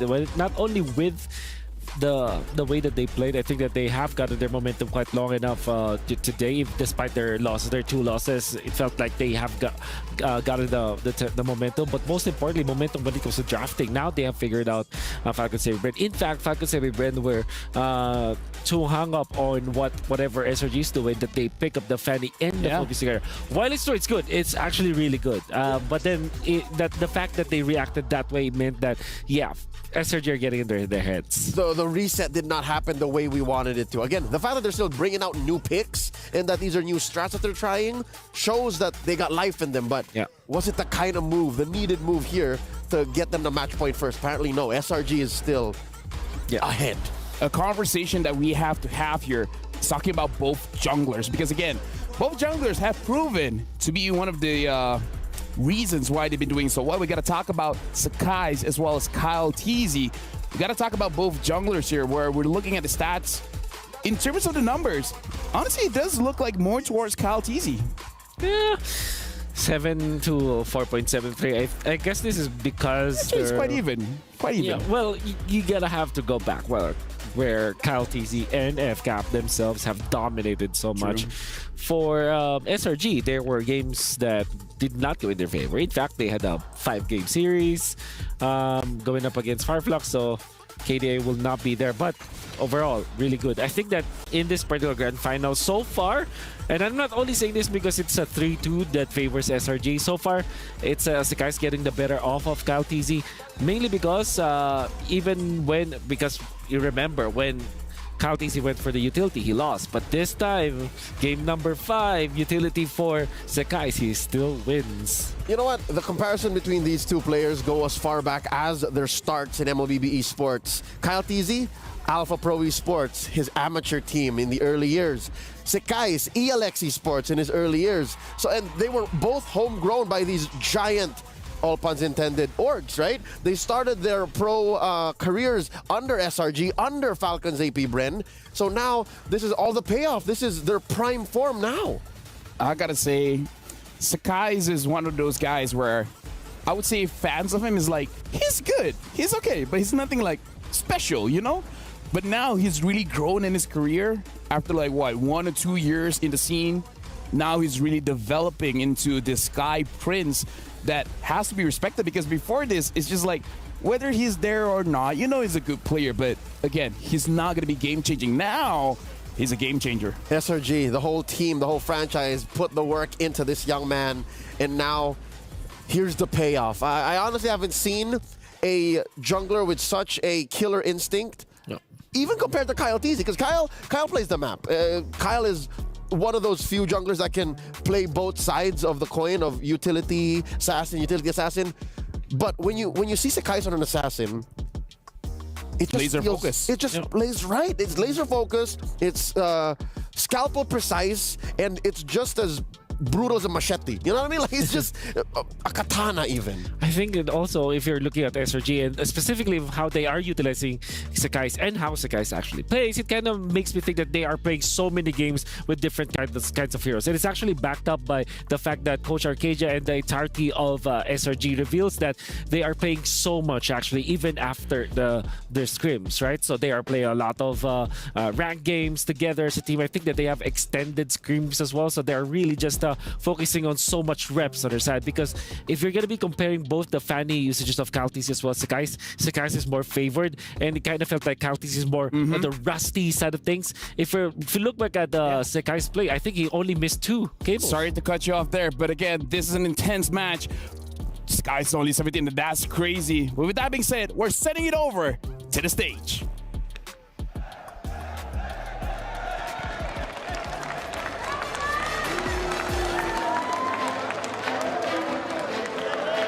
Tension is hanging in the air. Heart-stopping climax. This is the clash of true titans. They're not just here to compete. They're here to dominate. They're here to become legendary. The score is currently 3-2. And now, Selangor Red Giants are 1 win away from being crowned the MSC 2024 champions.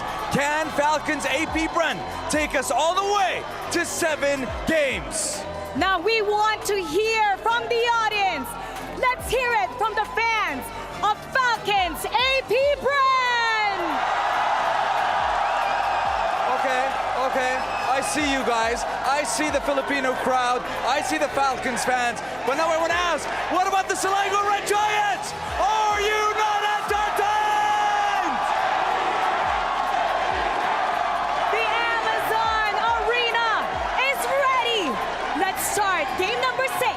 It is time to go over to our panelists. Boys and girls, it's your time to shine. Game 6 awaits.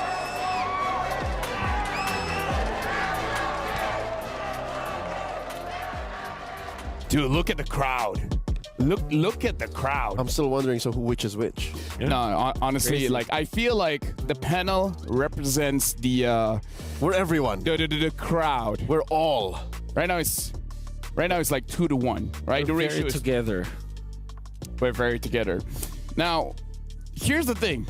In Malaysia is going wild as well. Like right now in Malaysia, the watch party, I saw like 6, 7, maybe even 9 different watch parties in Malaysia. Like, it's insane.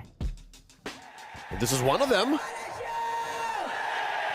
I mean, like, here's the thing. Like, put it into context. This has never happened before. Like, being in the grand finals is a dream. Having match point. Wow. Whoa. Wait, why is there so many? Whoa. There's about 2,000 people there. Whoa. Wait, I didn't. Okay, this caught me by surprise. Why This is another few thousand in there? Yo, I feel proud. Shout outs to Malaysia. Yo, F-Cup crowd looks small in comparison. Exactly. At least in the Amazon Arena. Yeah, I'm pretty sure in the Philippines it's still huge, but still. Yeah. Dude, this grand finals is living up to the hype. Hey, if this was a BO5, it would have been over. Yes. To put it into perspective, you're correct. Yeah, correct. Just saying, that's how high the stakes are. And just one game, one more win for SRG, and we usher in a new era of MLBB esports. If SRG wins this one, DJY is correct? I take it back. We already are in a new age, given how far this series has gone. That's right. And now we're jumping straight into the pick and bans. SRG is going to be on red once again. Falcons AP BREN is on the blue. They're banning out the Terizla. This time, respecting Stormy on the Valentina, going to get banned out. Chip has been banned out by SRG. Okay, so that means what? Roger Harris being opened once again. I kind of want to see the Roger go, not going to lie. Nope. The Julian. Gotta hit the Julian. So you ban Ling if you're F-Cap, right? This feels like a very familiar. Ben Fanny. Oh, Ben Fanny, and then they pick up the Ling, right? Yeah. This just feels like M2. Feels like M2? Feels like M2. Just replace SRG with the Burmese Ghouls. That's so true. That's actually so true. That's how high the stakes are. Yeah. So it should be... That was my first international, man. Yeah. Brings back memories.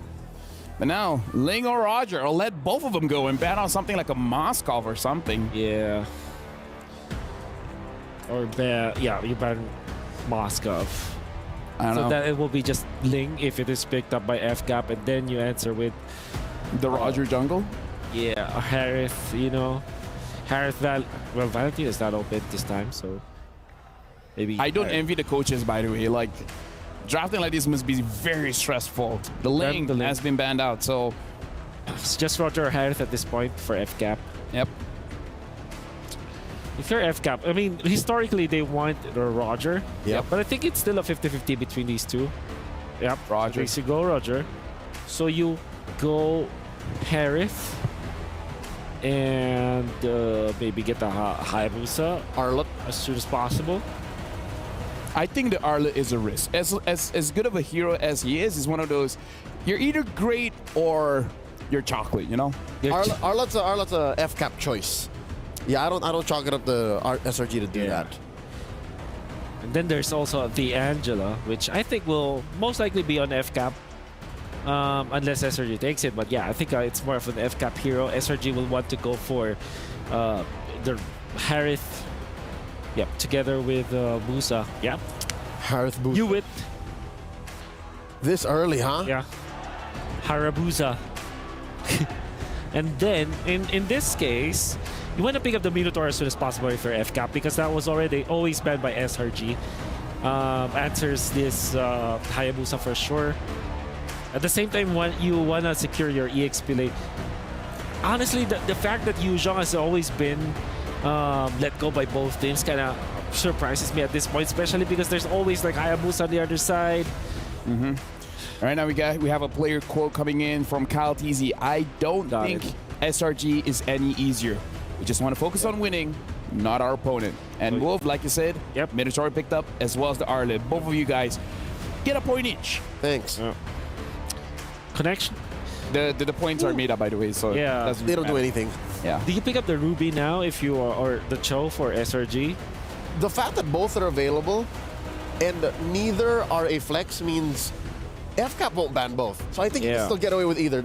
I don't think they want to pry that pick here. Yeah, that's also true. So they're fine.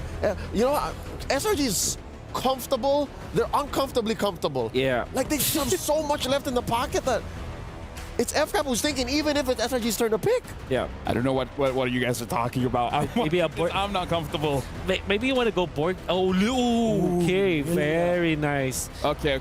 I need to ask the casters, what do you guys think of the opener coming in from SRG, having the Hayabusa Harith as well as the Lilia?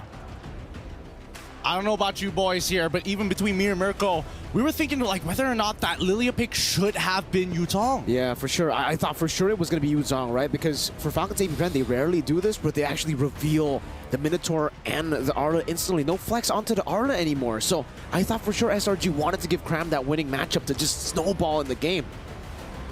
Hey, you know, maybe they're just like, you know what, Stormy, it's your time to shine, and maybe there's a secret EXP pick or just go back to something like a CC, who knows. The good thing about getting the Lilia is that it definitely challenges Fuse hero pool. So they ban the Phovius, and then what, they're gonna ban Farsa next? I didn't think it was possible to choke off you, man. Not like this. Well, that's also true. That's amazing. All right, they take out the Cho. Am I getting my words? Just take out the Cho in their own because the Tigreal's still out there. Never mind. We did say that it could be the Cho as the third pick for SRG, but it was banned out. There's also that Yu Zhong that we keep on talking about because it's a very strong pick. But then again, they can fourth pick it if ever. Yeah, I also think they'd rather let the Ruby through. Yes. Than the Tigreal. So they'll ban out the Tigreal. Yes. Tigreal was so good last game, so I think that would be best for FCAP. What about the Aurora ban here? For Moskov. Oh, forgot about Moskov. All right. So probably gonna pick up the Claude later. It depends if they wanna. It depends on the fourth pick. If this is Tigreal, then I think that FCAP will just go for a utility pickup, maybe like a Baksha, for example. That's the Borg that I also thought will be picked up. SRG skipped on that, but yeah, I think the Lilia still is a stronger pick. That means that Yu Zhong is still available. Great hero for Cram. Apart from that, what else are you looking for? Maybe a Barrett's actually for Mr. Cram. which also negates like a potential for a utility pickup. Also Edith. So I'm thinking Edith or Barrett's here. Grok instead. Haven't seen Yums on this Grok for a while. It's been banned out quite a few times. It denies the Claude. You cannot pick Claude here. It's Lilia and Grok. You don't want to pick up the Claude for FCAP. You might be forced for what? Beatrix? And it nullifies these 2 CC heavy picks early on. Yeah. SRG has a lot of prior here. Doesn't care. Wait, how about a Nathan for FCAP and then get a wave clear hero, like a Vexana? Sounds good. Sounds right. Casters, what do you think? Faramis. Now that you see Falcons, AP BREN, full lineup, what do you guys feel about the draft? There you go. I mean, I just want to say that Yu Zhang will 100% come through for SRG now, right? Because we were expecting it to come out a lot sooner. I don't know if they don't go Yu Zhang, because like Yu Zhang just fits perfectly here, and they already have the Grok, they got Lilia, they got full mid Prime, so even the Faramis will get punished. How about Lapu? I don't know. I'm even thinking about FCAP at this point. The way that they're going to be playing their comp is heavily around just like team fighting strong, right? So like good luck to both of these teams at the end of the day. I like the Lapu shout out. Yeah, I don't like the Faramis. I'm feeling that maybe FCAP are taking the focus on winning and away from their opponent to their detriment. Because there's so much that SRG is presenting that FCAP here just picked up the Faramis and the Nolan. Got it. We were all right. They pick up the Faramis and the Nolan, just wanting to go fast and hard. Let me just say, I really like this Lapu pickup. Yes, so good. Yeah. I think SRG's got this. I mean, draft-wise. Whether they do or not, it's all about the players in the game. Right now it's match point, ladies and gentlemen. And with that, we're throwing it over to our casters. Thank you once again. Our analysts have been doing a phenomenal job breaking down these drafts and honestly giving foresight on these picks. But it's time. Match point for SRG. This is the Ascension match. We're gone beyond the skies. We're touching the heavens here with the gods of the game. The Red Giants finally find themselves looking down upon Falcons AP BREN, and it's now or never. 3-2. Do they seal the deal? Welcome to game number 6 here at MSC 2024 here at EWC with Falcons AP BREN on blue side, SRG match point on red. Oh, I was talking about the Yu Zhang. We were talking about the Yu Zhang, but then they go out with the Lapu, and honestly, yeah, I mean, technically it does the same thing, just no instant petrify, right, when you go for the Furious Dive. But yeah, finishing or even dealing with the Netherrealm would be great. Sky's already rotating up top. Kalti's gonna be caught in the quad shadow. Sky's following in forward. Go for the shurikens here. She'll be able to do it. Sky's forward. Oh, Kaltizi with the help of Ogwet and Few turns it around. And Skies is probably thinking to himself, maybe I should have taken Lethal Ignition on this one. Oh. I mean, it's one of those feel-bad moments, but still, it's still a 50-50. Yums doesn't get knocked up, thankfully, and now that's first blood for Falcons AP BREN, and that's what you want to see, especially if you are a world champion fan. For Falcons AP BREN on the Nolan. See, it's very rare that we get to see this, right? When Wolf says that he doesn't like Falcon AP BREN's draft. It's very rare to see. Usually they're always able to outdraft their opponents. I think that was the case as well up against Liquid Echo. But this time around, they find themselves in a spot where they really have to get that early lead. That will definitely help them with a lot of these hero plays with the composition to make it work, to beat SRG before they get online. I think we need to take it a step forward, right? Because now at this point, it's not only just about getting a lead, but it's also unlocking these laners, right? And Owen, he can take the damage. He doesn't mind. He opted to go for tank emblem, so he can take it for now. But at the same time, right? How do they unlock them? Good zoning. This is a good way to do so. Falcons AP BREN already utilizing the man advantage in the bottom lane to actually stop Cram from getting that cannon minion. And that will actually stop him from getting level 4, which means Kaltizi should be able to steal it or actually just take it for free. No contest at all from SRG. Yeah, a really good off-tempo play from the side of Falcons AP BREN. They decided, you know what? Hey, Owen, you're going to get 2 waves in the mid so that Few can actually start zoning out Cram for these bigger fights. And with that being said, that's an early turtle for Falcons AP BREN, but Kaltizi, especially with the lead that he has EXP-wise, he's going to be able to really start threatening and burning battle spells from Selangor Red Giants. Falcons AP BREN, it's all about that farming now. Up against Skies on the Hayabusa, Nolan does have an advantage when it comes to that clear speed. So that's definitely something that Falcons AP BREN will continue to utilize here. Kyle, also known for his amazing, phenomenal pathing. Now, a level ahead. He should be able to find another lead here because this is what I was talking about for the Yuzong at least, right? For Cram on the Alapu, you're going to be great, especially in the mid game, but in the early game, if you got that Yuzong, you would be able to force to just win out this lane. I mean, I agree that if they want to win out this lane, but at the same time, SRG is thinking a little bit further than that, right? Because look at the nature of how these games have been going. It's, yes, you get a lead in the laning phase, but then afterwards, what happens? The big turnaround we've seen from both of these teams, somehow more consistently on SRG's side, but at the same time, with the Lapu, you're now not dependent on your battle spells anymore, right? You don't need to have that Petrify Furious Dive to make something happen. You just bravest fighter and hope for the best. Warrior Boots' first item from Cram here is actually going for... I wonder what he's actually going for there. If he just wants to stay on that item. It's a Thunderbelt though, rushed in from Flap TZ.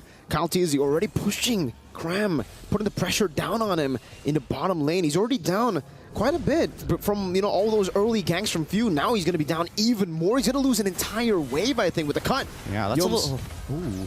I mean, that's a little unfortunate. I think that Cram is going to first item War Axe instead of going for the traditional Hunter Strike at this point, or mainly because I think when he jumps in, Ogwyn is going to stop everybody else from continuing the dive, you know, really capitalizing on it. And with that peel being said, with the extra spell vamp that you get from that War Axe, it might just buy him the precious few seconds. Ooh! Youm's wild charge. All alone, though, now going to be taken down by Super Marco. Great read. And for Falcons AP BREN, it was just about speed. SRG weren't ready for that speed. Exactly. Like, I'm surprised that they even wanted to contest for it in the first place. I would have think that, you know, they would have opted to just back away. You know what? Take the turtle, whatever. Maybe we can find a lane lead somewhere. Like it falls straight into the flicker as well. Minius Fury onto Innocent. 1v3 taken down under the turret. No trades for SRG. Oh boy. Good stuff coming out from Falcons AP BREN. Keep in mind, the Netherrealm is still up from Few. This was a guaranteed dive to happen. Oh, whoa. Final Slash breeding out the black shoes already. Stormy kind of in a bit of trouble now, you know? He's not even able to walk up fully because he doesn't know where's Ogwyn. Now he does, and now he rotates back towards the mid lane, wants to give that wave over towards the Harith. Youms is just holding it down. Look at this read here coming in from Few. He's going to be able to get the Shadow Stampede off, but regardless, right, Falcons AP BREN are very aware that Skies has good opportunities to actually find the side. Oh! Final Slash flicker into the fracture, straight into the Vengeance! Well played, Falcons AP BREN. The combination to assassinate Skies. Beautiful, beautiful stuff here. World champions for a reason, am I right? Innocent, Zaman Force used up, Few rotating up top, relieving some of that pressure, and Super Marco is still ahead of Innocent. Ogwyn again, the pinch maneuver under the turret, forcing Innocent to walk all the way back to that bush. SRG need to fight for priority here. At this point, like Youms, as much as he's responding, he's not helping the mid wave actually being cleared to get Stormy in a position where he can start drawing the line. By the time he gets there, it's already too late. So far, so good for Falcons AP BREN. Kyle TZ comfortably ahead, one level this time around as we wait for the next neutral objective. And even in the bottom lane, SRG have already sent Cram towards the top side of the map to contest for the neutral objective. Then now the bottom lane, the lead grows even more, not just for Kyle, but for Flap as well. I mean, the weirdest part is the fact that it feels like Falcons AP BREN are taking the page out of Selangor Red Giants' book. Hey, we're going to force you to keep answering our questions on our time. We're not going to give you that opportunity to regroup and find the counter engage. And now with Kyle, that speed. Fracture used up the passive together with Super Marco's bullets. That's an easy take. 3 neutral objectives, all the Falcons AP BREN. No contest whatsoever. Skies finds a cross-map play. We'll have to see if he can escape from this one. Shadow kill used up onto Flap TZ. Kyle TZ waiting in the midst of it all right now. The stun should be able to take him down, and just like that, he didn't even use the Vengeance. Stone cold Flap. Oh man, Sky's unable to buy enough time. I'm pretty sure he probably didn't exactly get the best quad shadow in the world earlier. But at this point, any single advantage is great for Falcons AP BREN if they want to bring it back and force a tiebreaker between the two teams. At this point in time, SRG, if they're the only way that they're going to find a big tempo play is they've create an advantage with the wild charge, right? So far, Yums has not been able to get there at the right place at the right time because of the way that Falcons AP BREN are kind of splitting them up. Final slash right into the knockup. Super Marco's running like in form. You can hear him. Yums able to escape for now. No flicker on Krem. Skies tries to go for the quad shadow, just revealing them. Kaltizi's 2 levels ahead. Threatening. No, the Stormy beating on the black shoes. Oh my goodness, that damage. It's not looking good. It's not looking good. Let's look at the gold difference here because right now Super Marco is currently 1,200 gold ahead, and that's not what you want to see. But even so, even Kaltizi continuing to be, I mean, he's so far ahead already. He is so far ahead, and I think the items display it very well. He doesn't even need the Sky Piercer, right? He thinks, okay, I'm gonna go for Blade of Heptases and then Hunter Strike, and then I'll go for the Sky Piercer. I already have enough damage early game, fool. And with that being said, right, situational items are going to start coming into play, and I think it's important that they get it as soon as possible, because right now that's a 3-item Roger, and not exactly the best position to be if you're low. Slowly, Flapteezy, they barriered in and all in, but Flapteezy able to find a final slash. Flickers out Ogwin now with a capitalization. Power of Nature into the wild charge. 3 members knocked up as Cram gets the bravest fighter stunned. Now the Netherrealm comes down to Super Marco, deals with the back line. Shadow kill forced out. Now with the Lycan form, Sky's very low. Yum flicker, and now Sky's going back with the quad shadow. Meanwhile, Stormy forced to use the black shoes as Skies cannot go for the assassination. Will be forced back again. It's 1-for-0. Flap going in, connecting onto Yums, but will not be able to find the hit. Innocent with his Amon Force turns things around, finds a trade back, and Cram is back up. Nice reaction time coming in from Yums. That Power of Nature saved his life from Flapteezy trying to go for that final slash. But at the end of the day, Falcons AP BREN, despite trading Flapteezy over to Innocent, doesn't matter. They got the neutral objective, and that's the most important part. Again, now with the Lord. A big one at that, Skies. Jumps in, shadow kill. Netherrealm not up just yet. Few can't escape. It's Stormy who finds it straight into the fadeaway with the black shoes. Into the turret, they find a pick. And I think this Lord, Falcons AP BREN, will still be able to utilize it. The passive was on full stacks from Few. He's back up already. Let's look at the damage dealt so far, because right now, we're seeing that Few. Again, these fights have been really, really compact. And the closer SRG sticks together, the more the Ghost Burster is going to do even more damage. And man, you can just see how badly Flapteezy wants to catch somebody, just overextending, even by a single pixel. They'll find everything. But similar to the previous game, right, we did see that, you know, on Fanny, you want to be able to kind of split push on the side of the lane. For Hayabusa, exact same thing, right? You want to kind of alleviate the pressure. Super Marco with the chase down. Now Sky's going back and forth. Scratch down. Super Marco wins the 1v1. He panicked. The quad shadow, he sent it into the wall. That wasn't ideal, but hopefully they can protect mid in tier 1. They will still be able to do so up top. Innocent sent to deal with the Lord, but he's all alone. He's used his Amon Force. Oh, Gwen. Look at this menace, Flapteezy walking forward with the Vengeance, able to find it onto Yums. Didn't get the stun. Kalteezy in the mid lane, zoning Cram away, and they are able to zone them away, at least from the tier 1 in the mid lane, getting that tier 2 up top as well. Kyle forced back, Stormy, and now Yums, great maneuvers by him with the conceal. Zone them away from this turret. Ogwen, knock up, final slash, displacing Yums, still able to find a wild charge. Kalteezy in the back, shadow kill used up. Netherrealm there to protect them. Meanwhile, Super Marco will be able to escape still. Dodges away, flicker from Cram, not able to find it just yet. And Cram, despite all the damage, he can't take anyone down. Stormy with the chase. But then the motivation roar just gets them back up. Oh, that's a War Axe diff right there. Survive. Oh, Stormy gets hit. Final slash, Stormy trying to run away, doesn't have the black shoes. Meanwhile, Crab gets bursted down. Kalteezy gets rid of Stormy. That's a 2-for-nothing trade. Falcons AP BREN has been in the driver's seat this entire game, but the lead finally extended from 5K to 6K. Again, it's starting to even out here, and worst yet, this could mean inhibitors. The next 30 seconds is going to be important. Oh, final slash.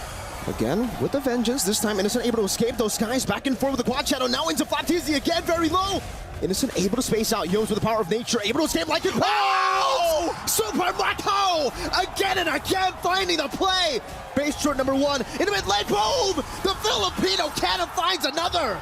Oh no, it's starting to fall apart for SRG. Falcons, AP BREN, the chain deaths are happening! Minions Fury crowned with the Brave Spider, unable to find more. Super Marco continuing it, able to flicker out to safety. Innocent back and forth, now in another realm. Final slash not connecting, Innocent cannot survive. Once again, they do it! They are showing you why they are the best in this game!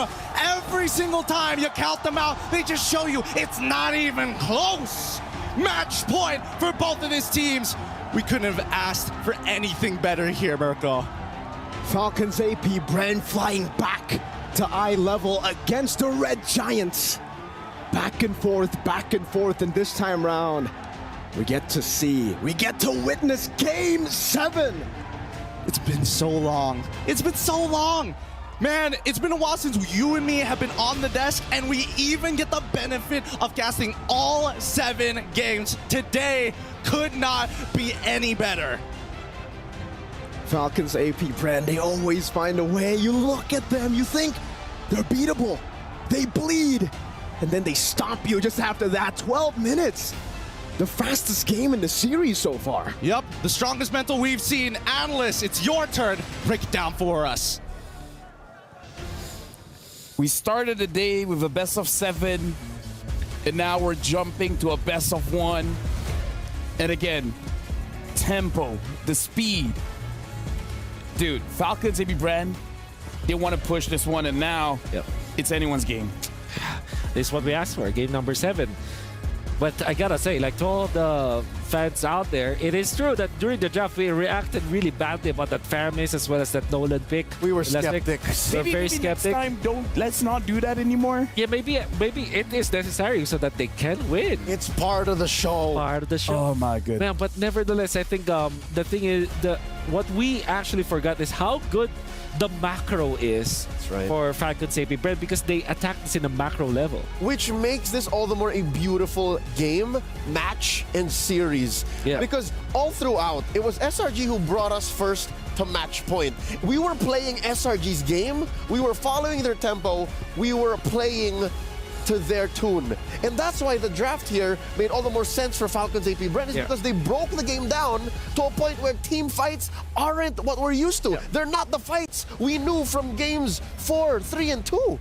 There is also this silent protocol amongst teams, especially for MOBAs, when you're drafting in a grand finals, where it doesn't matter if you get the perfect hero for that draft, just a hero-centric, but if it's not a meta-game hero, it will not work. For example, the Lapu-Lapu, maybe you will rank it lower in your tier list, but it makes total sense, right? It's great versus the Roger, decent versus the Nolan, stellar against the Fairness, but if you think about it, the attributes as well as the items that eventually this Lapu-Lapu will pick up, it's not that strong in the meta game. So even when Crown will play the perfect hero, it doesn't mean that they will win with that kind of hero in a grand final.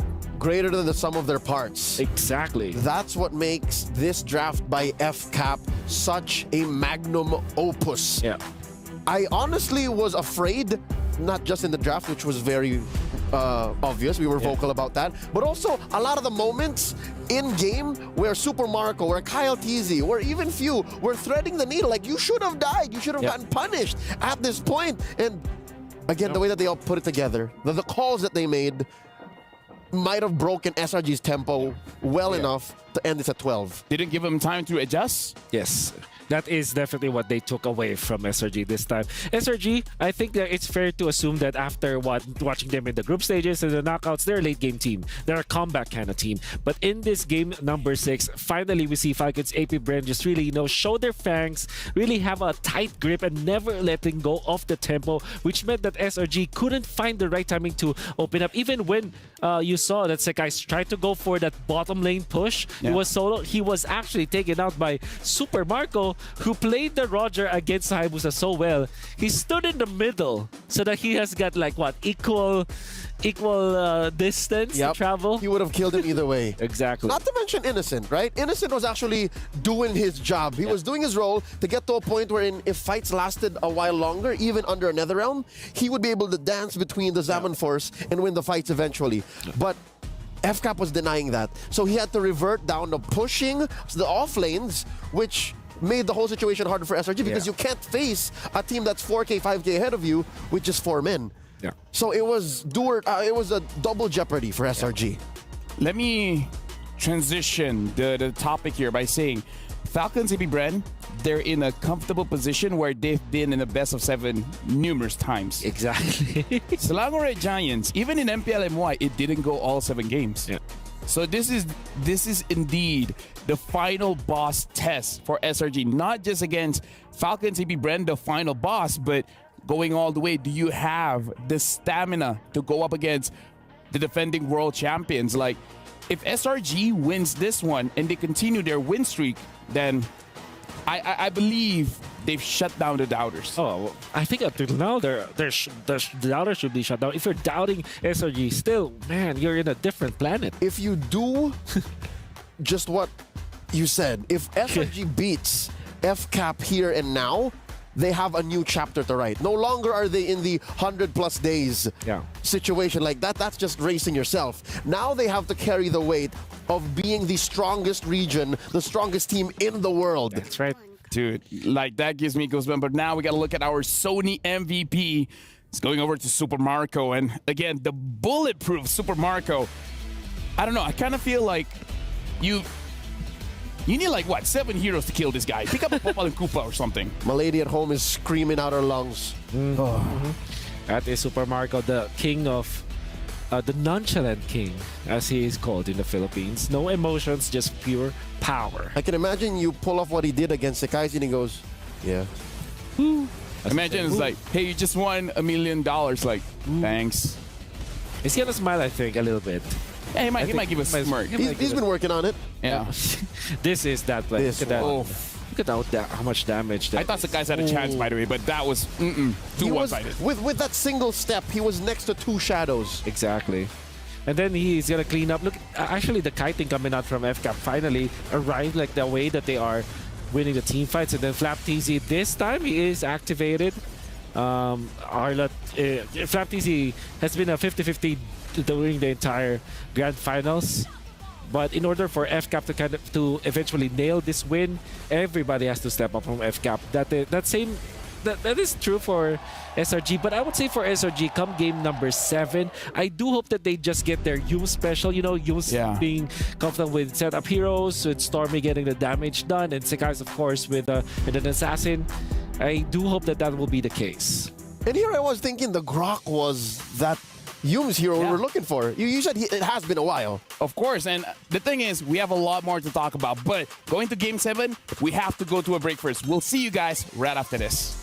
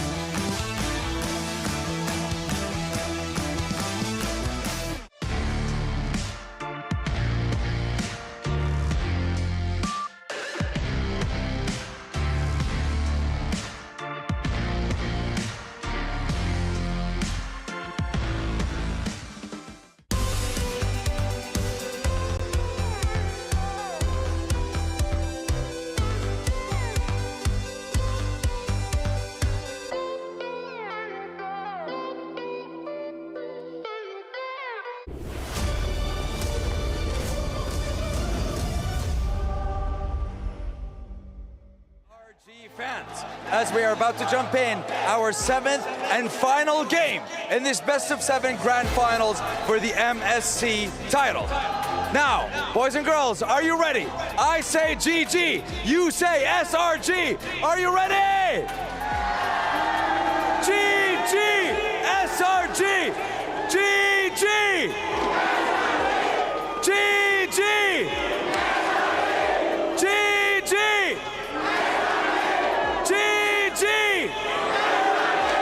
As you can see, the fans are ready and the game is ready. But before that, I think we have Mara with the Falcons AP BREN fans. Show me what you got. Oh, we're here to show you that we have the best fans. All right, everybody, let me hear it from you.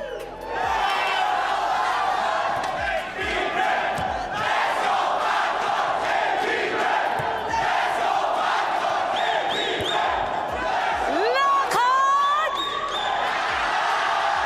Pinaslang! We're about to show you Game 7. Analysts, take it away.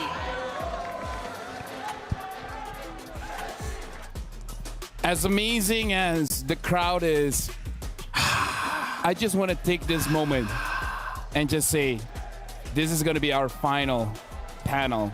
That's right. No turning back. We've been in Riyadh for how many weeks now, and it's all come to this. There'll be no more games after this one. I wouldn't have it any other way. It's an honor of serving you, gentlemen. Yes, I feel emotional right now. You feel emotional? Yeah, I do. It's weird, right? Like, I've been in many grand finals before, but it's something about this one. Something about this one. Yeah. I mean, something special. It's history in the making anyways, right? Falcons AP BREN having all the championships. Selangor Red Giants bringing a new era for Malaysia. Like, whoever wins this one, they deserve it. And with that being said, why do I keep saying that? We're jumping into the draft here. SRG is going to be blue side. Falcons AP BREN, red side, batting the Julian. Batting the Faramis. Few, you're not going to be having fun. Ooh, by the way, just the fact that we have changed sides all matters so much. SRG can get Roger here. They can get Roger, indeed. And they have already banned up. Maybe the Valentina will be next. That should be the ban. I gotta see. I would encourage it. Encourage. What other years do they ban? Oh, because they're in the red side. That's why they can now afford to ban the Faramis because they don't have to ban the chip. Yeah. Okay. And Falcons AP BREN, they ban out the Fanny. So either let SRG have the Ling, have the Roger, or open both of them up. I think you open both of them. Just ban the Ling at this point if you are FCAP. But for SRG, I think I would have said Valentina, but yeah, Moscow also works. So in that case, do they first pick the Ling, regardless if it doesn't get banned? Yeah. Yes, 100%. Especially because you already have the counters taken out. Like most importantly, this Julian and also the Moskov. In fact, even the Faramis is considerable against the Ling. So yeah, you're now comfortable. Do it, Treb. Do it, Treb. Take out the Ling, man. Yeah, just take out the Ling. I mean, again, it's like they ban out the Angela. So they want to let SRG pick up the Ling so that Falcons AP BREN, they can pick up, I believe, Roger Terizla. Roger Valen. Roger Valen. Yep. But okay, so what is top one between Roger Valen and Roger Terizla? I think it's, for me personally, I think number one, Roger Valen, and then second is Roger Terizla. If the Ling gets picked up, I mean, this could be totally different. Maybe SRG picks up Terizla. Or the Valen. Or the Valen. Put it in Stormy. In Stormy, we trust. Wow, what an intense first pick, huh? I mean, again, it's the final match of MSC. The biggest power pick trade we've seen in a while. Yes. Comes down to this. Comes down. I've never been so nervous about exactly. And honestly, it could have just okay. So it's Roger. Roger. It's their turn. This is an FCAP signature move. Yeah. Yeah. So that's SRG taking the Roger route. You go Ling and you go Terizla. I think that is the MO for FCAP. There it is. So if you're SRG, you definitely don't want to give the Valentina, right? The nail on the head. Yeah. You pick up Valentina if you're SRG. What else do they pick up too? Do they have to consider picking up the X-Borg? Like, how many EXP leaders is Cram comfortable going up against the Terizla? Arlet, maybe? Is there a world where this Roger becomes the jungler? There is. There is. This is the guys we're talking about. Minotaur Valent, yeah. Very good pickup. Very good opening for SRG. Almost taking FCAP's draft here. Yes. So you're gonna be left with Edith perhaps on the or Ogwen in this case. The problem is we've seen Stormy on Valentina taking away. Of course, Harith. And then Harith picks up. How come we forgot about the Harith? But yeah, it makes a lot of sense. I think eventually the Claude should be banned by FCAP, right? Agreed. Ooh. And at that point, if all the gold laners are banned out, Roger goes gold lane. Innocent special, that's where he gets the name Innocent the Beast. Innocent. No. Oh, wait. I think the Hayabusa actually is still pickable for SRG, right? That's still a good hero versus the Ling, and also in a way against the Harith. So they're forcing Sekais on the Haya. Yeah, they're like indulging SRG to the point where let's have an assassin versus assassin battle in the last game of MSC, where everything is meta. Their fight will be legendary. Their fight will indeed be legendary. It already is. Okay, I think you banned few heroes, right? Lilia also. Lilia is actually a really good ban for SRG because it has great synergy. And you let the Farsa through? Yep. What about the Phoveus? Maybe you can let the Phoveus go. Oh, all right, Tigro ban. That is interesting, especially because they have the Valentina. They can steal the Edith's ult. Yeah, that's right. I think you can still ban Hayabusa here if you're FCAP. Look at the dichotomy. Look at how polar different Coach Ducky and Coach Treb are. You see the smiles on Coach Treb and Coach Ducky is just honed in. Yep. And Mr. Robert is just prodding. Oh, they are indeed forcing the Hayabusa. X-Borg being banned. I think that's actually an amazing ban here coming out from FCAP, knowing that it will be the last hero to really make it difficult for the Trilza to kind of work. What else are the options? Cram is good on the CC, but I don't know about CC in this lineup. CC versus Ling has worked before. I'm not entirely sure if that's good versus the Harith. Talking about CC, is Arlott on Ogwen a thing? Ooh. Yeah, it is. Absolutely. Absolutely. That might be a better alternative to the Edith, right? Because the Edith just stings. Yeah. With a Valentina. Yeah.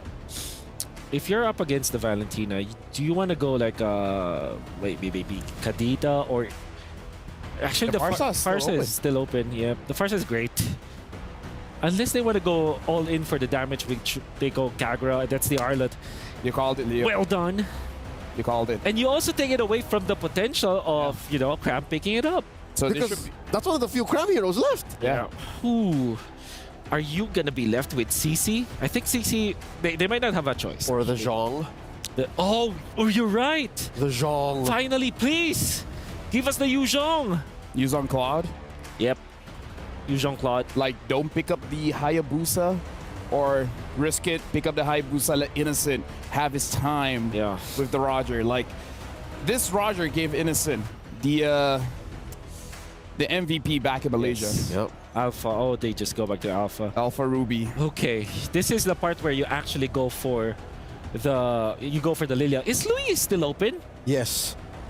That might be it. That might be the closer. What kind of world is this? Louis is perfect versus Alpha. I feel like at this point, it's just that everyone just picking what I don't know. Where are you going with this? No, I'm just saying it's like okay. Go big or go home. Just pick whatever you want. And gentlemen, I want to say thank you very much for your services, not just for today, not just for this draft, throughout the entire MSC. We'll talk again later. But for now, we're passing it over to the casters, where for you guys is your final cast as well. See you guys.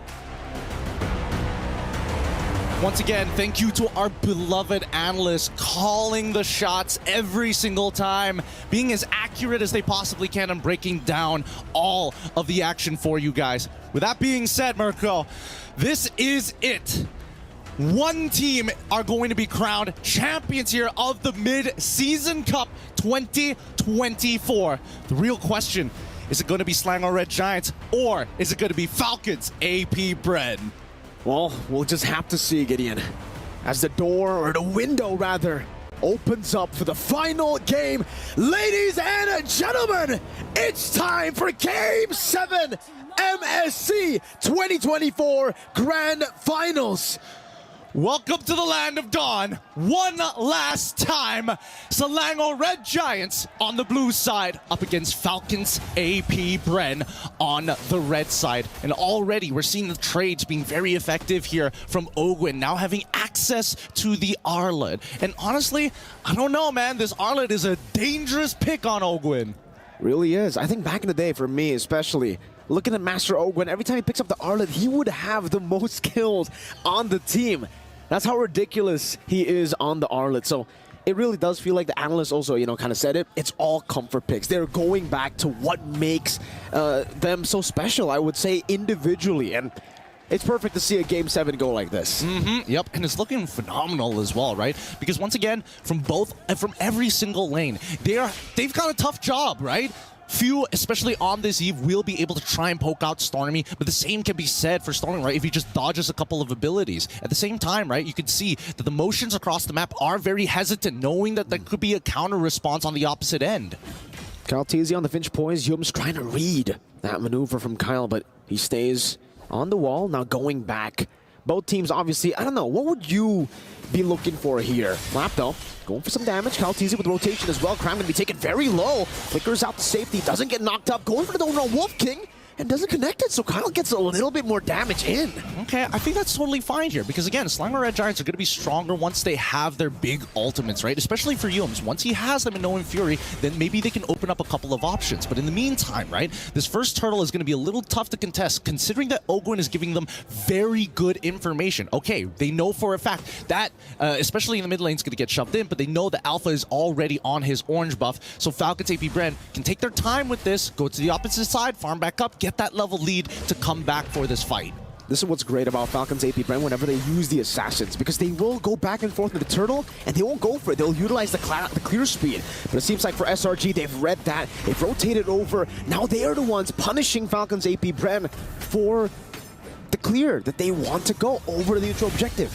Good stuff here. That's why SRG are, when they are rotating together, more importantly, they are focusing on can they get Sakai's into a position where he is able to actually out-level his opponent, especially when you're up against Ling, right? We're hoping that Sakai's gets roughly around 11 to 12, no, specifically level 12, so that he's going to have a really short cooldown on that ultimate in these long extended fights.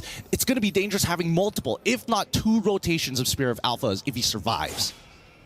Again, now it's coming down to a point where for both these teams, they're really just scouting ahead. They're really just waiting for the power spikes. Ogwin flickers out of the Minions Fury, placed down by Yomes. That could have been scary. Super Marco, Zaman Force onto Innocent, looking for a trade back. Sky's doing some damage back onto Ogwin, and Marco will have to respect Innocent's damage on the Roger. Him on a signature pick, by the way. Yeah, and I'm curious to see what Innocent is going to be building, right? Because previously in these types of matchups, especially against the Harith, we've seen here at MSC, he likes to go first item Thunderbelt first before he goes for the traditional build. I mean, the fact of the matter, he likes to go Quantum Charge as well. He likes the extra kiting capability. Oh, wow. Windtalker first. Okay, so he's going to be fighting for he's not just mobility, but fighting for priority, because Roger is not great at clearing waves, but with the Windtalker, he can at least go toe-to-toe. Yep. You get that additional damage coming down. You get that, I would say, what is it? An additional strike. But the gust of wind. A gust of wind. That's a perfect way to put it. Sky's also with a War Axe here. Are they very, very early on able to secure his first item of the game? And that's really going to be good for him, because I think on the Alpha, when he used it in Game 3, I believe, it was a bit shaky when it comes to the early game. He was taken down quite a bit. So the fact that now he is able to get to his item power spike without any real hurdles is great. This mid game is going to be great for SRG.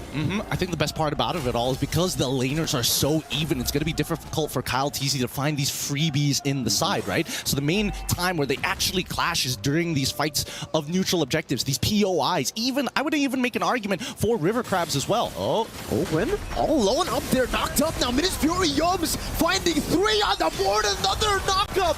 It's a Tempest of Blade by Calteezy, but he can only just escape the real world, and Blade gets placed down, but Cram is swinging the sight now on the Stormy, who finds it. Finch poised by Calteezy, finding a trade back, and it is Skies that gets taken down. So at least for Falcons AP BREN, they deny the turtle, but Stormy, terrified, don't run Wolf King, isn't ready. Cram gonna go in for the dive, now with a dash forward, Cram takes him down. Nicely done. At least Stormy didn't have to use the IMU, and Innocent off of this double wave goes and takes down mid-tier 1. The tempo is strong from SRG's side. Falcons AP BREN, they gotta recover from the economical damage! Final slash and the flicker, Cram is still able to survive! Now baits him in onto Yums! Cram with one last hit at the site. The Don't Run Wolf King outplays Falcons AP BREN. Penalty zone from Flapteezy, straight into Calteezy, now with a Tempest of Blades, knocking him up. Innocent finding the kill, now onto Kyle, he goes! You try to catch him, you think he's guilty. No!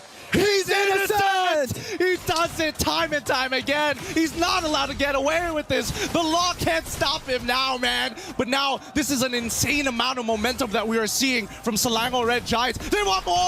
RWM, Innocent again, Lycan Pounce. Not going to be used up just yet. Oakwen with a vengeance, the final slash, shutting him down. Yums, Minions Fury early to try to disengage, and he gets Stormy out, but it's just Stormy. He's going to have to die for it. Oh, man. Might have been an overheat coming in for Innocent.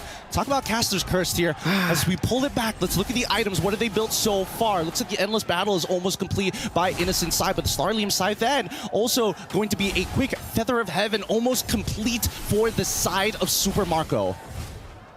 For Falcons AP BREN, even though they've lost out on the neutral objectives, they're still able to fight. And seriously, this composition is really built for those hero moments. You got so many big plays that can happen.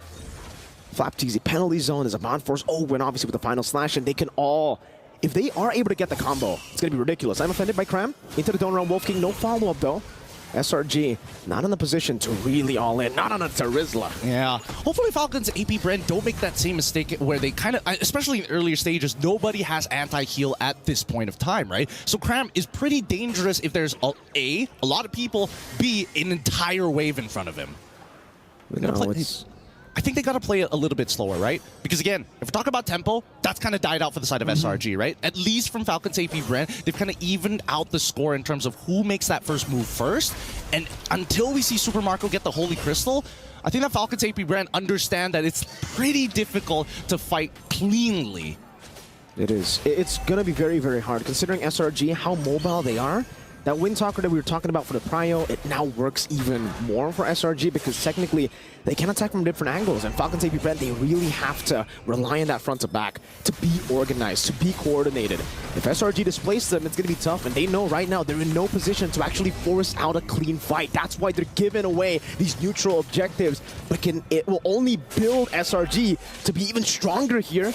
Come the 8th minute, come the 10th minute. Well, I don't know. The Turtle, a lot of people are like, oh yeah, Turtle's such an important neutral objective, but we gotta calm down because again, Turtle really just benefits, like, slightly benefits the team, but honestly just benefits one person who has that Turtle buff, right? We've seen time and time again that Falcons AP BREN can push back, and it really boils down to that very first Lord to see the big economical swing that benefits the entirety of the team. That's a Vengeance. Owen, final slash, displacing Yums into the Synchro Fission, but it's just poke. It's just poke that they're dealing with now. For Falcons AP BREN, let's talk about win cons here, because technically, late game, they've got it too. A few Ice Queen Wand, the utility as well, to slow down the mobility that SRG have been utilizing all the way from the early game to this point to actually get an advantage. Yeah, and that's going to be very effective for those who kind of like to stick on you a lot. People like Cramp, people like even Sakai's to a certain degree. Even if he does decide to go for a Brute Force Breastplate, the raw slow from the kit on top of the Ice Queen's Wand from Few is going to make it really, really difficult for him to stand tall. At the same time, it does open up opportunities for Falcons AP BREN to actually go for the counter engage, right? But that's on the assumption that SRG make the first move. Now in the bottom lane, it's a shove again for Falcons AP BREN. This is what they can utilize. I think for the most part, this is why Lings have been so ferocious in MSC 2024.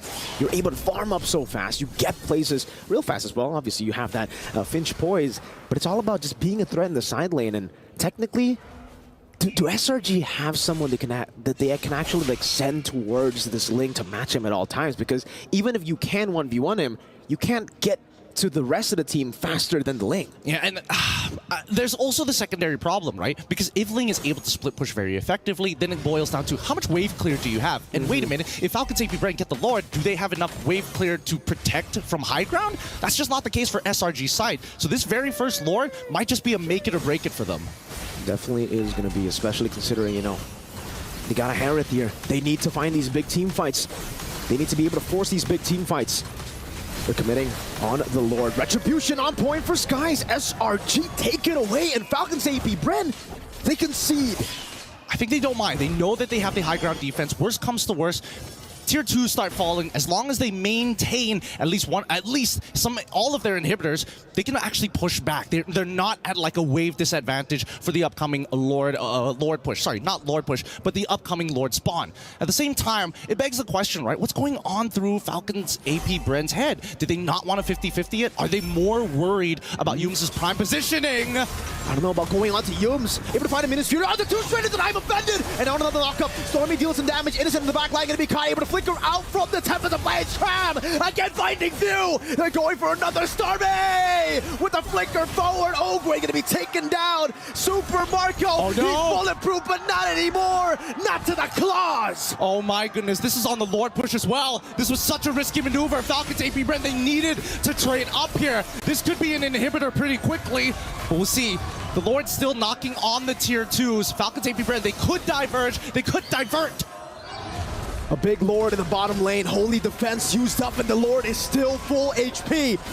Oh my god, no way.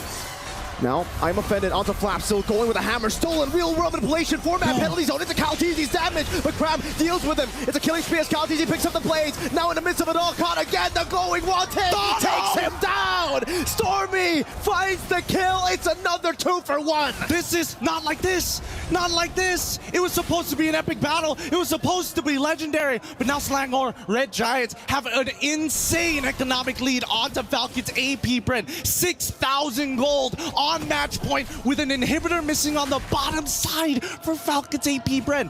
I believe that Falcons can do it. They can bounce back, but we need to see a good final slash from Ogwin. He really needs to make it happen. We're gonna have to see a perfect final slash. We're gonna have to see a magical one. All the words in the dictionary that means miracle or something of the sorts. That's what Falcons AP BREN have to do. When did you last see Falcons AP BREN having to rely on something like that? It's been too long. It's been too long, but you can definitely tell that the pressure is getting there. It's building up. The momentum is here, and Selangor Red Giants now hit their next item power spike. 41, by the time this Lord spawns, it's going to be 42. Let's have a look at the items real quick. Oracle, on top of the fact that Yums is about to purchase that Dominance Ice, making sure that, hey, Ogwin, you can't get away with anything anymore. Same goes for Super Marco, but then again, he's bulletproof. His positioning has been, honestly, pitch perfect until his front line crumbles. It's very tough if your front line crumbles for a Harith to really look for anything in these skirmishes, because you're not really long range, you're in the fight. When you're in a fight, you are literally in it. You are in the midst of battle. And again, Ogre gets caught in the final slash, but it's not his. It's Stormy's. He stole it away from him. Stormy is doing everything he possibly can to make SRG cross the finish line to create history. I'm gonna hold my breath here. I don't want to jump too far ahead of myself, but that is going to be a Luminous Lord for the side of SRG. 13-5, 13 minutes in Game 7 of the Grand Finals of MSC 2024. The region, the server that was once called Easy Skies, finds the Spear of Alpha, forces Calteezy back again, but take a look at the chase down now. He only used the Finch Poise. They tried to bait out the Tempest of Blades, but they didn't get him. That's fine, that's fine. Good patience coming in from Calteezy. Selangor Red Giants, though, they're gonna have to crack open. This might be their one opportunity to actually set this up for a base crack. But we'll see. They can't overextend here. Definitely not. I'm offended again onto Flapteezy now. With the Spear of Alpha, able to bring him back all the way. Yums in the midst of it all, finding the motivation roar to stay alive for so long. Few deals some damage still. Skies goes with a blow. Flapteezy helping Ogwin there, finding the final stats as a stun as well on the Skies. And again, it's Calteezy who jumps over to listen. Crab buys the immortality. He fights all the way. Stormy trying to survive. Crab in the base. Few doing it as well, trying to go for the clear. No, he's gonna try, but now Stormy's getting in the mix. Salmon Force has been dropped down. Super Marco jumping forward now with the help of Few. Crab in the base, still looking for the play. Super Marco running away, Crab chasing him. He does still have the dash. He gets out of the I'm offended, kiting him away. Few helping him with the Ice Queen wand, ever slightly just slowing him for Falcons AP BREN to survive. I don't know. Cram had an opportunity to keep smacking the base just a little bit more, but if you look at his build tells you everything you need to know. He knows he doesn't have enough damage. He knows that the minion is a little too low to make it work, but on top of it all, he's just making sure he can live. Don't lose your resources just yet. He still has an active immortality. We'll wait. We're gonna re-engage later. 4,000 gold deficit. 2 base turrets down. Falcons AP BREN, if there's a time for them to make the miracle play, it's now. Brother, man, they nearly lost the game there. They nearly lost the game. It's 16-8 right now. And in terms of damage taken, both Yums and as well as Cram at the top of the charts, but finally we are seeing that Falcons AP BREN are scaling, and if the fight drags out too far, especially with Palteezy, he can easily clean up that backline, even if you have iframes. Again, it all comes down to one fight, despite this massive advantage. You can take a look at the turrets, you can take a look at the stats all you want, but it really comes down to one fight. Falcons AP BREN, how were they even able to make that fight close? I don't know. SRG, I mean, they missed their opportunity, unfortunately, to close out this game now. You got to give props where props is due. Falcons AP BREN, they may be the final boss, but they won't make it easy for SRG. They're going to have to fight for every inch of space. And that space is being utilized by Falcons AP BREN. Again, despite these base turrets, luckily for Falcons AP BREN, it sides with them. Despite that advantage for Selangor Red Giants, it's not in the far lane, that base turret. So for Falcons AP BREN, they can constantly send the Ling up top, but they have to try to make a decision as well, because now SRG are forcing them. Oh, SRG need to take their time. They can honestly reset this, right? Just wait for the waves to start crashing closer towards the enemy crystal, and then maybe consider your options at this point, right? They're holding it hostage once again. Look at this, and even Falcons AP BREN, they know it. They're like, man, we gotta send somebody up there. That's risky though for SRG if they continue to... Oh, they send the Hereth up top. Super Marco has been spotted up. Now with the sun on the crowd. It's going to be a spear about the Palteezy, but it'll fall into the real Roman inflation. Yums still in the midst of it all, getting the knock of Few, trying his best with the flicker backwards. Sky chases him down and gets the kill. Meanwhile, Super Marco dashing back and forth, trying to survive, trying to save the game. But Kyle, now he falls. It's just Master Ogwen, and he will lose his immortality. Another life, another chance, but not to Stormy. They've done it! They've done it! For the first time ever, Malaysia is on top! It's over! They have failed as individuals again and again, but together, mortals turn giants are invincible!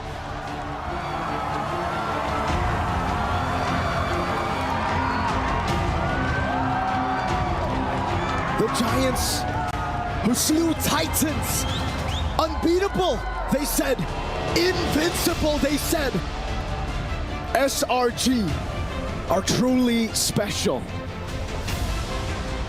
This is an unimaginable moment for the region of MY. What a beautiful game that we got to witness here today. The full 7 games and a new champion here for the Mid-Season Cup 2024. A region that many believe to be an easy server, an easy region, a region with no accolades. They prove to the world that it starts today. Today is the day that you see Malaysia on top of the world. That you see Malaysia reach the horizons to see the world. I'm at such a loss of words. I'm holding back tears at this point. This has been everything that we've been waiting for the longest times to show that we are competitive. But man, Mirko, this has been an absolute blast. Once again, to all of our viewers out there, enjoy this moment, savor it, live it alongside these professionals you see here on stage. Phenomenal performance as well from Falcons AP BREN. Ladies and gentlemen, give it up for SRG and Falcons AP BREN for a phenomenal grand finals. They've achieved the final key that they were looking for. They thank the fans as the confetti falls. This is unthinkable, some may say. This was unbelievable. Even looking at all they have done, they've achieved, some might say, the impossible. They played like champions, and they'll celebrate like champions as well. Now the trophy, the last piece of the celebration. Selangor Red Giants are your new champions of the mid-season cup.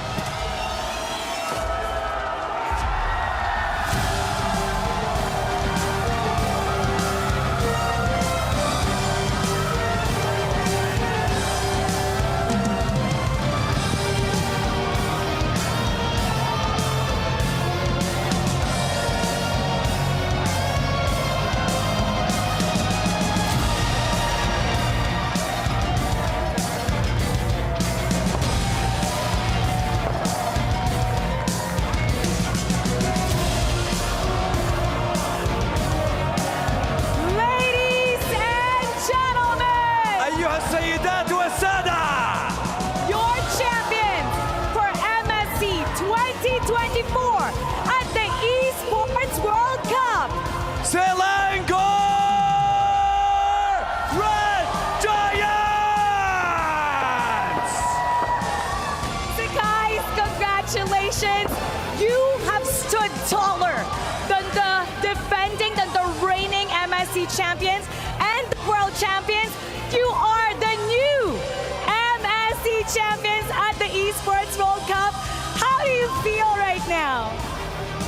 I feel I'm not wake up yet. I feel like I'm dreaming right now because this is my first time to join international tournament and I champion. Wow! Honestly, indescribable emotions and feelings. And Innocent, I have to ask you, you stood taller. You are now the MSC 2024 champion, and you've won $1 million. What's the first thing that you want to buy? It feels like a dream because, you know, we didn't expect it that we will get the champion. We just want to play and we will show to the world that we can fight against strong teams. You definitely proved that. Incredible performance from you, Innocent. Absolutely fantastic. And I have to say thank you to everyone that's been here. Guys, one more time, come on, give it up. Selangor Red Giants!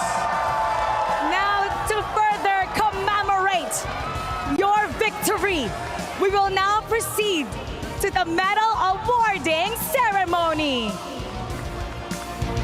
Boys, join alongside me over here to get ourselves ready for the medal ceremony. And now, I would like to welcome on the stage Mr. Ray Ang of Monsoon Games, the head of the esports ecosystem, to present the champions of MSC 2024 with their golden medals.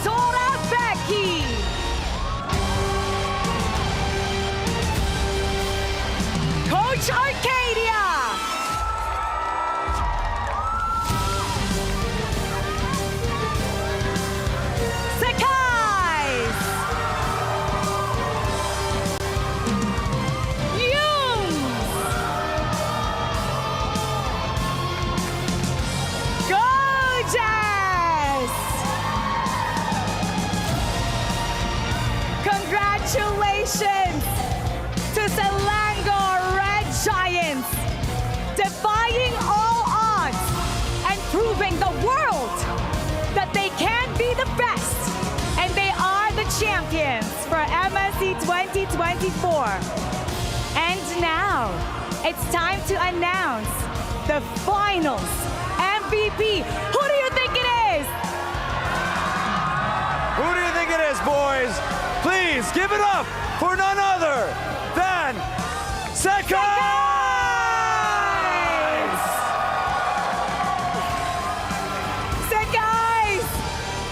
Congratulations! So guys, you are the finals MVP. You are the MSC 2024 champion. Tell us, how does it feel to be crowned the best player in the tournament here on the Amazon Arena? Alhamdulillah, first of all, Alhamdulillah. I don't have word to say, but I just really want to say thank you for all the Malaysians fans and who are support us, and until we champion, and I never expect to unbeatable until 100. I don't know, 7. Yeah, yeah, it's unbeatable. What's your message right now to everybody watching here who stood by you, regardless what anyone else said, and to everybody back home that's cheering for your name, that's cheering for Selangor Red Giants? To me, I just want to say I already proved to the netizen that say Malaysia gonna 4-0 against BREN, and we made it wrong. We are the champion, bro! And they are the champions! And now to immortalize this victory, it's now time for a photo op. So boys, strike a pose worthy of the champions of MSC 2024. Show off your golden medals. And don't forget, show off your trophy for MSC 2024. For you have gone on a 107-day win streak, undefeated, unscathed on your journey to see the world. Remarkable performance! Outstanding victory! You are now the best in the world here at MSC 2024 at the Esports World Cup. One more time, ladies and gentlemen, in the Amazon Arena, give it up for your champions, Selangor Red Giants! On behalf of the 23 participating teams, talents from across the globe, and everyone who has made this possible, thank you for joining us on this incredible journey. Once again, my name is Mara Aquino. And my name is Dawood Sandstorm. Now we're gonna go back to our panel to discuss this history making right now. Casters, back to you. It's your time to shine. Well, it's gonna be our last time to shine as we break down this game. And what do we even want to break down? I think we can take this from here, Lafel. I know that you have a lot of emotions, and I would say much deserving for SRG. I think this is a culmination of what they have done for the past few months. I was very happy and lucky to be able to talk to Coach Arcadian. It was a very long story. Basically, this is a trust the process kind of thing where, again, the players that were selected for SRG, if you're a fan from Malaysia, and even if you're a fan from Philippines, something it was innocent as well as Cram, you would honestly totally doubt this. And I wouldn't be surprised if somebody doubts this team because of the people that they got. But man, they proved us all wrong. Yeah, doubt all you can, doubt all you want. SRG is walking away with a major bag, and of course the inaugural mid-season cup and the Esports World Cup in 2024. Yeah. The team just put on showcase team fighting, tempo breaks, god-level micro, and more importantly, I think now, coming into this new age, this new era of MLBB, what I dub the Age of Giants macro control. They forced FALCONS AP BREN to play their game. Sure, Game 6, they were able to slip. They were able to duck the punch. Yeah. But Game 7, even with a solid draft, and maybe a questionable Eve, which we'll talk about more later, SRG got their tempo back. SRG found their flow and forced FALCONS AP BREN into submission. I mean, the win streak continues, man. Now it comes to the question, who's going to break that streak? Like, people would thought this would be the end, but Dude. Think about the words just came out of your mouth, right? They just extended their win streak. They just won what many people would say would be impossible to do. Yeah. But now we're already questioning when will it end, right? Again, I told y'all, they now carry a new legacy, a new chapter is written. Not only are they looking to extend that streak, they're carrying now the mantle of the world's strongest team. Dude, this reminds me of Onyx Kage days. Oh yeah, especially because of how they play. And I wouldn't label them aggressive easily. I think that they can play aggressive if they're needed to. Their team fight, I think the best part of this is that they look really good at team fights. This is what we can say about SRG, and the fact that they were challenged so much by FALCONS AP BREN as well. It's like what you saw literally in that game was the best team in the world right now, and it's SRG. As a Malaysian, the only thing I can say is Alhamdulillah, man. Like, this is real. Like, I'm gonna echo what Sakai says. I feel like I'm still dreaming. Like, this is a dreamlike state, even speaking as a Filipino, right? Again, it's so easy to say, oh, we're going to continue the status quo. Our teams are the strongest. Our macro, our play style is the best. But SRG here proved that, hey, that's not all there is to MLBB. You know, what makes me happy, despite, you know, being from the Philippines, is that because I know the story of how Coach Ark did it.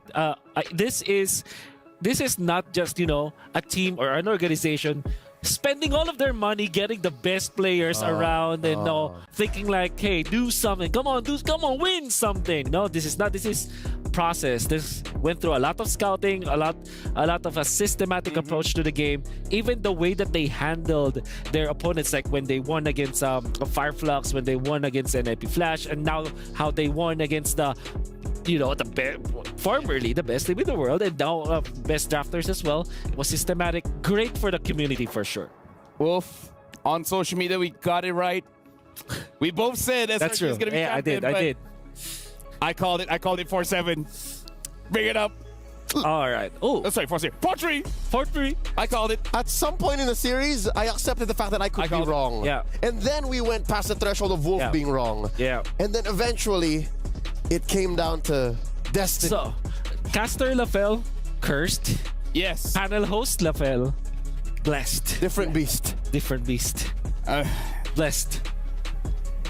I don't want to talk too much, man. I'm holding in tears. Like, yeah. You know.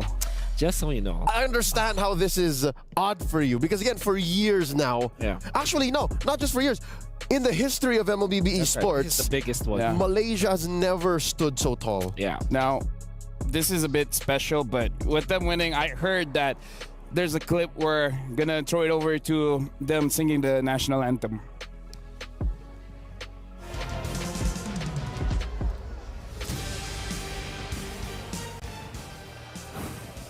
I mean, I don't know, like, it's something special to sing your national anthem on a different country. History begets history. Hey. This has never happened. And the thing is, when we go to M6, where they will be hosting it, they have a title to kind of defend. They have to defend, yeah. And no longer are we holding on to the heavy angle of no hometown country can defend. All the more now is it possible. Yes. This is great. I mean, this is great for esports. It's great for MLBB esports. I'm very happy that this happened. Of course, I'm gonna be even more happy if FALCONS AP BREN won, but it is what it is. We have to be really, I don't know. We have to acknowledge how good SRG was and how important this win, not only for Malaysia but also for MLBB esports.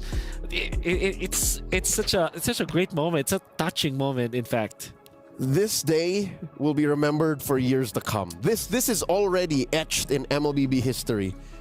So, how many other Esports World Cups we're part of, how many other mid-season cups there are. Yeah. Come the M Series, this event alone changed the tides of what M6 looks like. And we thought we knew a good chunk of what M6 was going to be like. We thought it was going to be, oh, it's just PH, Indo, whatever. Yeah. Akshata Arena all over again. But no, this is... It's like we're part of a brand new esport. Exactly. This is not just a new chapter. This is not just a new page. This is a brand new novel. Yeah, top 1 Malaysia, top 2 Philippines, top 3 Singapore slash. Well, they're technically top 3, right? Yeah. Singapore is top 3. Top 3 region, if you want to say it like that. Now we got to look at the PlayStation top MVP, like tournament MVP, and it's Sakai's, the Sky King. Like he said it. This is his first international tournament, becoming the champion. Yeah, man. Becoming the MVP. Prodigy for sure. And I love the fact that he's very humble about it. He said, we only wanted to prove that we will not be 0-4'd by, if I could say, that's my understanding of what he said. No, yeah. And that he's dreaming. And now we're champion. Oh. No, legit, the guy, he's 17. Yeah? He's just 17. What were you doing when you were 17? Do you have what? Do you have $1 million USD when you were 17? Let's not talk about it. What I was doing in 17 6 years ago is my own business. 5. All right, that was me 6 years ago. Okay. 6 years ago, I wouldn't have dreamt of $1 million US. At 17. At 17. All right, here's the thing. I don't want to be jumping the gun, and I don't want to be, counting my eggs before they've hatched. But Sakai's, the Sky Prince, a native of Terengganu in Malaysia, is he not now what could be the face of MLBB? Is he not the prime of what a lot of MLBB players want to be? Just playing a game I love, working through the ranks, Play assassins, playing assassins, all the flashy heroes, and winning $1 million. As the PlayStation tournament MVP, I feel like at least regionally, at least for the face of Malaysia, there you go, Sakai. He's the guy. That's it. All right, I don't want to put the pressure on him, but I'd even dare say up there when you're just naming MLBB around the world. Currently, this is the biggest event in our esports calendar. And by winning MVP, by winning champion, by dethroning the Philippines, I think in my book he's earned it. Yeah. Honestly, here's the thing. MSC has been so grand, M6 might have a difficult time topping this. But that being said, let's look at the STC play predictions. 86. Wow. Can someone take a picture of this? Like, I don't know. It's just like 14%. Can you do this and then 14%. Screenshot, please. Yeah. Do the Andrew Garfield. 86% of y'all wrong. We're gonna cry. There you go. Screenshot. There you go. Do the Andrew Garfield. Do the Andrew Garfield. No. What is the Andrew? All right. Yeah, you know the meme. There you go. There you go. I went from almost crying to memeing. That's great. Thank you very much, guys. It's a roller coaster. You guys are helping me out a lot here. Of course. I'm still in disbelief, so you know. What else are we here for? We are actually like, and I've said this before, Gideon as well as Lafel. No matter how much I hype SRG, these guys won't accept it. It's because they're coping with trauma. Well, I guess now, for all of the Malaysian fans out there, including both of you, you now have to best believe that we live in the world where it's Malaysia. Wait. The world just turned upside down. You're right. Yeah. Not only did we flip the predictions, but also this is Wolf full on analyzing 7 games worth of Malaysian games? Of a Malaysian game, and they won. This is, again, truly a change in the winds. Yeah, it's a change. Dude, at this point, we gotta celebrate one more Malaysian play because we are looking at the PlayStation player bounty, where this is the craziest Lord steal. And it's actually Zorn on the Grok, stealing the Lord with the wall. Yep. Guardian's Barrier. Guardian's Barrier. Look at this. So, where is... It's a full dance. Eyes on Zorn. Eyes on Zorn. After this, he's gonna get a kill too. And Hades already controlling it. Yep. With the wall. Actually, at the edge of the wall, indeed. Right as it manifests. And flicker, boom. Yep. That's killed the guy that should have secured it. That's a beautiful. That's serendipity. That's just. Yep. There you go. Also Zorn. another icon in the Malaysian scene, right? And also internationally. He's the few of Malaysia. Been playing the what? Since the few. Oh, okay. He's been playing since season 1. He's my Malaysian Jordan. Yeah, he is. I hope this was not his last dance. Again, we've been hinting at it. There were rumors down the grapevine about 6-7 months ago. Yeah. I hope not. I hope if he's gonna keep doing that, please stay Zorn, please. Yeah. For you guys at home, your opinion matters, man. Let us know how you guys have been enjoying the MSC, because again, for us as Talents, it has been a crazy ride. Scan the QR code and hopefully we entertained you guys. Yeah. Oh, wonderful ending to MSC. I'm happy that we ended this way. Best of 7 and a new champion being crowned. Good. I think that MLBB Esports will just continue to grow. A new spotlight. Well. All is well. All is well. Yeah. What a way to end it. Honestly, at this point, I'm just hungry. Yeah. Feeling a dinner? I have actually not eaten a meal since we got in. We are already full just by watching the games. Well, let's actually see the updated club championship. Oh yeah. See now how everything is shaping up. Team Falcons is still number 1 with 1,600, but Selangor Red Giants. Selangor equals T1. Times SRG equals T1. What an age we live in. Wow. Dude, Simon should take a picture of this. Say like, Selangor Red Giants T1, potato, tomato. Same thing. Selangor Red Giants over Team Liquid, Fnatic, and over G2. NIP. NIP's been here since the very start. Wow. Here we are. We live in this era. We live in a new era. At this point, I don't know what's going to happen in M6, man. Like, I'm worried because those that win MSC afterwards don't have a good time. Yeah. All right, you know what? Even if we did make look at him still not already doubting and ever the pessimist. This is PTSD. Come on, live in this moment. Indulge in it, LaFell. Listen, this is your era. We've lived to the point where it's like when one good thing happens, something bad's gotta follow up. You know, it's like PTSD, man. I know. Although he is not wrong. I need friends at this point. What are we? But here's the thing. For you guys at home, you guys got to catch the MLBB Women's Invitational 2024 starting on July 24th. The only all-female tournament at the Esports World Cup features 12 teams from 11 regions, breaking barriers and redefining esports. And the thing is, for all of this, I need a phone to capture the moment. So capture moments like a pro with the 6-axis hybrid gimbal stabilizer equipped camera. Asus ROG is the official gaming phone of the MSC 2024. Are we gonna pretend like you just did not call us your friends? You guys are my friends. You know who else are my friends? Who else? On as well as Hanabi, where the Soul Vessel Skin Series, Amon, Vessel of Deceit, and Hanabi, Vessel of Rage are now available. You guys have up until the 5th of August to get these awesome skins. If you're looking to get them, the first draw is 50% off every single day, and a permanent Soul Vessel Series skin or item is guaranteed in the first 10 times draws. It's item, not skin. My bad. I'm sorry. But speaking of which, we gotta look to the future now. We got to see what's next. Speaking of next, MSC Next, the Project Next update is live. Discover the fresh excitement of equipment evolution and enjoy a revitalized, thrilling gameplay. Jump in now for a more dynamic and fun battle experience. I gotta say, after this whole ordeal, I feel like I'm aging in reverse. I'm going back in time. Just like the Youth Fair. The Youth Fair is here with an incredible bonuses and exciting events. Grab multiple permanent skins for free, just like Sylvana's Classroom Charm and his painted skin, Classroom Glam. More exciting events will be revealed, so make sure you guys watch out. Let me just say, I can barely see.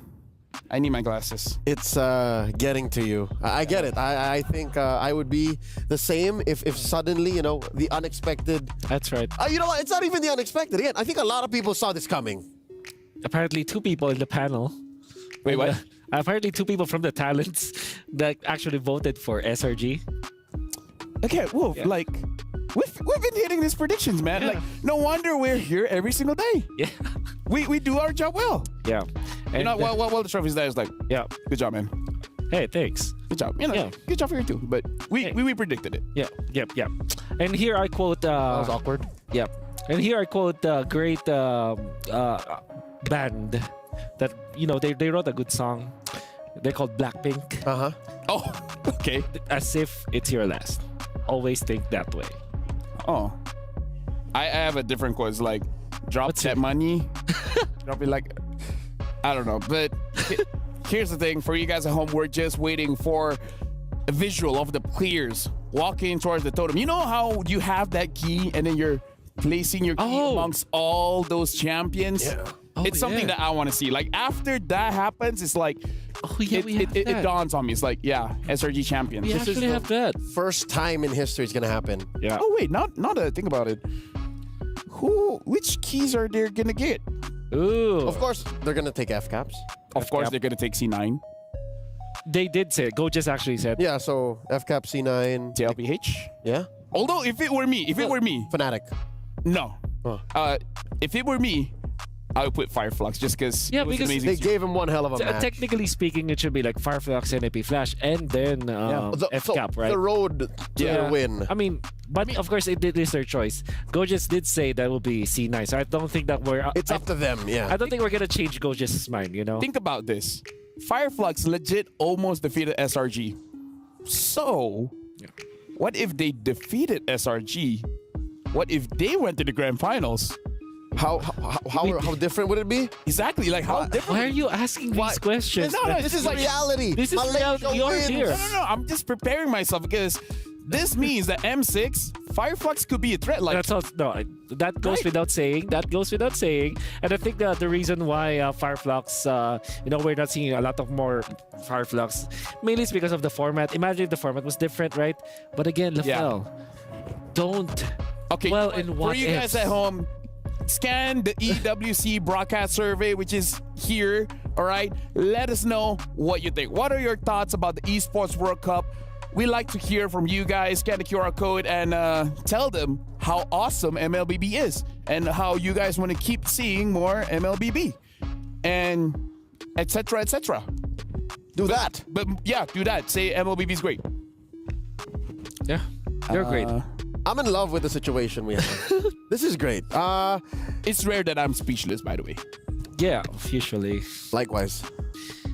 It's I think this is a great opportunity to feature like how much drama Gideon and Lafel it just had to go keeps through. resurfacing. For whatever topic that we're bringing up, it's always like going back. Oh, it's Humes. There's a totem with their key. They're walking. I want to be walking with the man. Oh man. But either way, look at the medal. 2 million viewers. Thank you. Thank you everyone for watching. Woo! Many people saw. Imbasa Melayu. Terima kasih. Terima kasih. In Tagalog, maraming salamat. Look at that medal. It's as big as their face. Yeah, it's pretty big. Or a fist, which means it's big as their heart. It is as big as their heart. That's scientific. Yeah. So we can see Yums are they're gonna be going to the totem place, right? Where we're gonna collect some of the other keys and put it on their own trophy, which is actually separate from the. This is exclusive from the actual trophy of MSC, which is right now being held by their Simon, the owner. Yeah. Simon must be proud. Oh, words do not do justice. Man. Give me a vocabulary and I can't find a word to express how I'm feeling right now. Oh, yes, Coach Arcada, just put it there. They're giving the honor to Coach. Wow. I mean, he deserved it, man. Like he turned the team around. There we go! SRG MLBB! We're just on the T1. Immortality for SRG. That's Argus. Argus said that. Immortality or death. I mean, he's not wrong. Yeah, congratulations. There are only two things. Immortality. Look at this. Death. Every single member of SRG has played a monumental role. Yes. Like everyone did their part. Including the coaching staff too, of course. Especially the coaching staff, man. The management. Like I've been able to talk to Simon and he really like created an amazing culture, an amazing environment for everyone to be the best that they can be. And right? Oh, they're choosing. Oh, I hope we can see. Like it's nice to see the process. Like, okay, which one? Cram made his choice. Who are these? This one, please. Please let us know somehow, some way. Okay, predictions. I think FCAP C9. FCAP has to be there. FCAP C9 Fireflux. Oh, these are the other. Oh, right. These are the ones they let go. Yeah. These just go into oblivion. Yeah. Which ones are they eternalizing into theirs? Oh, there's okay. We have to have laser eyes for this. You know what? Let's check out the Kadia highlights to see what happened throughout the entire day. I don't know about you, gentlemen, but if I were you, I would take this moment to kind of give my final farewell to everyone watching. It's been an honor to serve on this stand, on the desk. It's historic to be a part of the mid-season Cup 2024 in the Esports World Cup. I just look forward to being at your service once more. Thank you, Esports. Thank you, MLBB, to all the fans of the professional casting of MLBB. I'm very happy to have served you for quite a long time. And thank you so much. And yeah, good game and good night. For me, again, I feel like words doesn't express it.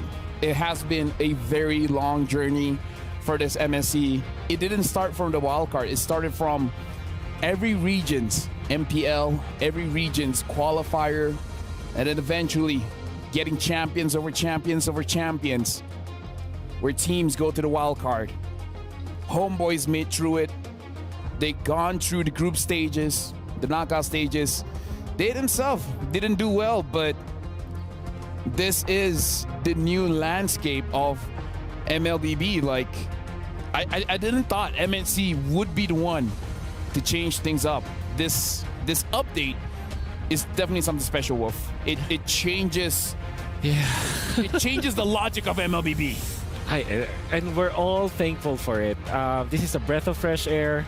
I think that overall, all of the fans all over the world are very happy about the result, and I'm just so blessed to be part of this, you know? And if you're not, and I understand, you have every right to feel the way you do about the results. That's right.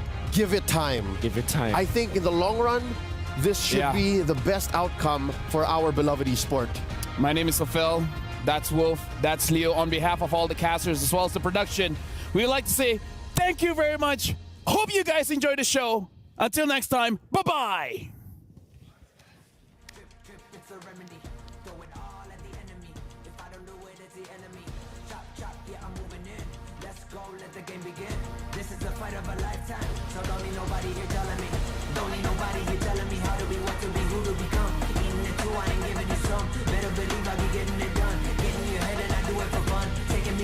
Destination, go into battle and I will confirm I'll be looking for the domination. This is the fight of a lifetime. Even if I ain't giving you some. This is the fight of a lifetime. Better believe I'll be getting it done. This is the fight of a lifetime. Taking me to the one destination. This is the fight of a lifetime. I'll be looking for the domination. Knock, knock, it's my destiny. Drip, drip, it's a remedy. Throw it all at the enemy. If I don't do it, it's the enemy. Chop, chop, yeah, I'm moving in. Let's go, let the game begin. This is the fight of a lifetime. So don't need nobody here telling me.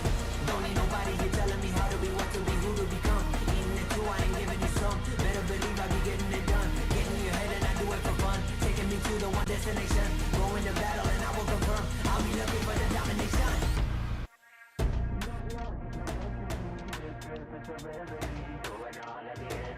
This is the fight of a lifetime. Chop, chop, yeah, I'm moving in. Let's go, let the game begin. Yeah, I'm going in for the win. This is the fight. Knock, knock, it's my destiny. Drip, drip, it's a remedy. Throw it all at the enemy. If I don't do it, it's the enemy. Chop, chop, yeah, I'm moving in. Let's go, let the game begin. This is the fight of a lifetime. So don't need nobody here telling me. Don't need nobody here telling me how to be, what to be, who to become. Eating it too, I ain't giving you some. Better believe I be getting it done. Getting in your head and I do it for fun. Taking me to the one destination. Go into battle and I will confirm. I'll be looking for the domination.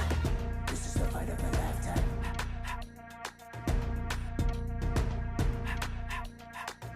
This is the fight of a lifetime.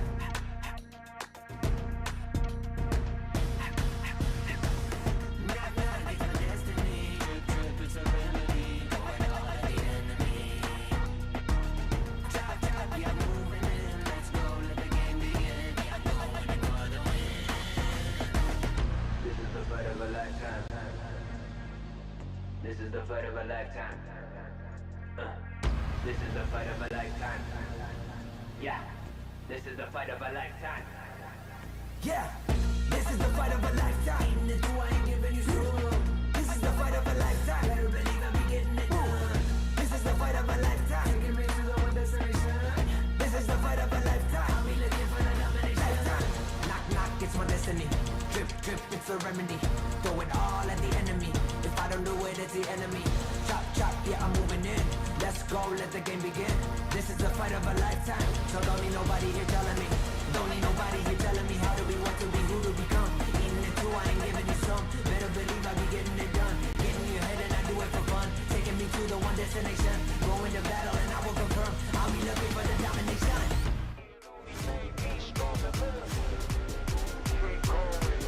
If it didn't break me, it only made me stronger. If it didn't break me, it only made me stronger.